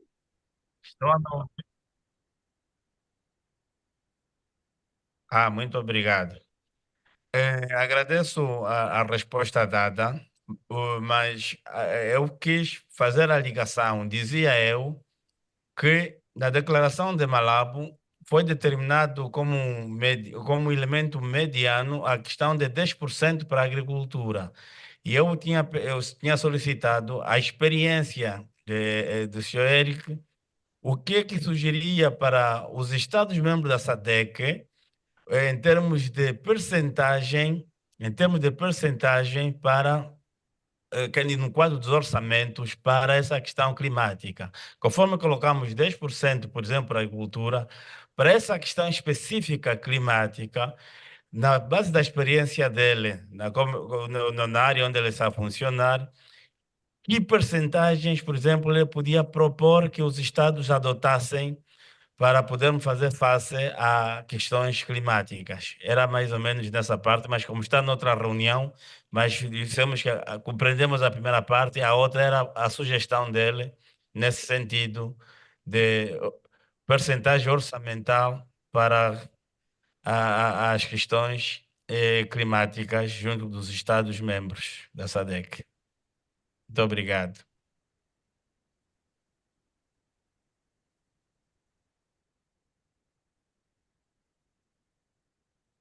Thank you, Honorable. I take Eric. note, Honorable Rachel, is you or me? Oh, no, I just wanted to assist the honorable member because we do have a number of climate finance experts in the meeting. I know Sarah is a climate finance expert as well as Glenn. So perhaps they can assist in responding to this question, and maybe just for me to rephrase it for their benefit. I think the question related closely to also the previous comment by the honorable member from Lesotho around a certain percentage of the national budget to be allocated to climate finance, and whether there's any link or any best practice example that can be drawn from the 10% allocated in the Malabo Declaration. Perhaps you can give us some insights around how countries within the SADC region can innovatively make use of their budget allocations to ensure that, you know, we are able to allocate resources or a certain percentage of the budget to climate initiatives. I hope I canvassed that question appropriately, and I'm sure either Sarah or Glenn or both of you will be able to respond from your individual perspectives to this question. Okay, I don't know. Is it Sarah? I saw Glenn, but I can't see Sarah. So, yeah, Sarah is there. Both of you, you can at least just provide insight to the honorable member. Sorry for putting you both on the spot, but no problem. So that's why they are experts. I'm happy to jump in first if that works. So thank you. So the 10%, I think where it would be most useful would be two areas. Just from what we're seeing, one is to ensure distribution or access of the most climate vulnerable groups, in terms of ensuring that there are institutions or access points in place where they could also be receiving such climate finance support or other support. So using public budget to enhance that capacity is could be one area. Another area I think is around these green economic zones or agro-processing zones, just so that much of the raw material could be processed and thus gain more value. Because where we are today is that there's a lack of concessional funding, lack of financing across the board, very expensive cost of money, and not enough time to pursue so much of the work. And so how do we then ensure that we have stability in our economies is to try to capture value. And so value engineering through these economic zones set up by the government, I think would be a good starting point. And this zone can also attract private sector participants, so manufacturing or any kind of processing. So anyway, that's just a quick 2 points, and passing on to Glenn. Thanks, Sarah. I think, not to repeat what you've said, but maybe just to add, in terms of where the money is coming or how we raise funds for mitigation and adaptation, I think it's also important to look at what money is currently being spent on. So there's a huge amount of money that is still going to subsidies for fossil fuel production. And I think that rings true of our countries as well.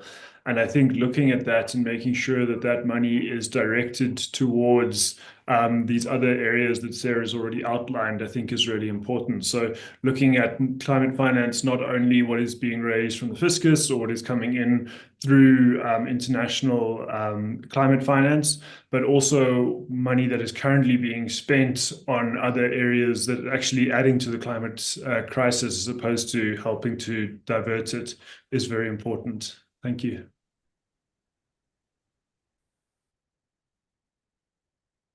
Thank you both for those responses, and I hope they responded to the honorable member from Angola's question. I don't see any other hands from the members present. Yeah, no, I wanted, I don't know, maybe just to get concurrence from the honorable member from Angola, whether the two interventions address his concern. And then I see, okay, there's a note on his head. I see that there are two questions in the communication box. But then, you want to come in, honorable member from Por Angola? acaso responderam e eu creio que à medida em que vamos andando no tempo, vamos ter que determinar em termos numéricos a percentagem, se é 1%, se é que, mas compreendi muito bem. Também para dizer que é Mussocola e não Mussocolo. Mussocola e não Mussocolo, em termos de nome. Muito obrigado.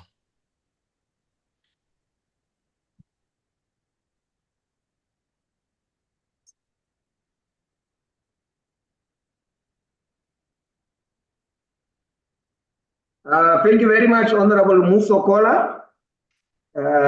From now, I think I will know. I'm not quite good with names, but your good friend, the EXCO member Sebastian Pedro, pass my greetings to him.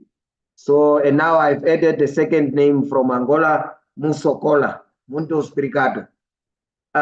It takes me also further just to know that on the question of Honorable Mzatsile from Lesotho, since the recruitment process is still not yet concluded, maybe just in the spirit of sisterhood and brotherhood and Ubuntu, we will try to inquire from Master Eric, and once that communication is communicated and once the process is concluded, we might also relay the information over to our sister in Lesotho so that we can optimally make use of the offices and the knowledge within our respective countries.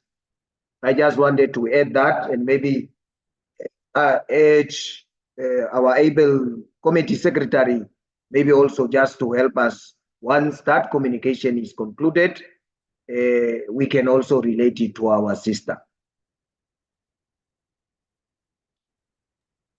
Thank you, Honorable Chair. We will communicate these, and with your direction, we will engage Mr. Eric further. Thank you. Yeah. Is there any other interventions from our members? I do not see any additional hands. Perhaps we can then, with your permission, Honorable Chair, move into the segment where we receive submissions from the audience. But perhaps before we do that, there are two questions that have been posed in the Q&A segment. If I can just read them, perhaps Mr. Kuda from SACRI can respond to them live while we have some of the attendees respond. And the two questions are from Christabel Clotilda Miribidi. And the first one reads, thank you for the insightful presentation. Okay, her two questions. In your perspective, how best can the SADC community address the issues of stranded assets associated with the transition from fossil fuels to clean energy, looking at the education investments made in the fossil fuel value chain, the structure set up to accommodate that and the labor force, and how can we ensure that just energy transition that addresses the energy deficits and stranded assets? That's the first question.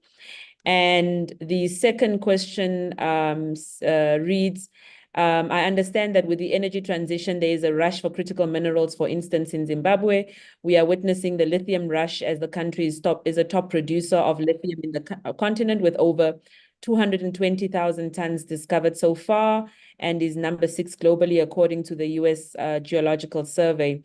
How then can we ensure that the just energy transition is accommodative of local communities where the resources are being extracted, looking at sustainable extraction and community benefits?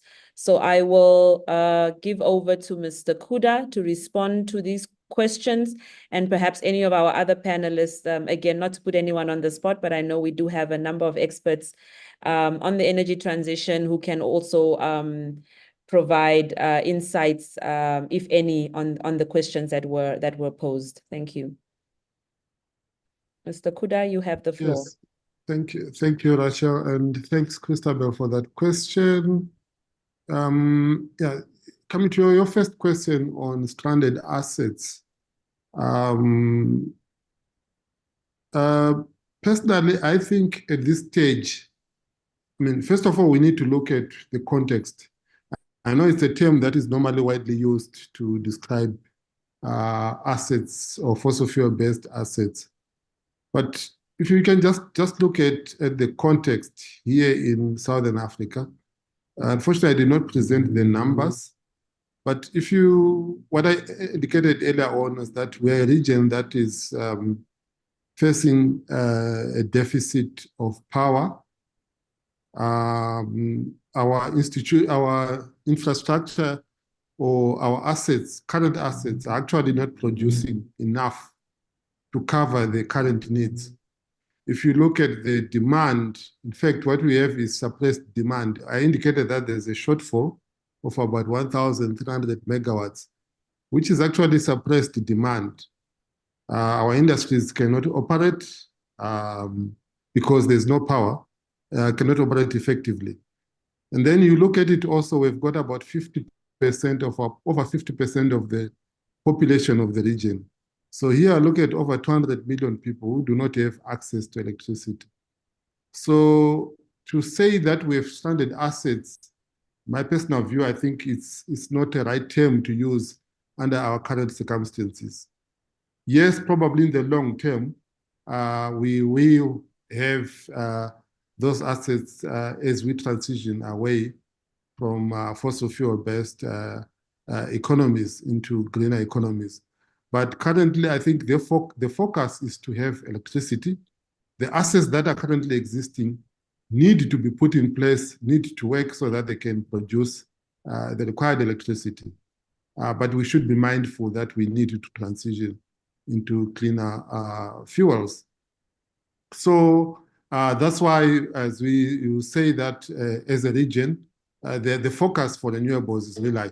In fact, if you look at globally, Southern Africa, actually, besides South Africa, actually, Southern Africa is heavily, is more renewables than most of the regions, except for some some isolated countries elsewhere. But we have quite a lot of renewables that are already within the fleet that is operating.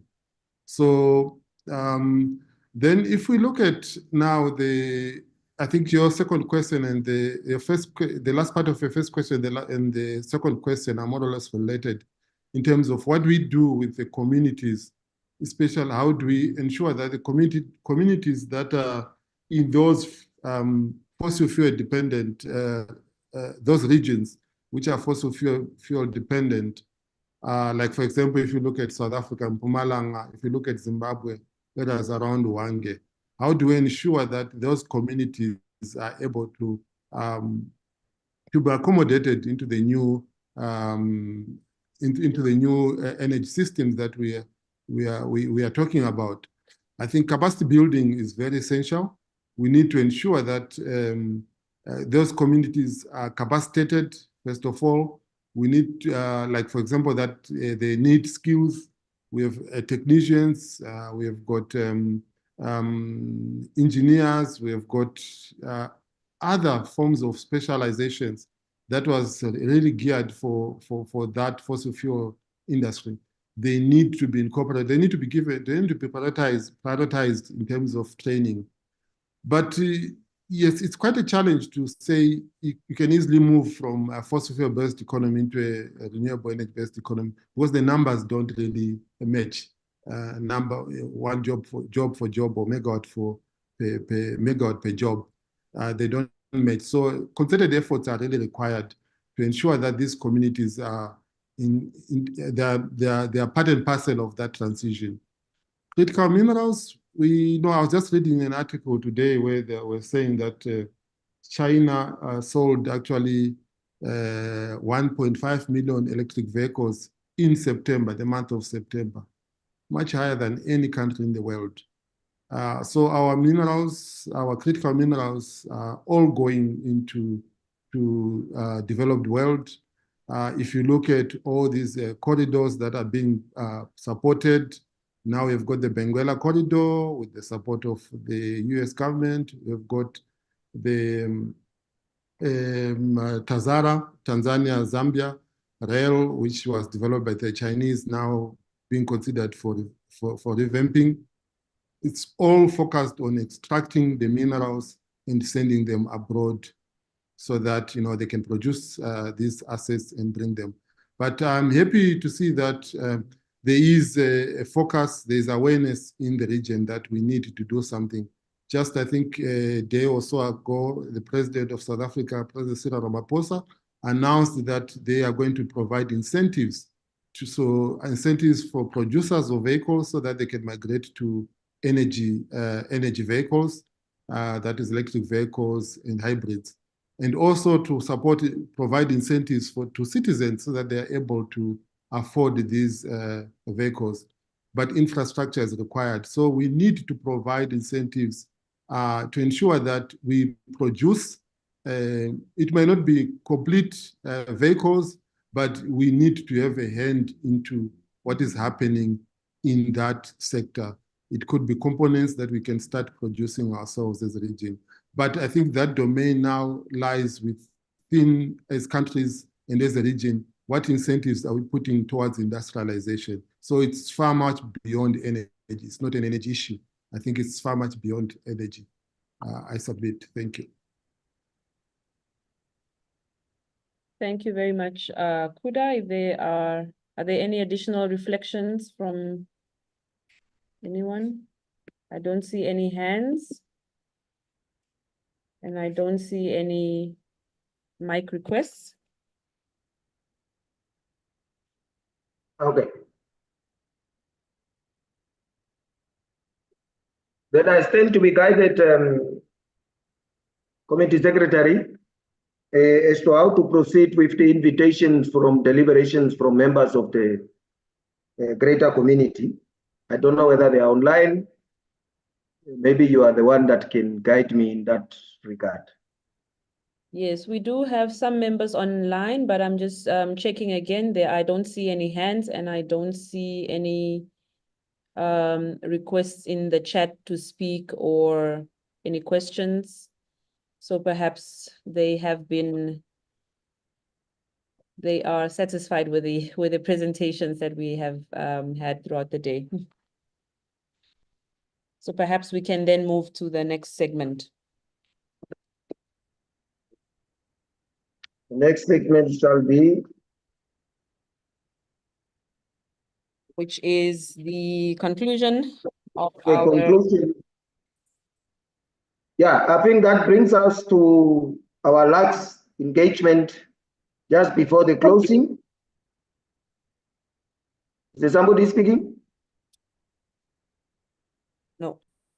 Okay, that brings us to second last pinnacle topic, which is the deliberation by members on the issues raised and the recommendations to our 56th plenary assembly. Could you lead us there, Honorable Rachel, in waiting? I think we have concluded that segment. So we did the deliberations before the inputs from the citizens. So the next segment should then be, well, I will share a feedback questionnaire, and then we will ask participants to kindly complete the feedback questionnaire. So the next segment will then be, I will ask the Honorable Chairperson of the committee to deliver his closing remarks and to officially close the meeting. Okay. Yeah, honorable members, I stand with the protocol that we have established and greet you all on this Friday. I think for all of us here, it's Friday afternoon, and for Master John Oldfield, he's a little bit behind. So for him now, it's Friday morning. So, but with this, honorable members and distinguished participants, we have come to the conclusion of this significant public hearing, and I would like to extend my profound appreciation to each and everyone that has participated in today's deliberations. Your valuable insights, perspectives, and submissions have enriched our deliberations and strengthened our collective understanding of the urgent and complex challenges we face in addressing climate change, particularly in the context of climate finance and building resilience across our SADC region. Today's session has also reaffirmed the critical role that public engagement plays in shaping policies that are inclusive, effective, and responsive to the needs of our people. The dialogue we have shared today reflects the commitment of SADC member states to not only address the immediate impacts of climate change, but also to lay the groundwork for a long-term sustainable solutions. It is clear from our discussions that the challenges we face, whether it be the need for climate-smart agriculture, the sustainable management of our natural resources, or the development of alternative energy sources, are intertwined with the pressing issue of climate finance. As we move forward, the need for recalibrating the global climate finance architecture remains of paramount importance. We must ensure that financial mechanisms, particularly those to be discussed at COP29, are equitable and geared towards unlocking the resources necessary to build a more resilient and prosperous future for our region. Honorable members, as we prepare for COP29, it is critical that we, as parliamentarians and experts, continue to be champions for climate finance within our respective countries and ensure that the new collective quantified goal reflects the specific needs and aspirations of African nations. We are not merely observers in this global discourse, we are active participants and drivers of change. It is our responsibility to ensure that the SADC voice is strong and clear in international forums, advocating for the interest of our people and ensuring that no community is left behind in the transition to sustainable future. In addition, the importance of the regional cooperation cannot be overstated. The challenges of climate change do not stop at national borders.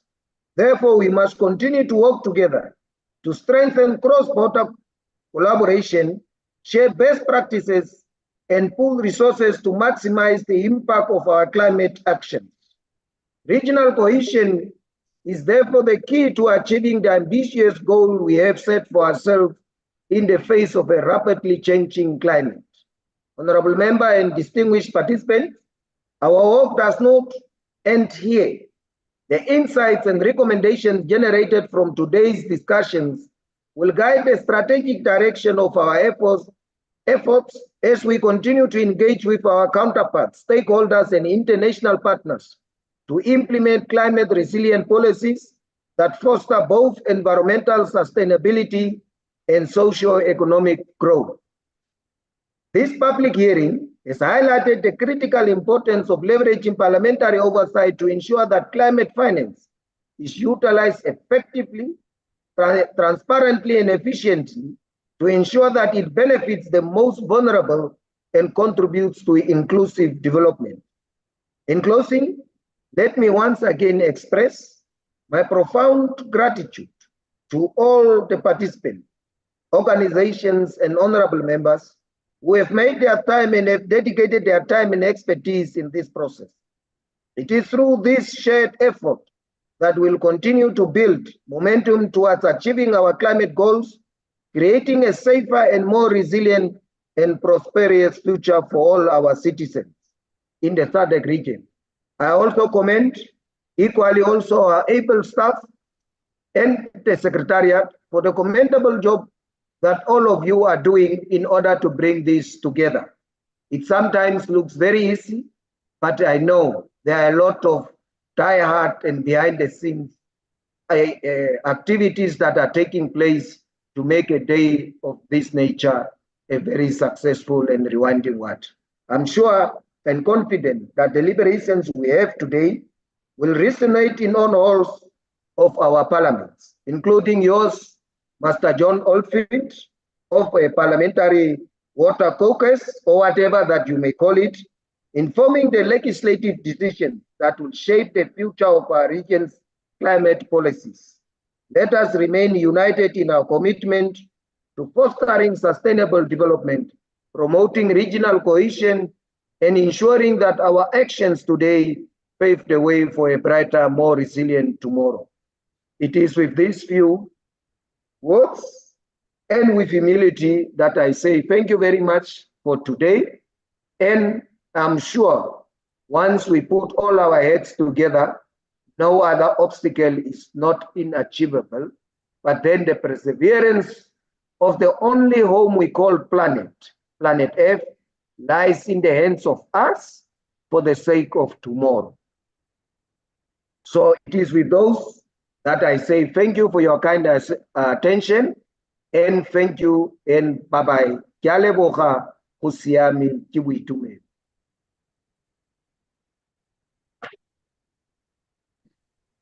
Thank you, Honorable Chair. I will ask the members of the Secretariat to please remain behind for a debriefing, and everyone else may terminate the meeting. Thank you.